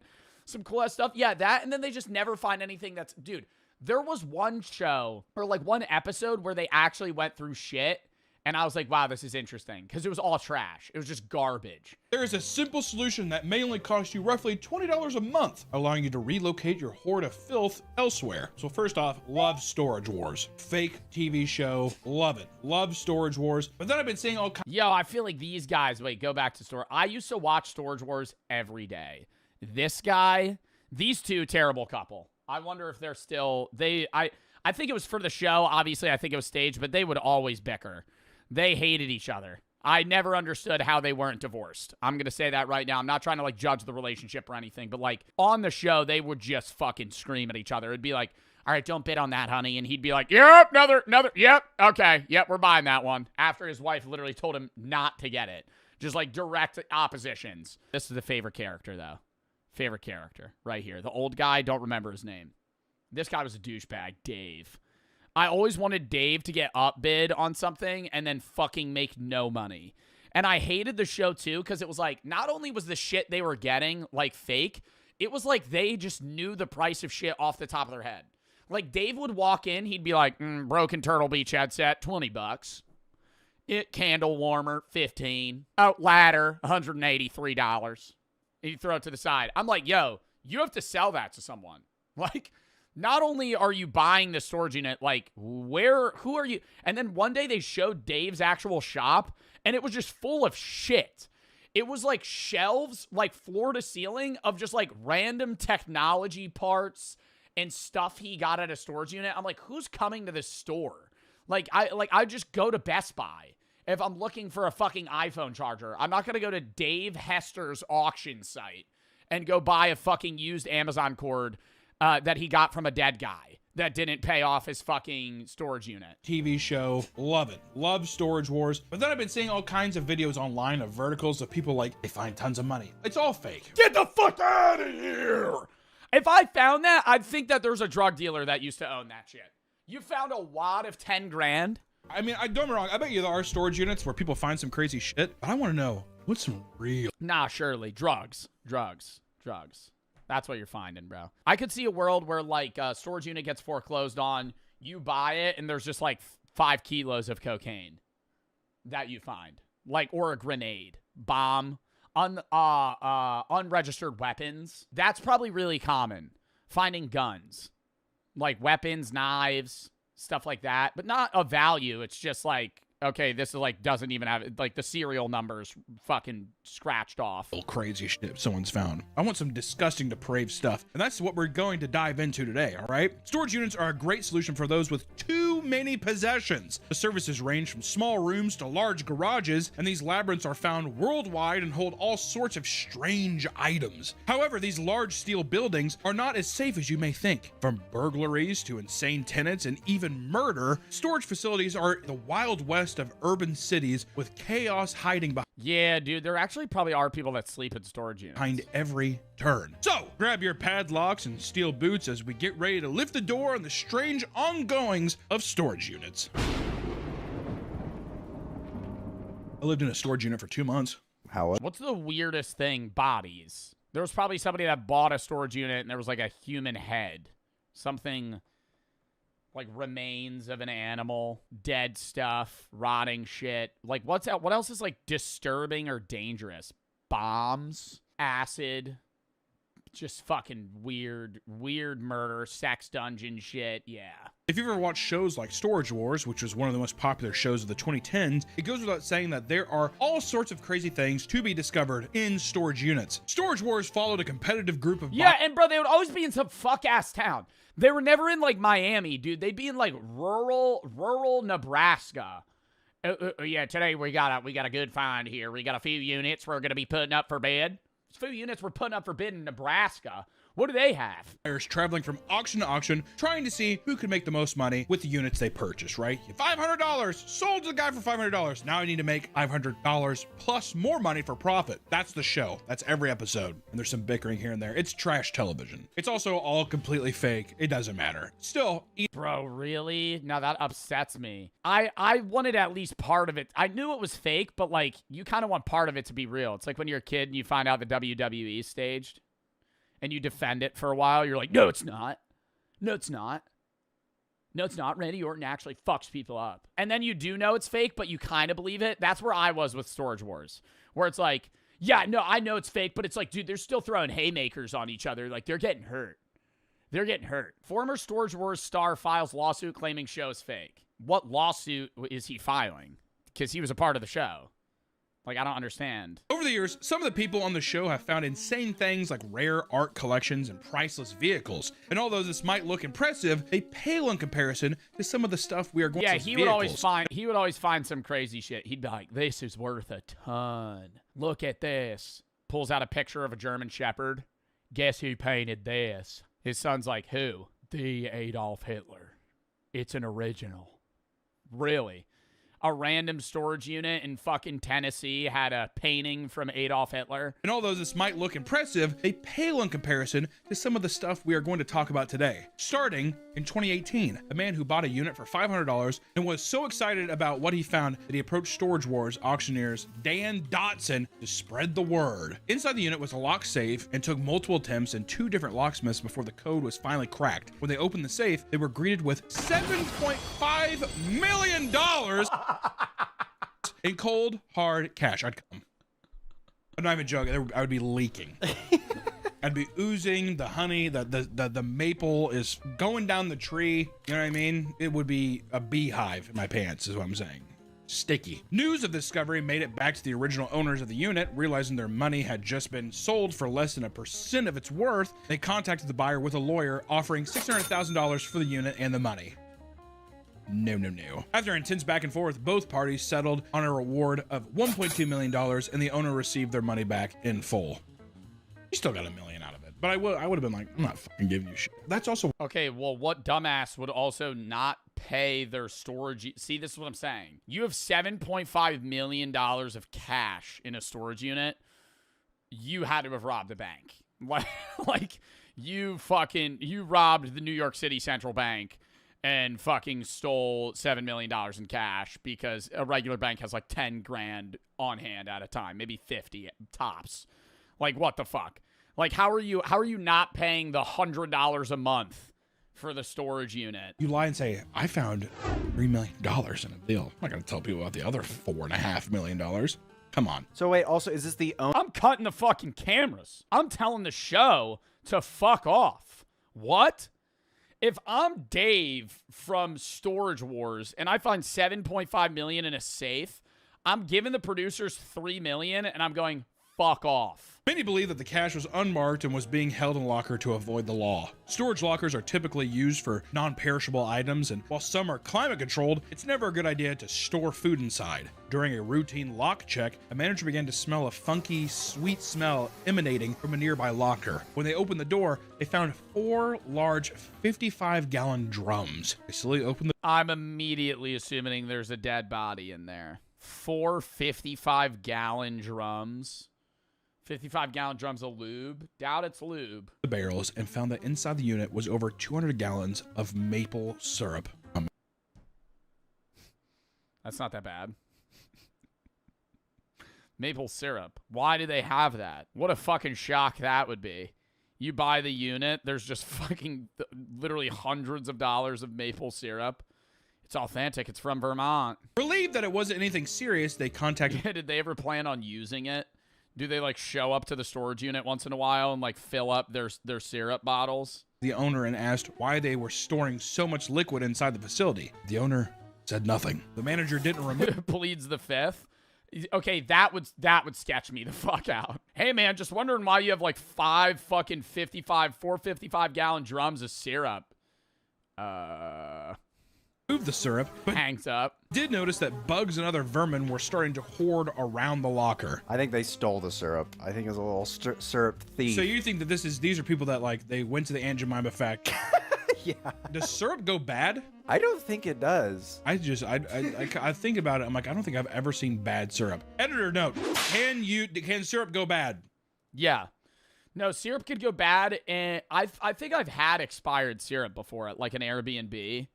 Do you guys use the condiments they have at Airbnbs? I do.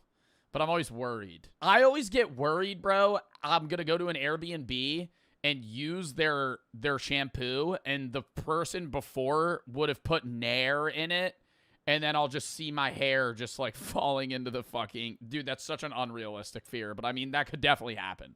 Like somebody puts Nair in the fucking soap that they give you at like an Airbnb, and I'm using it, and then my hair just starts fucking falling out of my head. Some shit like that. I used the syrup, though, and I remember one tasted weird one time, and I looked at it, and it was like 2 years expired. No, but it could get moldy. Yeah, I guess that... Oh, God. Was it moldy? No, it just tasted weird. A lot of storage facilities act as graveyards for deceased people's stuff. Once the person is gone, their belongings can sit there for years until the container is auctioned off along with the stuff inside. One of the most common finds is war memorabilia left behind by veterans. Usually it's old medals, uniforms, and guns, but on rare occasions, it leads to live arsenals being discovered, aka they have like a fucking bomb. Out in Rockwell, Texas, bomb squads were called to a storage space containing what they were told were live military-grade munitions. When they that is literally a missile shell. arrived, they were greeted with boxes of hand grenades, old ammo, and even live tank rounds. That guy's just like, I want to take them. My business is not done. After safely removing all the explosives, they were taken to a nearby field and detonated. God, what a fun day. They better let me go to that, you know? There was a controlled detonation in a nearby field. I feel like they'd have to invite the guy. If I'm the one that... do you think if you own the storage unit, the police would let you come with them to the field where they'd blow it up? And detonated. God, what a a fun day. How sick would that be? Well, you got to use them. Look at your buddy. You're making money. No, that's lame as hell. I'd be like, give me money. Give me $500 for the fucking rounds then. Dreams come true. Oh, that's... So did they get to watch? Yeah. The people blowing them up? Or I meant the people who bought the storage unit. Oh, they better. I'd be like, yeah, this is fucking bullshit. You better let me blow. I'd be like, you need to rent me. Yeah, I would want them to give me the little presser thing where I go, doomph, and it blows up like dynamite. Tank so I can shoot this. I feel like you could rent tanks for not that much either. There's no... What? It's only $600 you get to drive a tank. Oh, you get to crush a car. You pay $3,000 almost. You get 5-ton transport, 2 passengers. You get to drive all 3 of these things. Crush a car, 5 machine guns. Barrett 50 cal. Shop and equipment tour. Might as well fucking write that off. That's stupid. Guns, like they're not, but you can drive them. That's a lot of places you can do. You can like run over cars with them and stuff. Oh, but in a location, you can't just take it to your house. No, it's a... okay. No. No, the treads would tear up the road. The city would be very mad. It is unclear who the previous owner was and how they acquired such a dangerous collection. Investigators discovered the bombs while investigating the owner for a massive Ponzi scheme. While searching his locker in hopes of finding more evidence, investigators instead uncovered explosives. In total, police removed 60 PVC pipe bombs and over 400 cardboard explosives. Motherfucker's a Home Depot terrorist. The owner, S. von Merchenthaler, was arrested and sentenced to 11 years in prison for illegal possession of explosive and weapons. That guy was starting a revolution. That guy was getting ready. I'm like, some bank just got spared because that motherfucker was going in. If you go digging through people's stuff, you were bound to find creepy items that they didn't want you to see in the light of day. In Florida, a former medical... I tested AI pranks on strangers. AI is getting crazy. I could turn myself into anything I want. I could be Bigfoot in the woods, Superman holding a gallon of milk, or even LeBron James, who also happens to be half centaur. Well, today we've teamed up with an off-the-grid AI genius to use this to our advantage and see just how convincing AI actually is. Starting with... I fully believe that old people above the age of 70 are going to get mass manipulated by AI and already are. Like, I think Sora AI, I think the average old person has probably stumbled upon an insane video from Sora AI and fully thought it was real. Like the video, I'm pretty sure the video of the cat stealing the fish went viral on Facebook. And it's like this orange Garfield looking cat that just like runs up, grabs a fish and runs away. It looks so real. And everyone thought that. All old people were like, oh, wait, no, that actually happened. And then you just take that times 12. Now you just start spreading like propaganda and they'll believe it. Liquor store theft. We have rented out this entire liquor store and have hidden cameras all over. All day we'll be confronting customers and showing them AI-generated security footage proving that they stole from the store. We have a pickpocket. We have AI security footage showing that they stole from the store.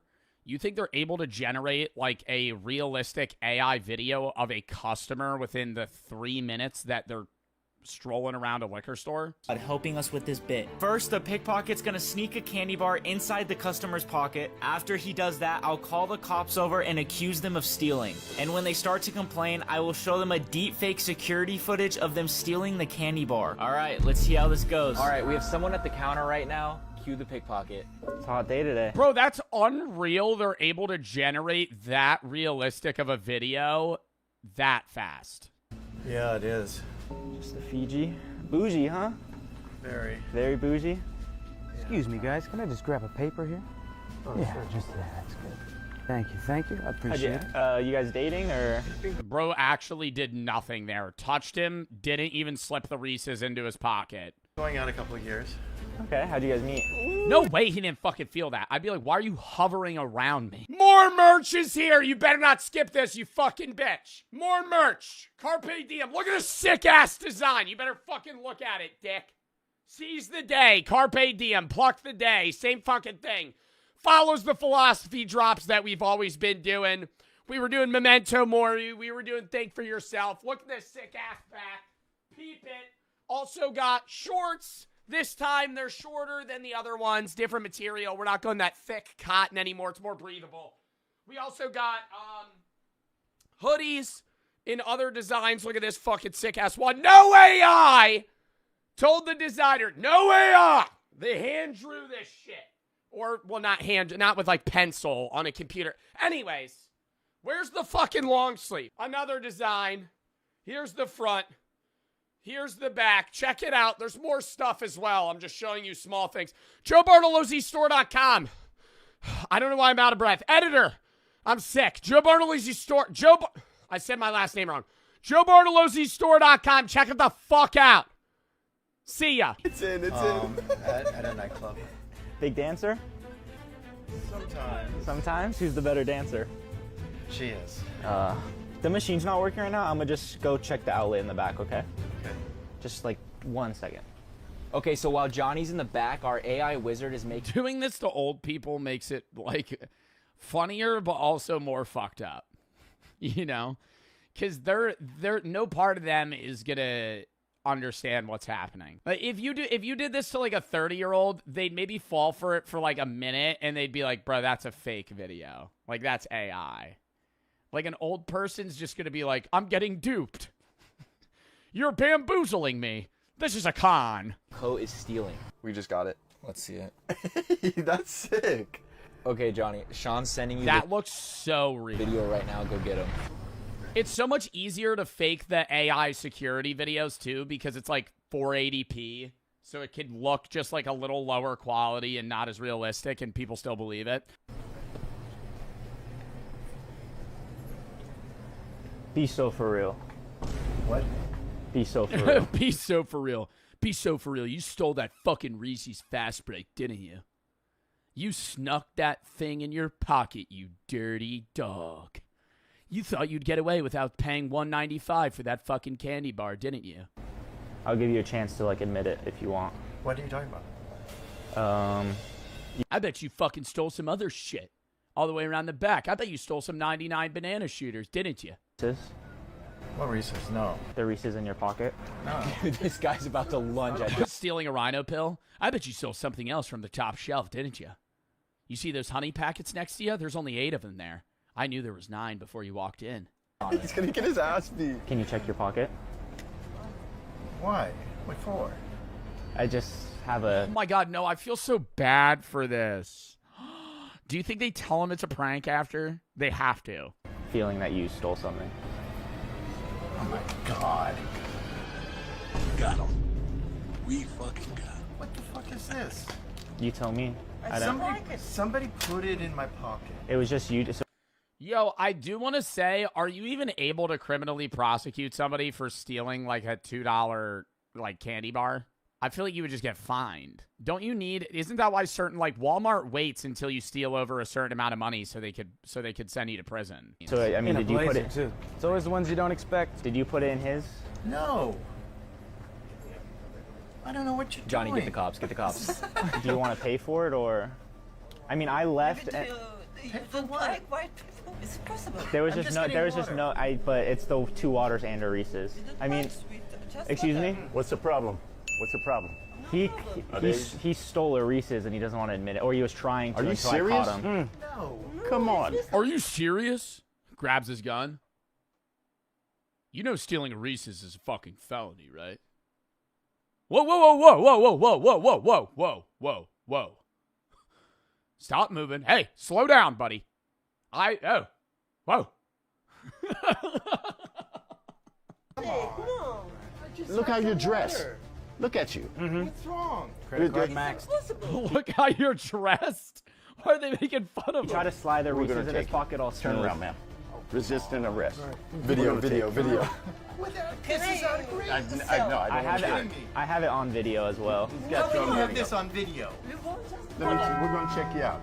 I don't understand. You know what? Sorry. Oh, come on. This is some kind of crazy setup. I don't know what that is. So like that's God, it worked. It worked. Yes, that's me, but So I went to the back and I was just because I had like a. Bro, I feel like they could sue these guys. I don't. At what level is this like a prank? Sus feeling about him. I didn't like his aura, and I checked the security cams and Like, are they actually handcuffing them? slid a Reese's in his I don't know pocket. how. You want to hook him up? to get water. Huh? You want to hook him up? I don't want to hear it. Yeah. In the back here, too. If you guys issue an apology, I'll let you go. Issue an apology. Put a formal video. I'm so sorry for stealing that Reese's.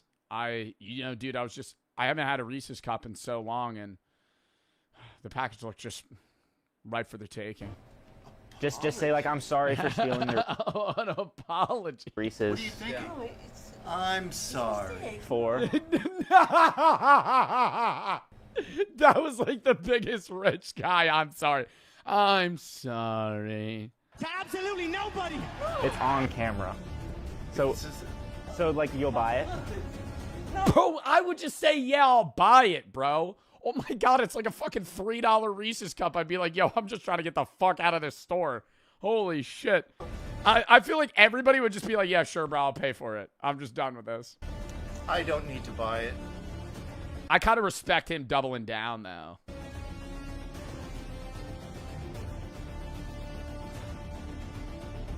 I think they're going to tell him right here. Oh, okay. I mean, you can have it for free because we're just joking. You can put it on credit. This is an AI video. We're just messing with you. We're sorry. Yeah. We didn't mean to scare you. We're sorry, man. We have a bunch of cameras all over. I didn't mean to scare you. You're fighting back. I saw the look in your. You can have these for free and everything. Take the Reese's too if you want. Dude, Johnny. Oh, this could go so much worse, though. Like, they got lucky, bro. You know what I mean? Like, you ever see those videos, like, even in Practical Joker type shit, where they, like, fuck with somebody and they're like, wait, no, it's for TV, and they're like, I don't give a fuck! They just fucking charge him. Like, he could get this could make it worse. Them going, this is fake. You almost killed that guy. Oh, man. We'll take the waters. You guys can have the Reese's. Yeah. Here, bro. Have a good one. You got it. Yeah, take your waters. Go too. ahead. Yeah, You can have them. yeah. Take your waters, bro. I'd be like, yo, you get a free bottle of alcohol. I feel like you got to be like, hey, here's $1,000. I'd be like, yeah, this is a joke. Give me here's a bottle of Azul tequila. Good one. Sorry He's not about that. immune. for scaring you. Yeah, really. Getting ready to have a heart attack, huh? Yeah. He's so not immune. Okay, I say that worked pretty well. We still have some crazy. But do you think they're not going to question, like, oh, this is for a YouTube video? Crazy ass bits coming up. Like, you think they've seen this video at all? I always wonder that shit. On to the next. Okay, that's not even AI.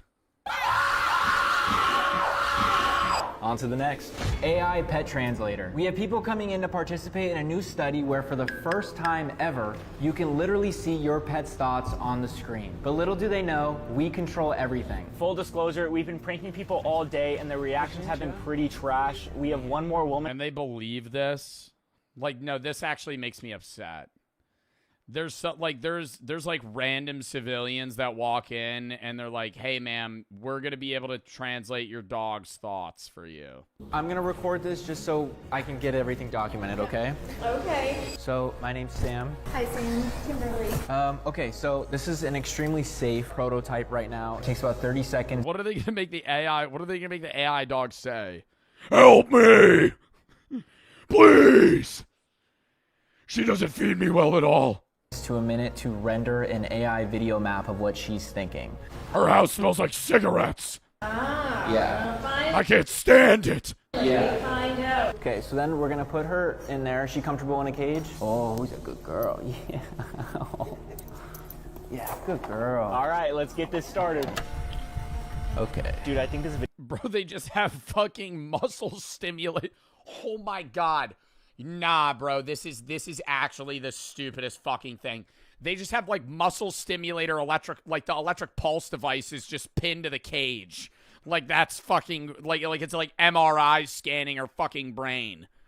This is animal abuse. This is not animal abuse. This is just fucking stupid.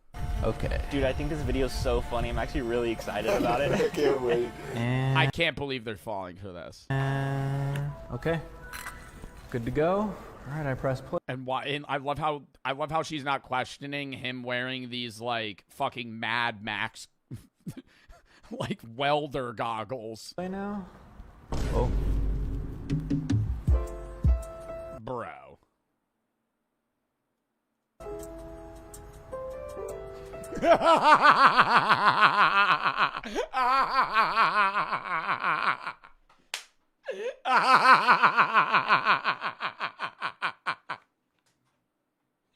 It's just like, bro, I thought it was gonna be a video of the dog just talking. It's just AI videos of the dog licking her feet. That is so fucking funny.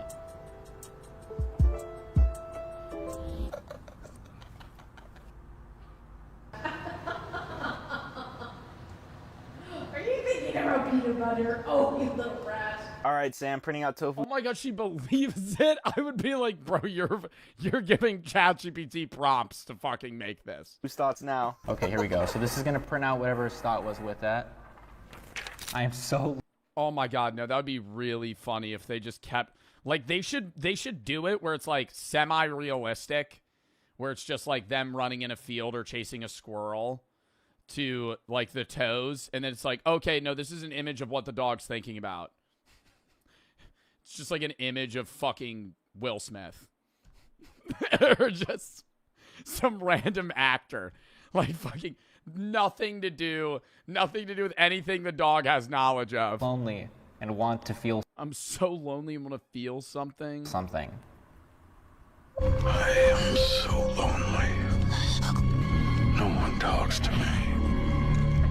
No one wants to be my friend. They think I am unstable. Well, that makes sense. Sam, let out tofu, then crawl in the cage real quick. I got something good for you. Oh, no. How great is that? Okay. Okay, come on, tofu.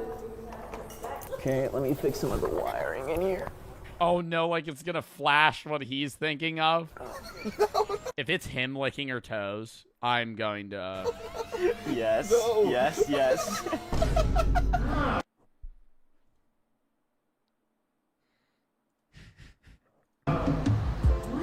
What are you thinking about? Oh, wow. Okay.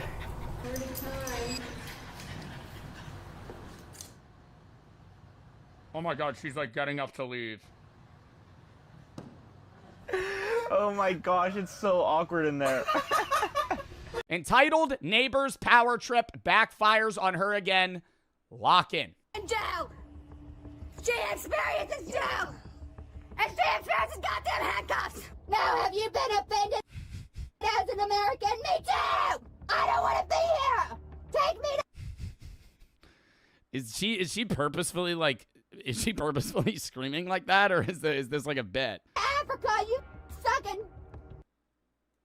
Take me to Africa, you American! Me too! I don't want to be here! Take me to Africa, you sucking... On April 15th, 2025 in Ohio, police were called... Where in Africa? A little racist. Yeah, because you never actually where in Africa. I don't want to be in the United States anymore. Take me to Africa. That'd be like, I don't want to be in the United States anymore. Take me to South America. Take me to Europe. No, you would say a country. Called when a woman insisted on pressing charges because her package was left at the wrong door. I don't know what. Pressing charges because her package was left at the wrong door. Oh my God. Chat, on Halloween, I ordered Burger King at the Airbnb I was at. And I already told y'all about how when I ordered the Uber, I was so drunk that I thought he left because I saw a car pulling away and I was calling him. And I was like, dude, you fucking left. We're right here. And then he walked right up to me and he's like, bro, I'm right here. And that was like really awkward. When we got back, I ordered Burger King and the guy dropped it off like 3 doors down. And he drops it off at like 2 in the morning. And I like see on my phone that it arrived. I'm like, oh shit, I open the door, it's not there. I hear like people walking down the street, and I immediately in my head go, they fucking took my Burger King. So barefoot, I ran in Kensington, PA, down the street and turned the corner to see if these people had my fucking Burger King. And I'm like, I call the guy. I'm like, yo, where the fuck's my food? He's like, I dropped it off. I'm like, bro, I think somebody stole it. And he's like, well, I can't really. And then as I'm saying that, I walk back and I see it's on like a doorstep, like 4 over. I'm like, oh, you left it in the wrong place. Never mind. And I hung up on him. I didn't even let him respond to me. And then I just pick it up and ate it. Oh, man. I don't know. Right. She was yelling crazy shit and threatening her. Okay. We'll see what the matter is. You have a lampshade, a little wax plugged into the wall, a lock, a cord for the windows next door don't come in. Ring, ring.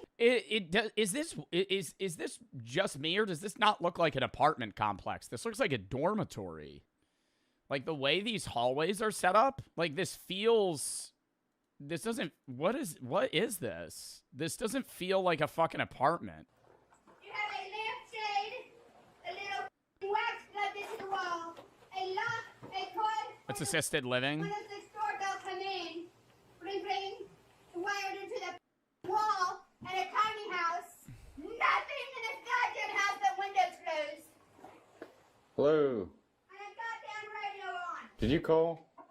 She called. Is it Helen that called? Yes. Okay. But she's that upset. I mean, like, I would maybe get you getting more mad if you didn't live in an apartment and somebody dropped a package like 3 houses over, because like you would never know. But like you just walk out of your door and you're like, oh, it's right there. Oh, it's right there. Then across the hallway called too. Okay. I talked to Helen just for a minute. Yes. And who's she gonna press charges on? Amazon?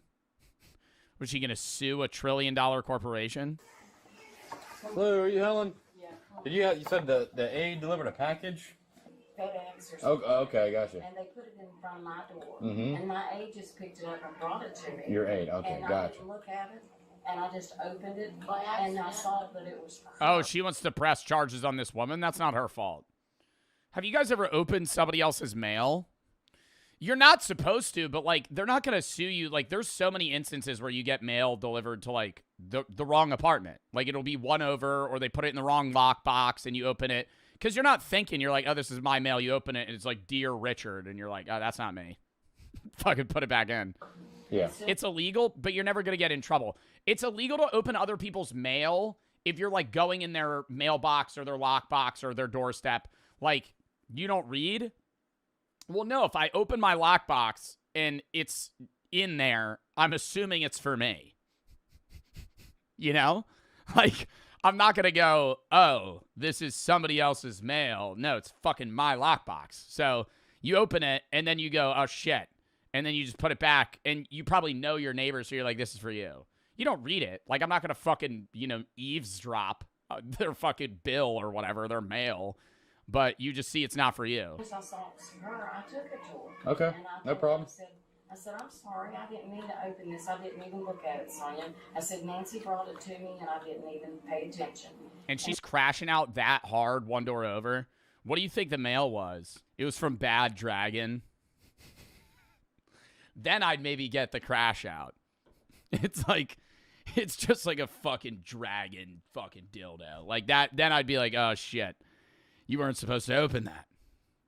But, like, if it's just, like, regular mail, why would you care? And she didn't say anything then, but now she's going nuts. It's just, like, really weird chemicals. That would be more concerning. It's like, oh, I didn't know this was mine. Why did you buy all the chemicals needed to, like, make meth?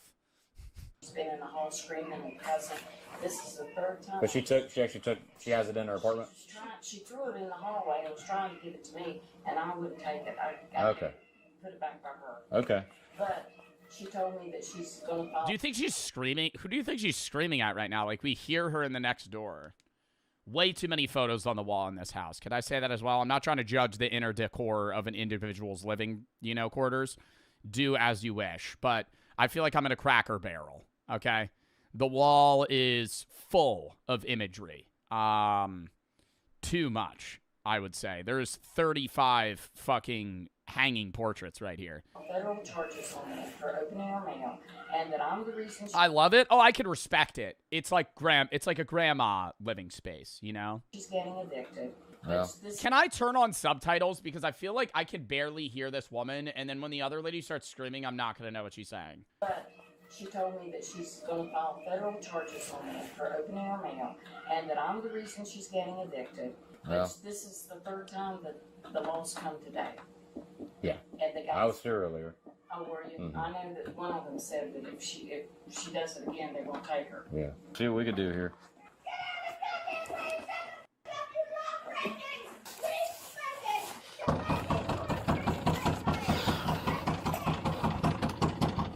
I love that. Not a regular knock. Dum, dum, dum, dum, dum, dum, dum, dum, dum, dum, to just keep banging on it until she opens the door. Hey, come to the door. I have somebody broke a cell on my goddamn government phone and I'm pissed. What's the matter this I will press charges. This goddamn woman right here. I want to press charges on her on my government goddamn phone. What happened? She broke the cell. It's got 17 president seals. Press charges on her now. You have the phone? No! Looks like you do. I want this replaced. See this? See this? It's a goddamn The phone's unopened. How is it? How does she know it's broken? It still has the fucking plastic seal on it. government phone. The seal hasn't been broken. It's still, It's got codes. Now shut up. it's intact. You see this truck? You see this paw print? Thumb, thumb, thumb, thumb. You see this thumb? See this thumb? You see this thumb? See this thumb? Hold on, let me go get my black light. Do you see all this? There's like ectoplasm all over this package. I think I need to press charges. You see these numbers? You see this name numbers? You see name and numbers for the security? My name is Sonia, 5 letters. It's switch. And a phone for D. And then you can click on that. You click on this. You click on my goddamn. What is she saying? I can't understand her. You're done. And there's subtitles. You click like this. You click on the goddamn mothering car. You're done. Letters switch on the phone, pretty, and then you click on. What is she? The fuck is she talking about? Yep. You're under arrest. No, I'm not. Yeah, you are.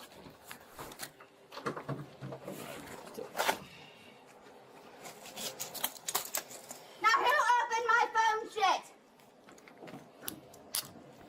I would say that you would have grounds to press charges if they continued to open the phone. Can we agree on that? I think this would be a reasonable crash out if, like, she opened the phone. Like, if you get somebody else's mail, you open the package, you go, this is an iPhone. I didn't order an iPhone. And then you put it back. Fine. But if they go, oh, an iPhone. And then they fucking start setting it up. Then I'd get it. If it was like, you fucking open the box, you open the iPhone, you're like, this isn't mine. Free iPhone. And then you just fucking start going through the steps. No, I don't want to set up Siri right now. No, do later. Oh, yeah, no, I will sign up for this different screen color. Ooh, I got to choose a wallpaper. Then I would get it. Open my phone shit. I threw in the hallway. What, candy? Got it. That's a government phone. And somebody. Why does she keep saying that's the government's phone? Because the government's providing her a phone or something? Hold up. Open my mail in the hotel. They broke their cell on theft. Now I want Helen arrested too. We're both going handcuffed. Get Helen too. We're going together as twins. Get Helen. Let me pick up my trash. No. Get Helen. No. Quit yelling at me. Dude, she's like the worst neighbor ever. Like, what would be worse? Actually having a crackhead as like a neighbor. Even then, I honestly, like, they would probably bother you less. Like, she's a Karen. Like, this is, she doesn't leave you alone. She's just, like, pestering you. I've had enough. No, Helen's gone with me. She broke the seal. Give me the seal in my mouth. Give me the seal in my mouth and my license. We're gonna leave it there. No, you're not. Did they just say put the cell phone? She said put the cell phone in her mouth? You look at my door. Give me my goddamn license and my purse. Where's your keys? You're giving me my license and my purse. Wait. You're locking the door, giving me my license and my purse, and you're taking Helen with me in cuffs. No! Where's your keys at, Sonya? So we can lock. Give me my goddamn purse on my neck. I'm so surprised that the cops are just, like, very monotone right now. Do you think they've interacted with this woman multiple times? Like, they just don't care that she's crashing out. An idea of my crack? And you're arresting Helen for breaking a seal. She broke the law. You threw the keys up on the fridge, or was that just them? They're always on the hook every goddamn time. To the nasty banana. You never get back here. That's on the banana. Oh, my God. See, no, this gives me anxiety. Like, just the amount of stuff that's just, like, laying around. Holy shit, dude. There's just boxes everywhere. That's on the banana. Catch your dick at the banana. There they are. Put it on my hair. Catch your dick at the banana? Huh? At the banana. There they are. Put it on my hair. I hope so. Get the goddamn envelope that was opened illegally. Back up. Get the goddamn that did it. Right now. Right, mother. Now with me. Alright, your apartment's locked, okay? Like, does she really think that if this went to court, a jury would go, yeah, let's convict the woman that opened an Amazon package, instantly saw it wasn't hers, and then returned it? Like, what? And like an old woman at that. Just like, her aide gives her the package. Get the goddamn. They'd be like, yeah, no, you're definitely in the right here. You're definitely in the right here. We need to get rid of this woman right now. We can't have people opening others' packages at all. You did it. Let's go. On a government phone. You keep saying a government phone, like that makes it a bigger deal. Right here that kicked me out of the f***ing haunted hotel. You see that goddamn? You can walk. She f***ing did it. I'm kicking the goddamn nuts, you fucking love. What counts as a threat to a police officer? Like saying you're going to kill them or hurt them? Like, would that be a threat? Her being like, I'm going to kick you in your fucking balls? You f***ing witch on a switch. You want to my mouth, you dumpster? Set inside in blood. Did she just say you want to come in my mouth? My mouth, you dumpster. Set inside in blood. On Freeport and Wi-Fi on your haunted hotel in Chile. Come on outside down your pole. What is she saying? What is she saying? She said you want to come in my mouth inside blood on free Wi-Fi. Then maybe go to Chili's and get a... then maybe you go to Chili's, get a triple dipper together. Head back to Hotel Inn. Maybe have a nice night. Watch a movie or two. Maybe, you know, things get a little freaky. And then the next day, we end up having breakfast for free because it is comped breakfast at the hotel. And we maybe get cinnamon buns, share some scrambled eggs, and then go on a nice day walk. It is sunny out, so she's, like, planning out so many different things. On 13 orbits of teeth. You f***ing sucker. Son of a mother. We got bear there. I'm gonna climb it like a monkey. Have a good night, guys. I got a tank out back. Got the goddamn keys put on my neck. Did you get my purse? Put it on my ID on my ass track. You don't need it. I got shit to paint with. Calm down. It's jail, mother. That's where you're going. For Helen, too. Put Helen in jail. She experiences jail. And she experiences goddamn handcuffs. You got her. Handcuffs in goddamn jail. What are you trying to do? Put her in handcuffs. I don't want to slip it. And put her in jail. She rides and backs with me. You better watch it. Okay, they're laughing. I was gonna say there's no way this entire video they never like smile. Like she's just screaming like nonsense obscenities at them and they're just like, you need to relax. No, you need to calm down. You put Helen in the other goddamn car. Start. You put Helen. Start knocking out some of the report for me. Well, get your ass in the car. You put Helen in the other goddamn car. You're not picking me up, picking you're picking. I'm awful heavy. How much can you weigh? You want to unlock them so I can climb in? Okay, that's what you Let's play pretend. Get on that side over here, Mo. All right, come on. Oh, she's refusing to get up now, and she said, I'm pretty heavy. Good luck. I'm like in half in a wheelchair. I can't. I'm like in a wheelchair. Stand I don't up. like my arms. I'm a wheelchair. Okay, well, stand I'm up. paraplegic. I can't. Stand up. I'm handicapped. I can't. I have a wheelchair handicap accessibility. We know you can walk. She just said, is she trying to say that her legs don't work and she needs a wheelchair? She just walked fucking multiple stories into an elevator, down the steps. I legally can't. Stand up. You dropped me on the goddamn floor. I fell. I had hands to get up. Paraplegic, she just walked casually out of the fucking room. This is illegal racism. I'm a handicapped woman and I fell.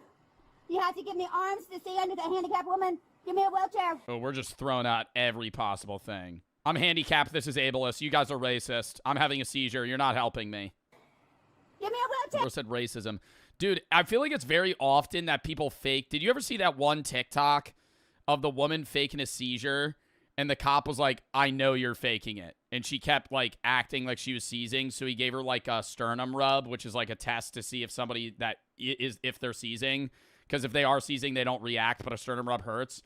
He instantly starts, like, elbowing her sternum. She's like, ah! And fucking, like, immediately reacts to it. She's like, okay. He just gives up. Dude, because it's like, why is that the go-to? We've seen so many videos where people fake seizures. Like, why is that the... What's the idea there? You know, I kind of understand her being like, you guys are being racist or trying to claim something that she could maybe have the grounds of. But it's like, how are you going to fake having a seizure? They're going to be able to prove that you never had one. There you go.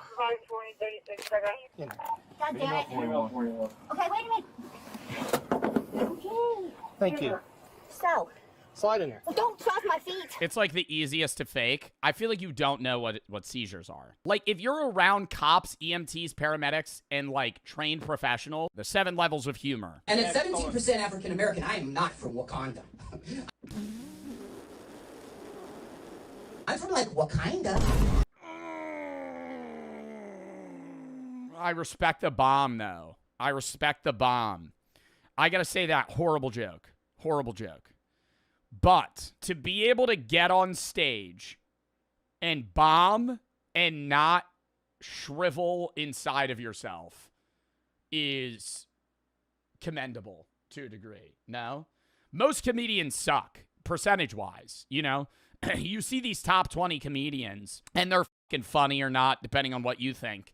And even if you think that guy's not funny, now think about fucking the dude that's not successful. You know, like how comedy can get really bad. And this is like scraping the surface of that. Most comedy clubs are bombs. Most comedy guys suck. You know, they never gain success. They might get a laugh or two at a bar. Like you, I would be terrible at stand-up. The type of comedy I think I could do more what Matt Rife does than any other comedian that does performative sets. Matt Rife gets up on stage, has a few things that he wants to say, and then he does crowd work. I could do crowd work. I don't think I could ever do a set where I go up and I just tell jokes. Oof. Are you all right? Yeah. No, you are all left. You know, they say that humor is subjective. So it's a good thing I'm the subject and I'm going to tell you that shit was...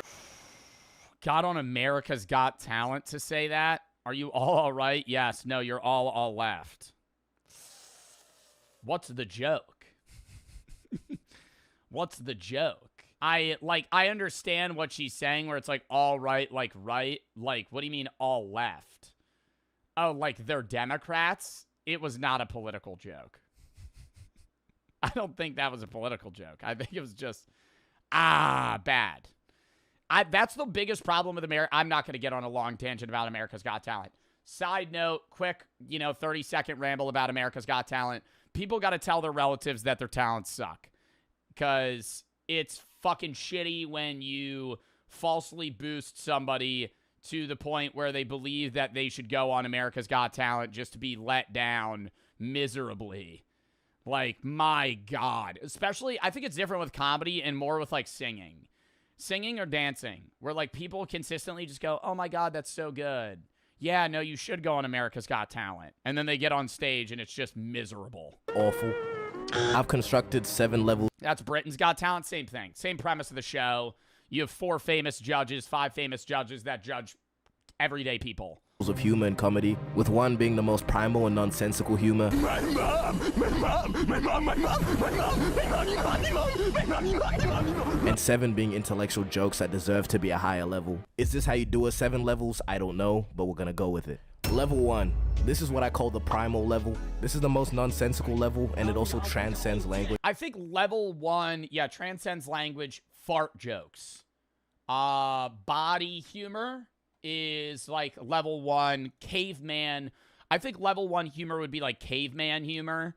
Like something that another person would find funny if they can't even communicate with you physically. Like you rip ass in public, or, you know, fucking shit your pants. something like that, where it's like, you know, or yeah, like a burp, just regular comedy that's like, or even like maybe like Jim Carrey humor could fall into like level 1, where it's like facial. You don't need a setup, a punchline, or even a wrinkle in your brain, smooth head ass nigga. An example of this would be laughing at somebody falling over. Why do we laugh at this? Who knows? Epic fails. Schadenfreude. I think that's why we laugh at epic fails. It's the feeling you get when you laugh at somebody else's misfortune or pain. I ain't doing. It's like a happiness that it didn't happen to you. But there's a level of funny and not funny. Is that agreeable with fails? Like watching somebody fall over, funny. Watching somebody fall over and die, not funny. Like it, and that's like, there are people that would find that funny. I would say that's sick if you think that's funny, that like if somebody like falls and dies. But it's like if somebody like hurts themselves minutely, I would go, that's kind of funny. But if they like get their arm chopped off, oof, that's more grim. Who knows? I ain't doing all that research. But there's really something about watching somebody's misfortune that just brings me joy. And I know I'm not the only one that's like this too. I remember watching America's Funniest Home Videos, you know that show? Deadass just compilations of people receiving fatal injuries. Nothing more. They really did get the perfect guy for that show, but it also made me realize how bad the AFV was. What's this guy's name? He does the Carlton. He starts the episode. We got a lot of funny videos tonight. Stay tuned. And then it's like somebody falling over, and they give him the worst one-liners you've ever seen in your life. I don't know if they still put on AFV or how much they're paying this guy. Yeah, Alfonso Rivera. They got to be paying this guy fucking scraps, because there's no shot this fucking channel makes money. Like, there's no way this TV show gets clicks still. They still do? Bro, but like, all funny videos now are on like TikTok, Twitter, YouTube. So the people that submit that shit, like I remember I watched a recent video and it was like somebody using like the Snapchat dog filter or some bullshit. Like I talked about this previously. It's like they get the bottom of the barrel videos on AFV today. And even the good videos that they do get are sometimes just resubmitted viral videos from people that posted them elsewhere, and it did much better. And you would think that's like, oh, that's not bad if they're just doing kind of like a compilation type thing. But it's not like them just showing an old woman falling. It's them showing an old woman falling and then Alfonso Rivera going, well, let's see if she gets back up. That one's going to leave a mark. The old slip and fall. And it, like, ruins it. Mute him. They should have a fucking... And it's not even just him. It's the dude before him, too. I remember I used to think AFV was funny before Alfonso Rivera. It's because I was fucking 5 years old. Go watch episode fucking season 2 of AFV. It's dog shit. It's all bad, right? Because you were so used to nothing, right? It's like being an old person that discovered the radio for the first time. It's monumental. Now nobody gives a shit about the fucking radio anymore. So when you were 6 years old and there was no funny shit, watching epic fails on YouTube or AFV was like gold. Now it's awful. Oh, that show. Deadass just compilations of people receiving fatal injuries. Nothing more to it. To prove why this is the lowest level, you could show, for example, the slowest person on Earth. Where does the sun go when it get dark? Blue, I don't have an answer for that. Nigga. You could show them a video of somebody slipping on ice and they're gonna crack up at that shit. And at this level, you find that most of the jokes happen on accident. And something about that just makes it even more funny. I feel like you really need a good fail for it to be funny. Like, most fails I wouldn't really laugh at anymore. I remember, dude, when I was in elementary school at snack time every day, I would just watch epic fails. And then I got, like, numb to them, where I just didn't find them funny anymore. But then again, it's only really funny when you're not the victim. Story time. As a kid, I was playing soccer, right? It was a rainy day, and I got hit in the face by a ball that looks exactly like this. Shit felt like a fully primed charged shotgun right to my dome. I was suffering and niggas was looking at me like this. Evil world. But if I saw that, I know damn well I'm losing it. And at this level, you also find things like loud equals funny. Which if you completely... Yo. Okay, no, there's a level... Okay. Can I say there's a new type of video that I find fucking comical on TikTok? I gotta find it. If it's the randomness video, where it's nothing, there's no... Okay, here it is. There's no purpose in any of the fucking clips in the video. It's just full random, and I think randomness is funny. All right, hold up. Brady just messaged me and said, do not download COD, it's dog shit. It is? Yeah, I heard that you can't pause the campaign. You have to run it in one. There's no save points.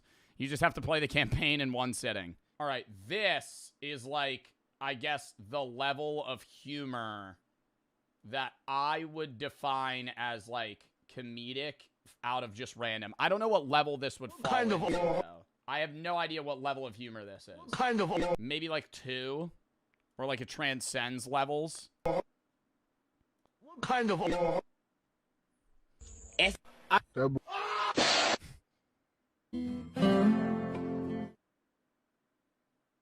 Like, okay, now that I'm watching it back, it wasn't that funny. I saw that at like 3 a.m. one day, and I thought that shit was fucking hilarious. Really disagree with you just hating, you know, sometimes it is the case, but sometimes it's also just annoying. Yeah, it's brain rot. A lot of people think I'm confident, but I'm actually just loud.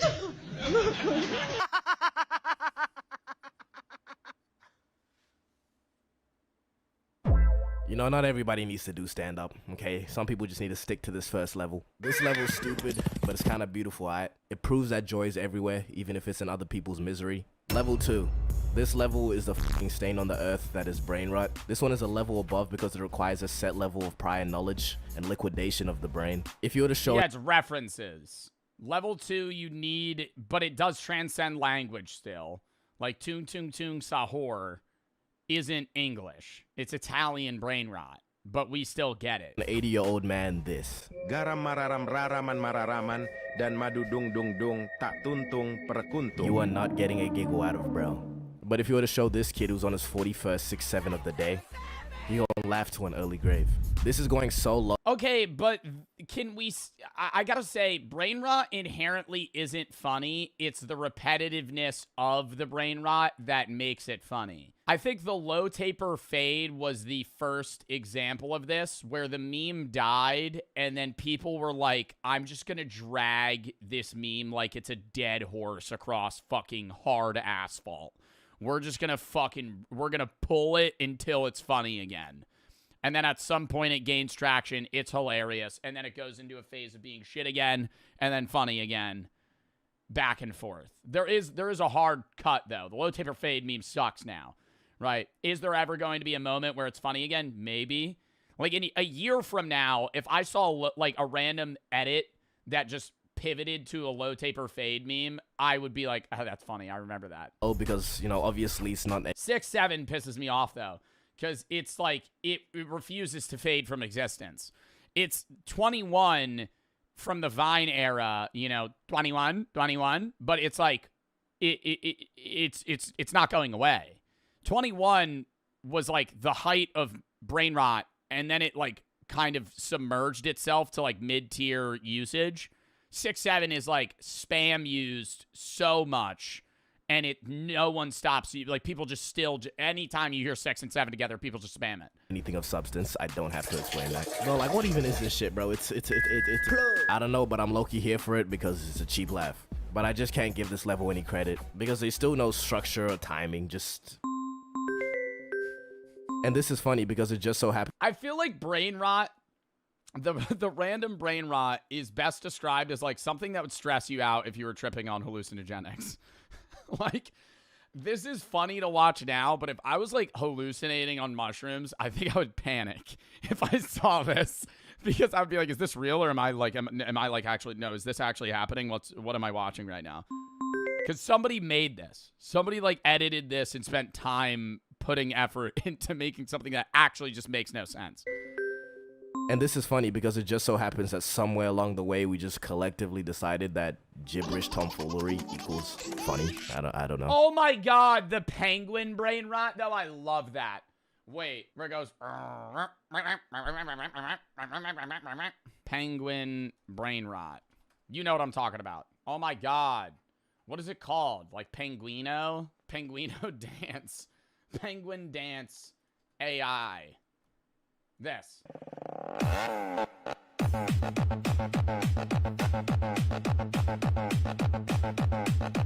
Like, why do I enjoy watching that? It's just stupid.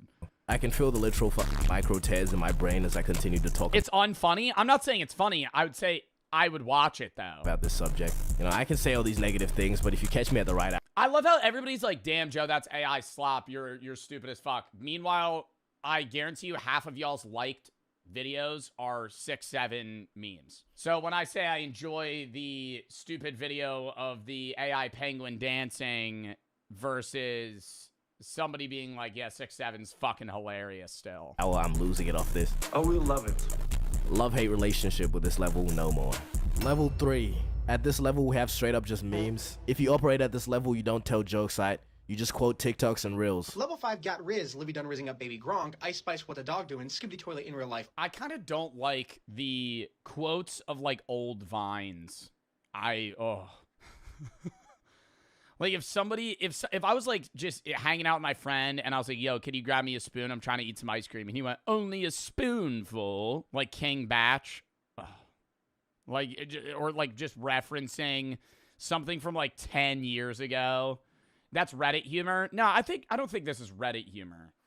Well, I mean, Reddit humor, there's different fucking communities on Reddit for everything. But I think there is like, I think that's like millennial humor. Not memes. Memes are for everybody. But they're like, millennial humor is like referencing old memes as if they're still relevant. Stutter. But the researchers wanted to make them start stuttering. To achieve that, they were constantly criticized. They were accused of stuttering even when their words were clear. They were told, you must try to stop yourself immediately. Use your willpower. Do anything to keep from stuttering. Don't ever speak unless you can do it right. After that, the researchers Holy shit. recorded what happened to each group. The two groups that received negative feedback were deeply affected. The children who already stuttered became more anxious, and just like Johnson predicted, their stuttering got worse. But what about those the researchers were trying to turn into stutterers? Well, that didn't work. The criticism did not make them suddenly start stuttering. However, it shattered their self-confidence. Every child in this group began to struggle in school. Some of them refused to talk, even to their friends. One was so distressed that she ran away. Literally just giving people anxiety. Away from the orphanage. This clip sums it up well. The children who were given negative feedback became more withdrawn, self-conscious, and frustrated, whether or not they actually had a stutter to begin with. When Johnson shared the results with his colleagues, they were horrified. They warned him that publishing the study could destroy his career. According to reports, they were the ones who nicknamed it the monster study. Johnson never published the study. He hid the documents and hoped his actions would stay buried. The children also weren't debriefed after the project was over, and they just left? They didn't go, hey, you were a part of an experiment, by the way, to try and like somewhat mend the fucking anxiety that they gave them. They just left.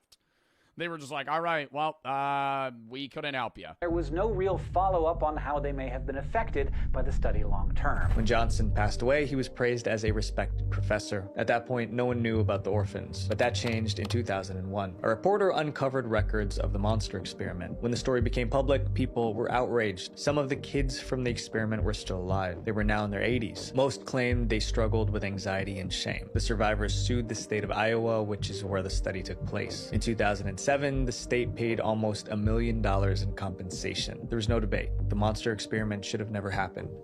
This next experiment got so destructive it had to be stopped early. The Stanford prison experiment. Somebody said, wait, this happened to Jinxie. Bro, you're a dumbass. This happened in like the fucking 30s, bro. There was just a picture of kids in black and white from like almost 100 years ago. This experiment was designed to create an atmosphere of oppression. I'm sorry, that was rude. I was just a stupid... You know how they say there's no stupid questions?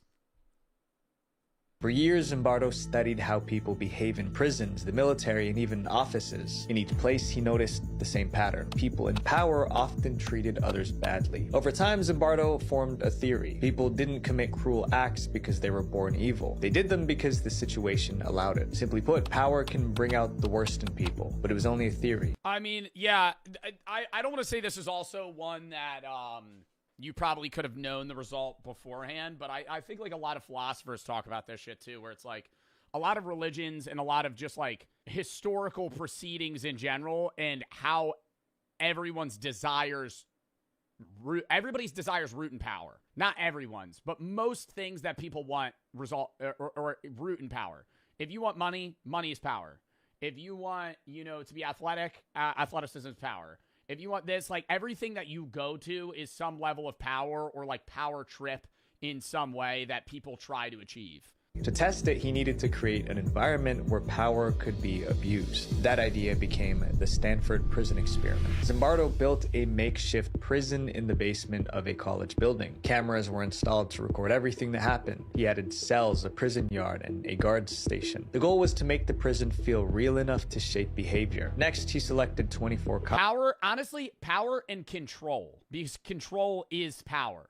And that's a big criticism I have of a lot of organized religions proceedings and how like a lot of, not every obviously like church or pastor or individual is doing something wrong, but a lot of these things like people end up doing fucked up shit because like a lot of stuff in belief sets in general, something that might seem peaceful is rooted in control, and control is power. College students to take part in the 2-week experiment. Zimbardo split them up into 2 groups. One group became guards, the other became prisoners. To help the guards feel powerful, Zimbardo gave them whistles, batons, and mirrored sunglasses. The sunglasses hid the guards' eyes, making it easier to act without empathy. Zimbardo never told the guards to be cruel or misuse their power. He simply gave them authority and watched what happened. The prisoners, on the other hand, were stripped of anything personal. They wore identical clothing that erased their individuality. Their names were replaced with ID numbers. So that they would begin to think of themselves anonymously as numbers and no longer as people with names and identities. From the start, the imbalance was clear. On the first day, the guards were polite and careful. They still saw the prisoners as fellow students. This is unbelievable. They took our clothes. Hands off the door. Soon, the mood began to shift. On day 2, there was a very sharp change in the whole nature of what was happening in that prison. The guards started raising their voices. Guards punished prisoners for minor mistakes. Their authority was settling in. The guards then began to escalate their use of power. Some of them had prisoners clean out toilet bowls with their bare hands. If a prisoner resisted, they were locked in a small closet. This was their version of solitary confinement. Within the first 4 days, 3 prisoners were so affected that they were released. By the 5th day, the remaining prisoners looked exhausted. When they lined up for inspection, they seemed scared. You see how he did that, boys? Yes, sir, Mr. Craig. The guards acted differently too. They were now tyrannical. It seemed like they forgot that they were just students in an experiment. The situation was out of control. It was just a matter of time before someone got hurt.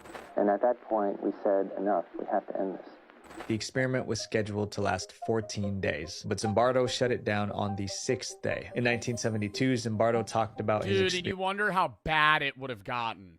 There's a whole movie on that too, and how like some of them literally tried to escape. Like they genuinely treated it like it was prison. Experiment at conferences. He also released a film showing real footage of what happened. Public reaction was intense. Some people refused to believe the results. They argued that Zimbardo unknowingly selected people who were predisposed to authoritarianism. But others believed the experiment proved Zimbardo's theory. Normal people can change when placed into powerful or powerless roles. Decades later, the Stanford Prison Experiment. I think this is an extreme example as well. I think if you were to redo the Stanford Prison Experiment, I don't think in every situation the guards would become this weird, like, fear-mongering, power-wielding, like, dictators, you know? I think a lot of the time they would just treat it as, like, some stupid experiment. But I think it does show that most people in a position of power are more likely to abuse that power than not. The consequences of this next experiment affected thousands of people and lasted for decades. Project 4.1. Project 4.1 was officially described All right, lock in. as a medical study. Scientists wanted to understand how radiation affects the human body, but this experiment was never planned in advance. It began because of a disaster. In the early 1940s, the US set out to build the most powerful weapon ever created, a nuclear bomb. But there was only one way to know if they were on the right track. They needed to test the nukes they were making. Testing meant detonation. The military needed a remote location to blow stuff up without drawing attention. They chose the Marshall Islands in the Pacific Ocean. The Marshall Islands is mostly made up of atolls, which are ring-shaped coral reefs with a lagoon in the middle. But those islands weren't empty. People lived there. Nuclear testing in that region put the locals at risk. But the military moved forward anyway. Between 1946 and 1958, the US carried out a series of nuclear tests, detonating 67 giant bombs in the Marshall Islands. The tests continued for years. The explosions grew more powerful. It was just a matter. And I feel like the test not only probably gave the people of the islands radiation poisoning, but wouldn't it affect all of their food supply and shit as well? But they weren't all nukes. They were probably just bigger bombs. But even then, you're just like killing the environment, like all around there. So even if there weren't people, you're just fucking the ecosystem in that area. Matter of time before something went wrong. On March 1st, 1954, the military carried out another test. The shockwave visibly roared across the ocean and hit the camera ship miles away. But scientists miscalculated the strength of the blast. It was more than twice as powerful as predicted. A cloud of radioactive debris shot into the sky, and it drifted toward the nearby islands. And then there was the wind. It blew in a different direction than what the scientists expected. Oh, so they didn't blow it up that close, but they didn't calculate for the potentiality that it would be like drifted elsewhere.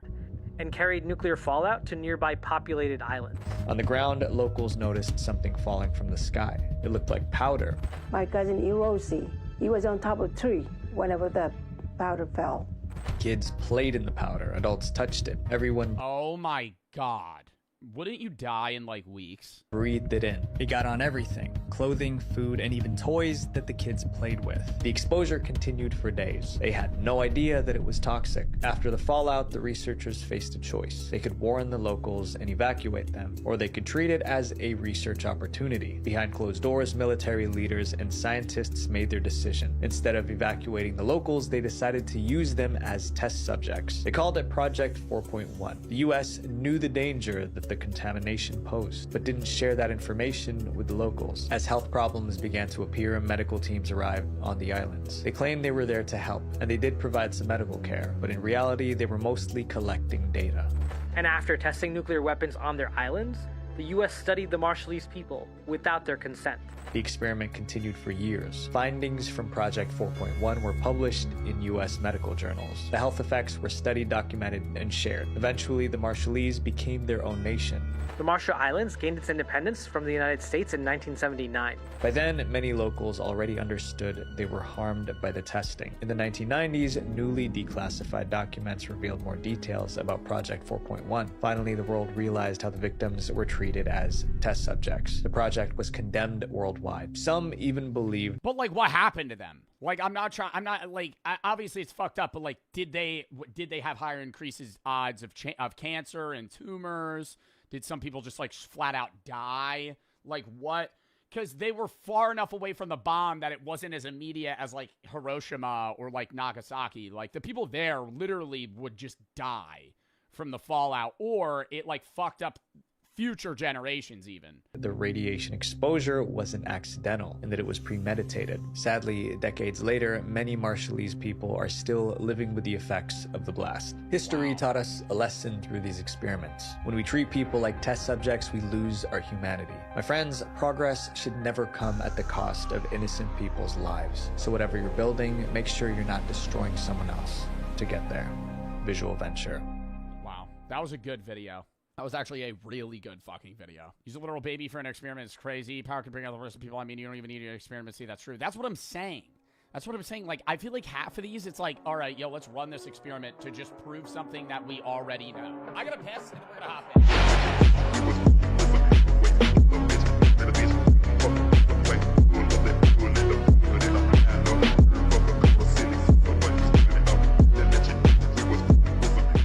What I eat in a day, TikToks are insane. TikTok what I eat in a days have genuinely gotten out of control.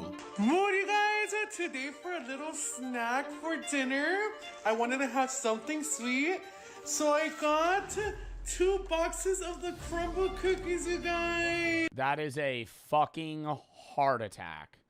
Brooke literally just got me 4 of those cookies, and they taste good as hell, dude. I eat one of those, and I feel fucking disgusting after. Like, I'm happy to eat them, and I enjoy eating them, but, dude, one of those cookies is, what, like 600 calories more? And that's what? That's a box of 2 boxes of 8? 16 crumble cookies. I think if I ate 16 crumble cookies in one sitting, I would die. They're 1,000 calories. How much is a crumble cookie? Over 800. The semi-sweet chocolate one's like 700. Just so much saturated fat. It's just a heart attack. I don't actually think, I don't think anybody actually eats like this, though. Can I say that? I understand there's people that are overweight and there's people that are obese, but I genuinely don't believe that there's anybody that orders 8 crumble cookies and eats them casually. I feel like a lot of it's for content, because there's like, I don't want to say it's like a fetish or anything, but like the amount of people that love watching like mukbangs and watch people get morbidly obese.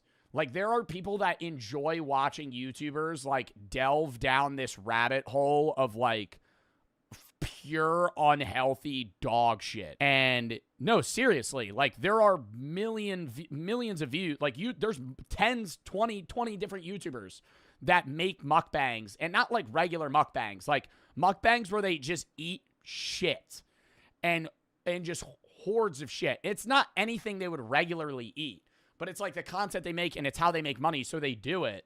But then they just start fucking gaining weight rapidly. Nikocado Avocado? Yeah. Honestly, I mean, not anymore. He's like healthier now, but nothing could have prepared me for these meals these morbidly obese people are eating. And honestly, I was just left disgusted by the absolute gluttony on show. And I want to start by looking at the diet of the up-and-coming creator known as James Bowler, who loves to show off his little snacks, as he calls them. You guys, today for breakfast for a little snack, we're gonna whole box of Twinkies. Does he actually just eat all of them on camera, though? There's no way. have a whole box of Twinkies and some milk. Let's get started. These are literally like my favorite snack. I can swallow them whole.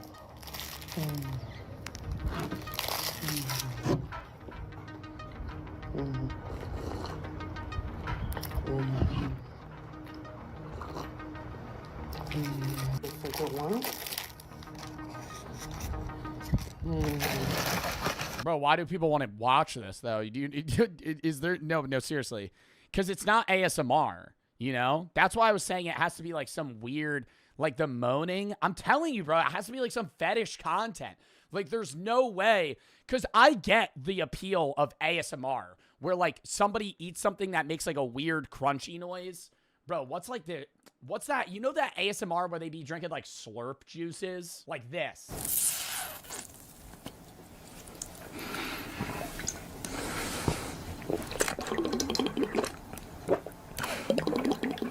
That's satisfying. That's satisfying to watch. I get that. But that's not like necessarily unhealthy.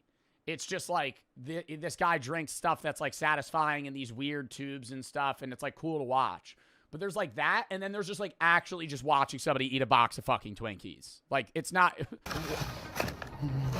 And I mean, before we get into what he eats, it's pretty impressive that James doesn't actually fit into the frame of his camera. Like, he's literally so wide, we can't see how wide he is. But back to what he eats, in what world is this a light snack? 2 boxes of Twinkies with a glass of milk has around 3,800 calories, and James is just literally... And just straight fat and sugar, man. Inhaling them. And honestly, just making the most disgusting... Dude, he's panning into it, though. There's no way he just makes that noise when he's eating it. You know what I mean? Like, nobody's moaning. This is just fat shaming. He's being rude, yeah. The point that he's trying to make of this being bad is not fat shaming. When he was like, he's so wide he doesn't fit in a frame, that's fat shaming. But, no, that is fat. Making fun of somebody because they're fat is fat shaming. Pointing out the fact that they're eating unhealthy and they're going to fucking die because they're eating unhealthy is not fat shaming. I've always said that. Right? There's a difference between being like, hey, this is terribly unhealthy, and then, hey, making fun of somebody because they're fat. Noises while doing so. Yes, I got 2 because every time I finish these, no se me quitan antojos, so I got 2 boxes.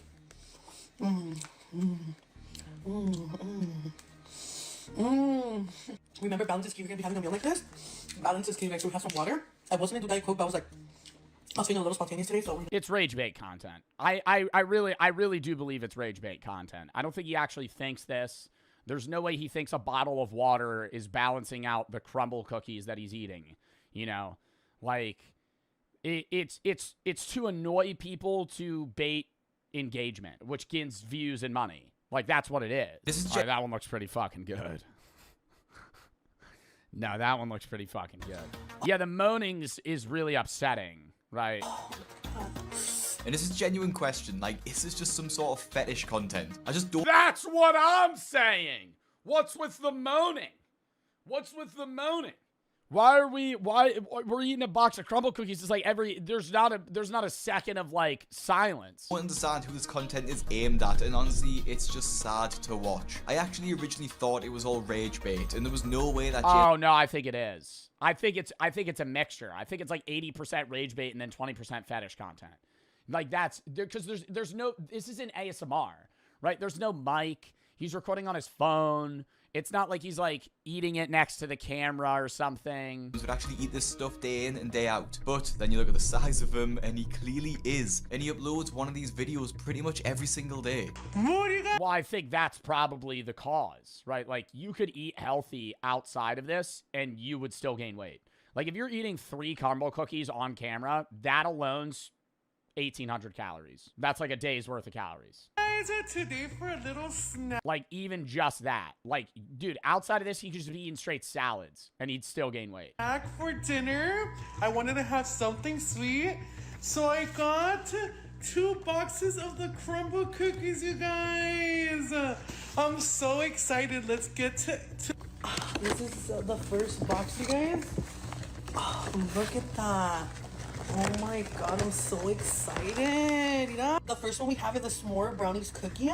Look at that, you guys. Oh my god. Oh, that looks so good.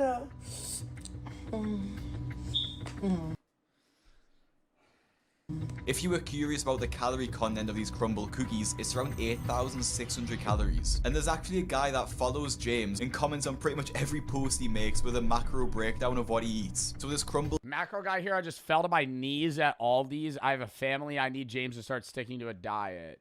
432 grams of fat.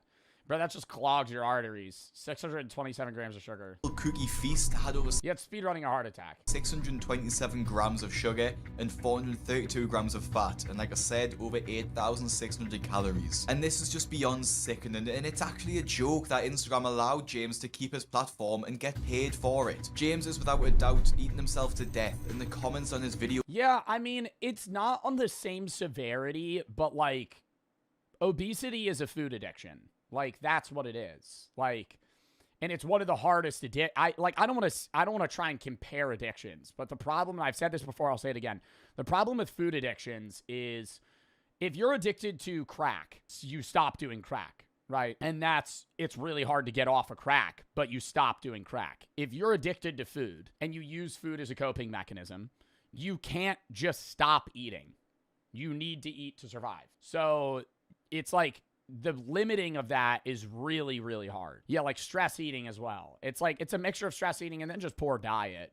Know this as well. Like poor diet and eating bad doesn't equate to morbid obesity. It's like a level of like binge eating. Unfortunately, this dude is literally eating himself to death. He's no doubt a diabetic and on his way to a massive heart attack. With so many people out there struggling to beat cancer and all kinds of ailments, this guy is killing himself in the name of food.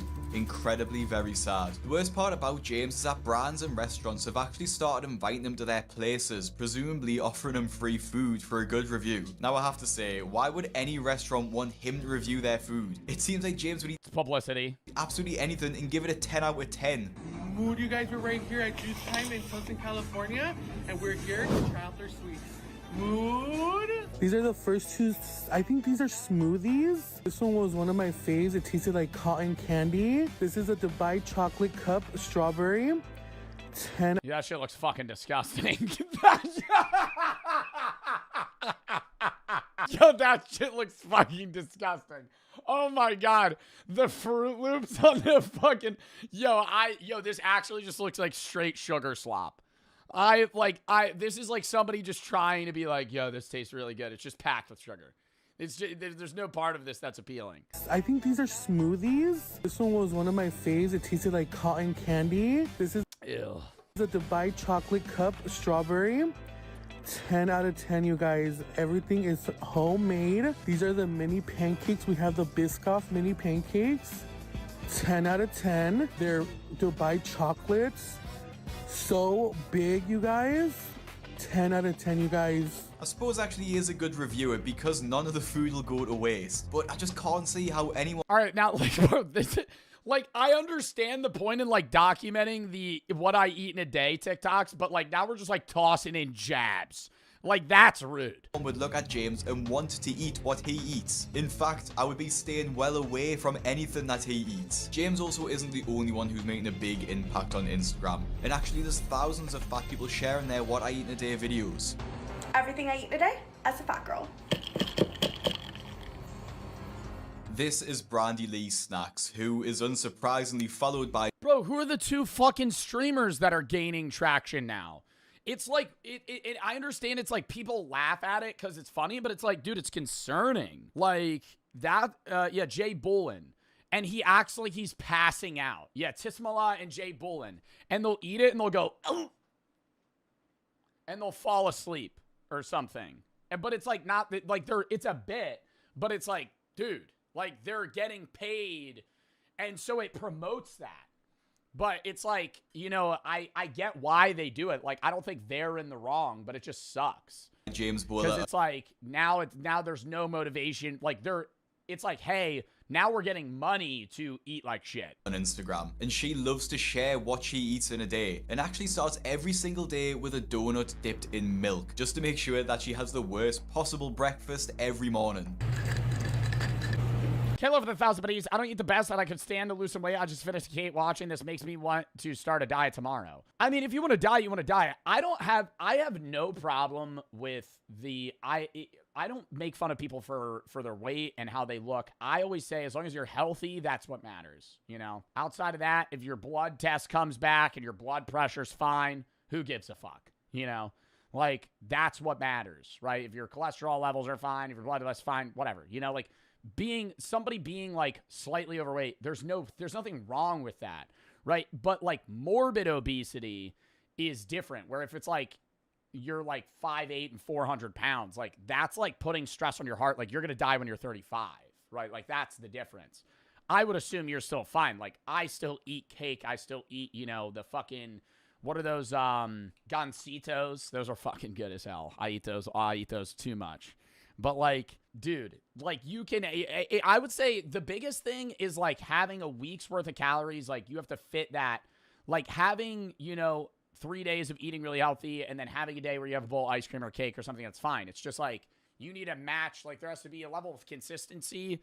And then you have days where you could take like, hey, I'm going to eat a bunch of cookies or brownie or whatever it is, you know.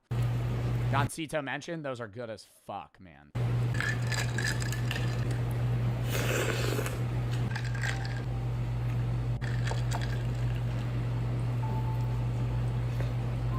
Iced chocolate milk.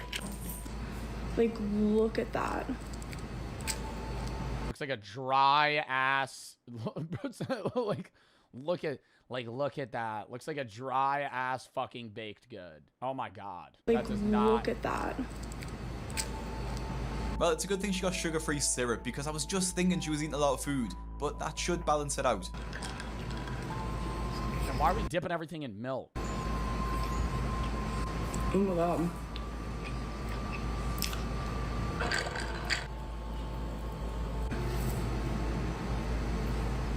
These cookies are amazing.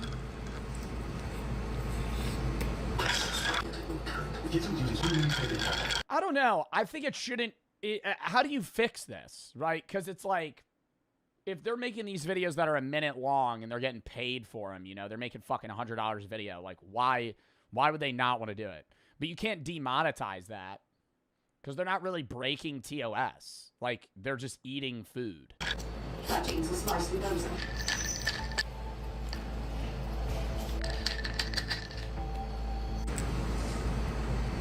The shits are insane. Oh my god, the diarrhea, bro. Oh my god. Straight diarrhea. Going into that bathroom.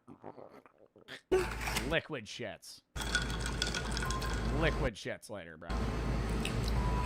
She says she's starving. So on this level of self-harm. Yeah, but you can't. No, you can't. No, because if somebody... You can't, no, you couldn't put that in TOS because it would be discriminatory. Because then if I on stream ate 10 Twinkies, people would be like, damn, that's bad. Like Jinxie. Jinxie lost the Roblox 1v1 with me. He drank a 2 liter of Sprite. That's like 300 grams of sugar. That's self-harm. It's not TOS, but it's like, if you see somebody that's morbidly obese doing it, then it's now considered that. Like, you know what I mean? Despite eating about 2 days worth of calories, and honestly... Roblox? Oh, no, Rocket League. Sorry. It isn't surprising. It's because I was playing Roblox with Steak.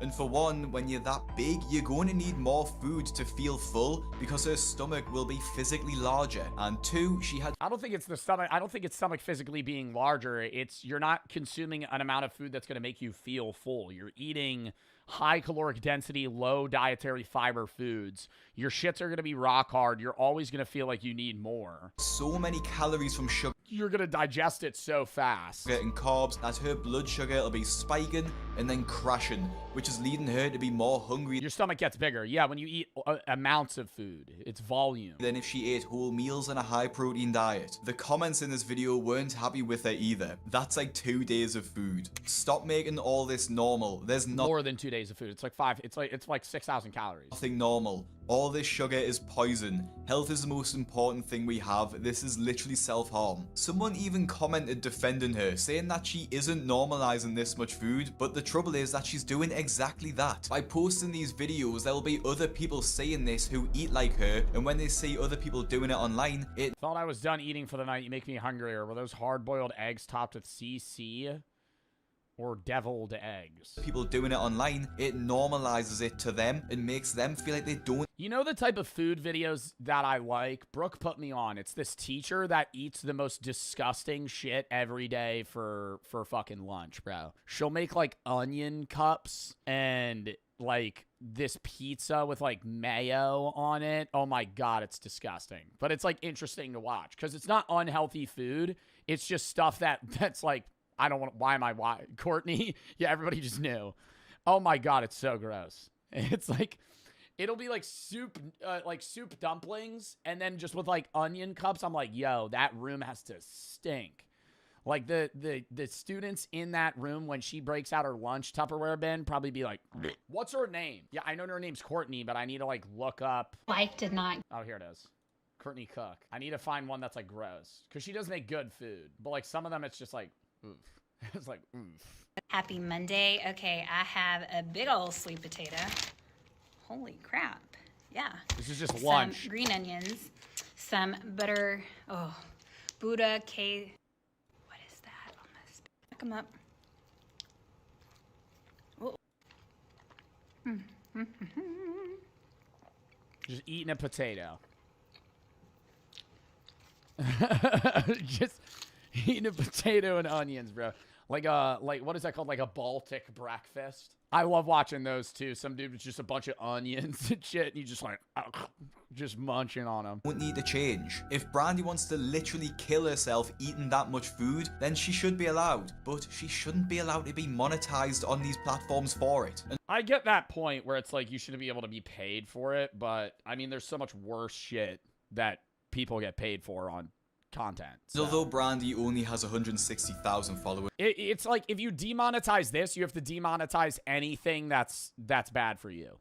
And then like half of content in general is not monetizable. Adi Gutierrez has almost double that follower count and seems to have an even worse diet. What I ate today as a baddie. Cereal for breakfast.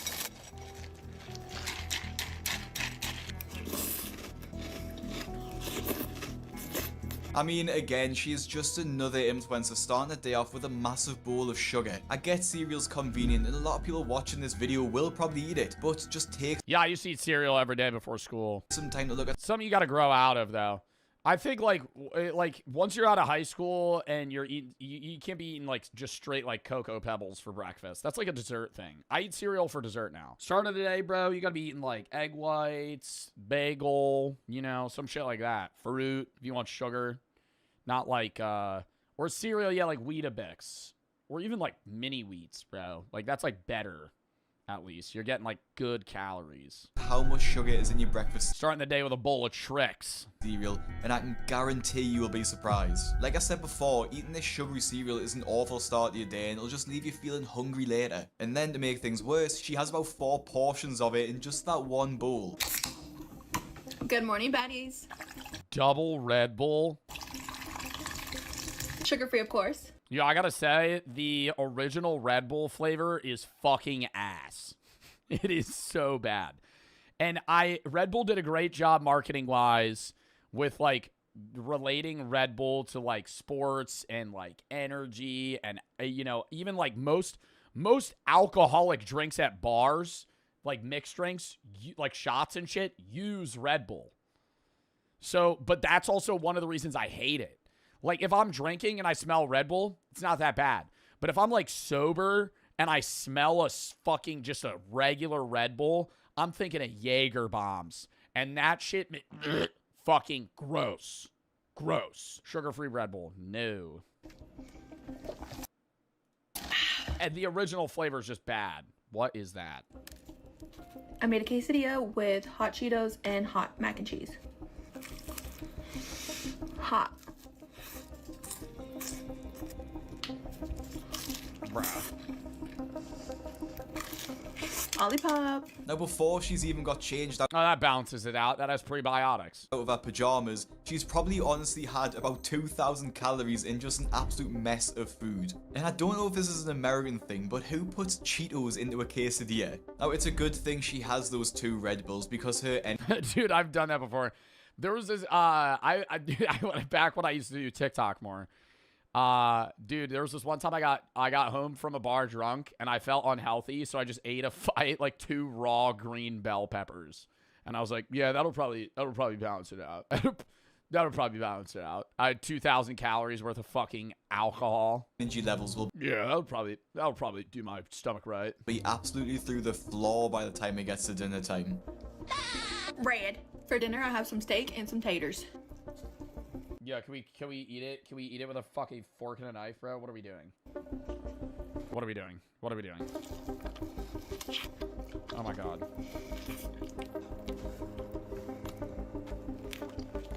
Is that butter? Is that just butter, or is that... Wait, no, that's mashed potatoes. SpongeBob. Delicious. Now, is it just me that gets pissed off watching that? It's just the absolute height of gluttony, and it's honestly just gross to watch. And again, the comments are absolutely brutal on this post, with people asking if she's trying to have a stroke, and another even asked if this was a standard American diet. Yup, that's how that's how everybody eats. Now, I know this isn't the standard American diet, but actually 40% of Americans are obese, so it has to be at least... Yeah, but bro, even the average obese American doesn't eat like that. The average obese American just eats like an extra meal of the day that's like ultra processed and unhealthy. Like, it's I feel like dieting is really hard, but like it's just a matter of cutting out like the shit, right? Like, people just don't eat fucking... Dude, just swap shit out. It's like people are like, oh, well, I don't want to diet, I'm hungry. But I'm like, you're hungry because you eat like fucking shit. Like, swap out the bad stuff for like vegetables, man. Like, if you eat 2 cups of cooked broccoli, you're full for so long, you know? But if you're eating a fucking processed sandwich of sorts with like white bread, meat, cheese, and then fucking just like mayo, you know, and then on top of that, you're having like a bag of chips. Like, that's gonna fucking flood right through you. Similar to what a lot of people are eating. Now, the reason I get annoyed at these videos isn't just because of the fat. And despite... Does the FDA even do their job? Dude, the FDA just ensures that shit is like safe to eat. They don't really like restrict people. And even on that, the FDA is so loose with US rules. Like, the majority of the stuff that we have is like highly processed with like chemicals and other preservatives that other countries can't have. What people online might think, I don't hate fat people. I get annoyed at these videos not just because they're normalizing these awful diets, but because they're being rewarded for it too. Like I showed with James Bowler before, not only do they get free meals, but they get paid by these platforms in the form of ad revenue. Addy has over 300,000 followers on Instagram and over 500,000 on TikTok, posting pretty much every day on these platforms. So it isn't a stretch to imagine that she'll be earning multiple thousands. No, she ain't making that much money, bro, and I'm sure of it. I did short form, bro. She ain't making fucking 30 grand posting these videos, dude. 7,000 likes. 7,000 likes. That video probably made $15. That video made about $15. Like, you're not... Short form media pays about fucking ass. Nothing. 7,000 likes, dude. 7,000 likes on a minute video. Even if you had like 200k views, $40. Tops. Probably like 5. Over 300,000 followers on Instagram and over 500,000 on TikTok, posting pretty much every day. Yeah, 200,000 views on a minute-long video. What I ate in Disneyland. She's not even making the money back for what she paid for the stuff. I mean, you know, granted, she's writing it off if she knows what she's doing. So she's writing off the food that she's eating because she's filming it for a video. But still, it's like, it's not offsetting the fact that you're still just like burning money on these platforms. So it isn't a stretch to imagine that she'll be earning multiple thousands a month. And then other people with poor 40 cents per 1,000 views. Carson, if you think that anyone is getting 40 cents per 1,000 views on any platform, even YouTube, you are widely mistaken. Mr. Beast would be the richest man in the world if he got paid 50 cents per 1,000 views. Are you crazy? Diets will say this. Most of the time, like, my CPM, wait, actually, no, I think you're right. 50 cents per 1,000 views on TikTok is crack. It's probably like 3 cents, 2 cents, maybe a penny. On, what do I get on YouTube? It varies by video. How do I see that? Yeah, CPM on YouTube anywhere is between like 4 and like 8. So like $4 a 1,000 views. And start recording. That's YouTube on hour-long videos. On TikTok, regular CPMs gotta be like less than a penny. On themselves eating, thinking that they can make money while eating. And then the only way they get attention by doing this is by eating bigger and bigger meals, which just puts more strain on the health and society. And then when people like Addy get more money, it's pretty obvious what to spend it on. Facebook pays hella good then. That's what I make. Meta pays more. On Facebook in general, they just jam ads, and the ads are more valuable because the audience is older, and older people buy more products. The older your audience, the more money you make for ads. What I ate 16-year-old's a lot less likely to buy a product than a 35-year-old. today as a fatty. Good morning, fatties. I got a core power and Heavenly Hunks cake batter flavor. So that's my breakfast. We got In and Out.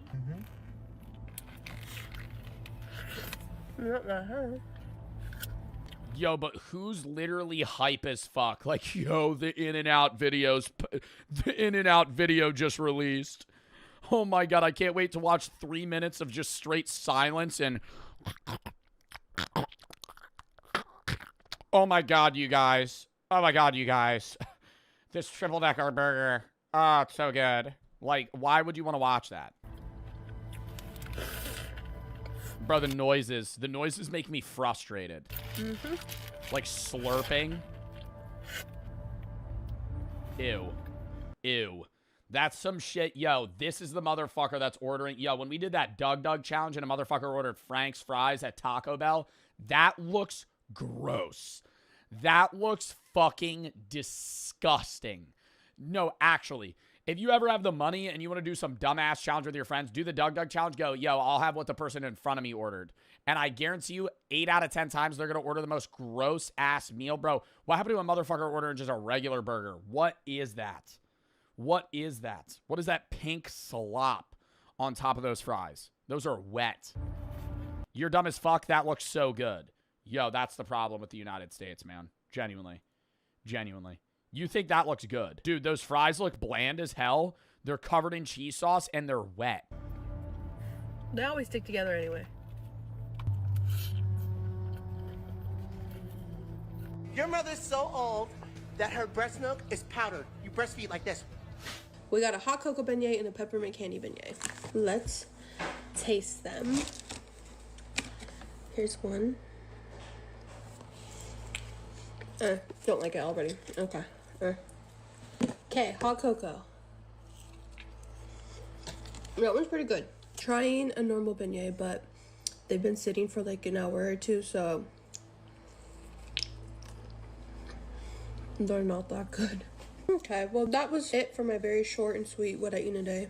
Notice how none of the food she ate this day is home cooked. And that is something that she does all the time. Bro, I don't think it needs to be home cooked, bro. That shit just looks... Bro, that is actually just fucking slop. Because she can afford to eat out all the time. That looks so bad. Yo, I'm getting mad at the chatter that said that looked good. I'm sorry. Yo, those look like the worst fries ever. They're fucking pale. They look frozen. They look cold. They're sticking together. Dude, are you insane? Those look so bad.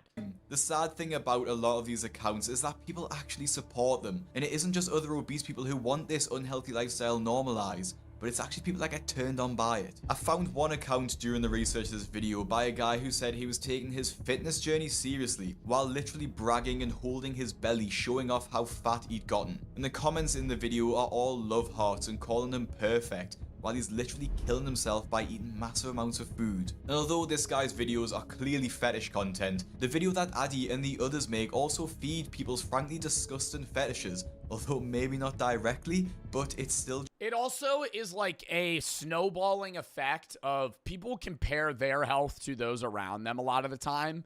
And if everybody around you is absurdly unhealthy and you're also witnessing these people be really, really unhealthy online, it actually makes you feel better about your own health.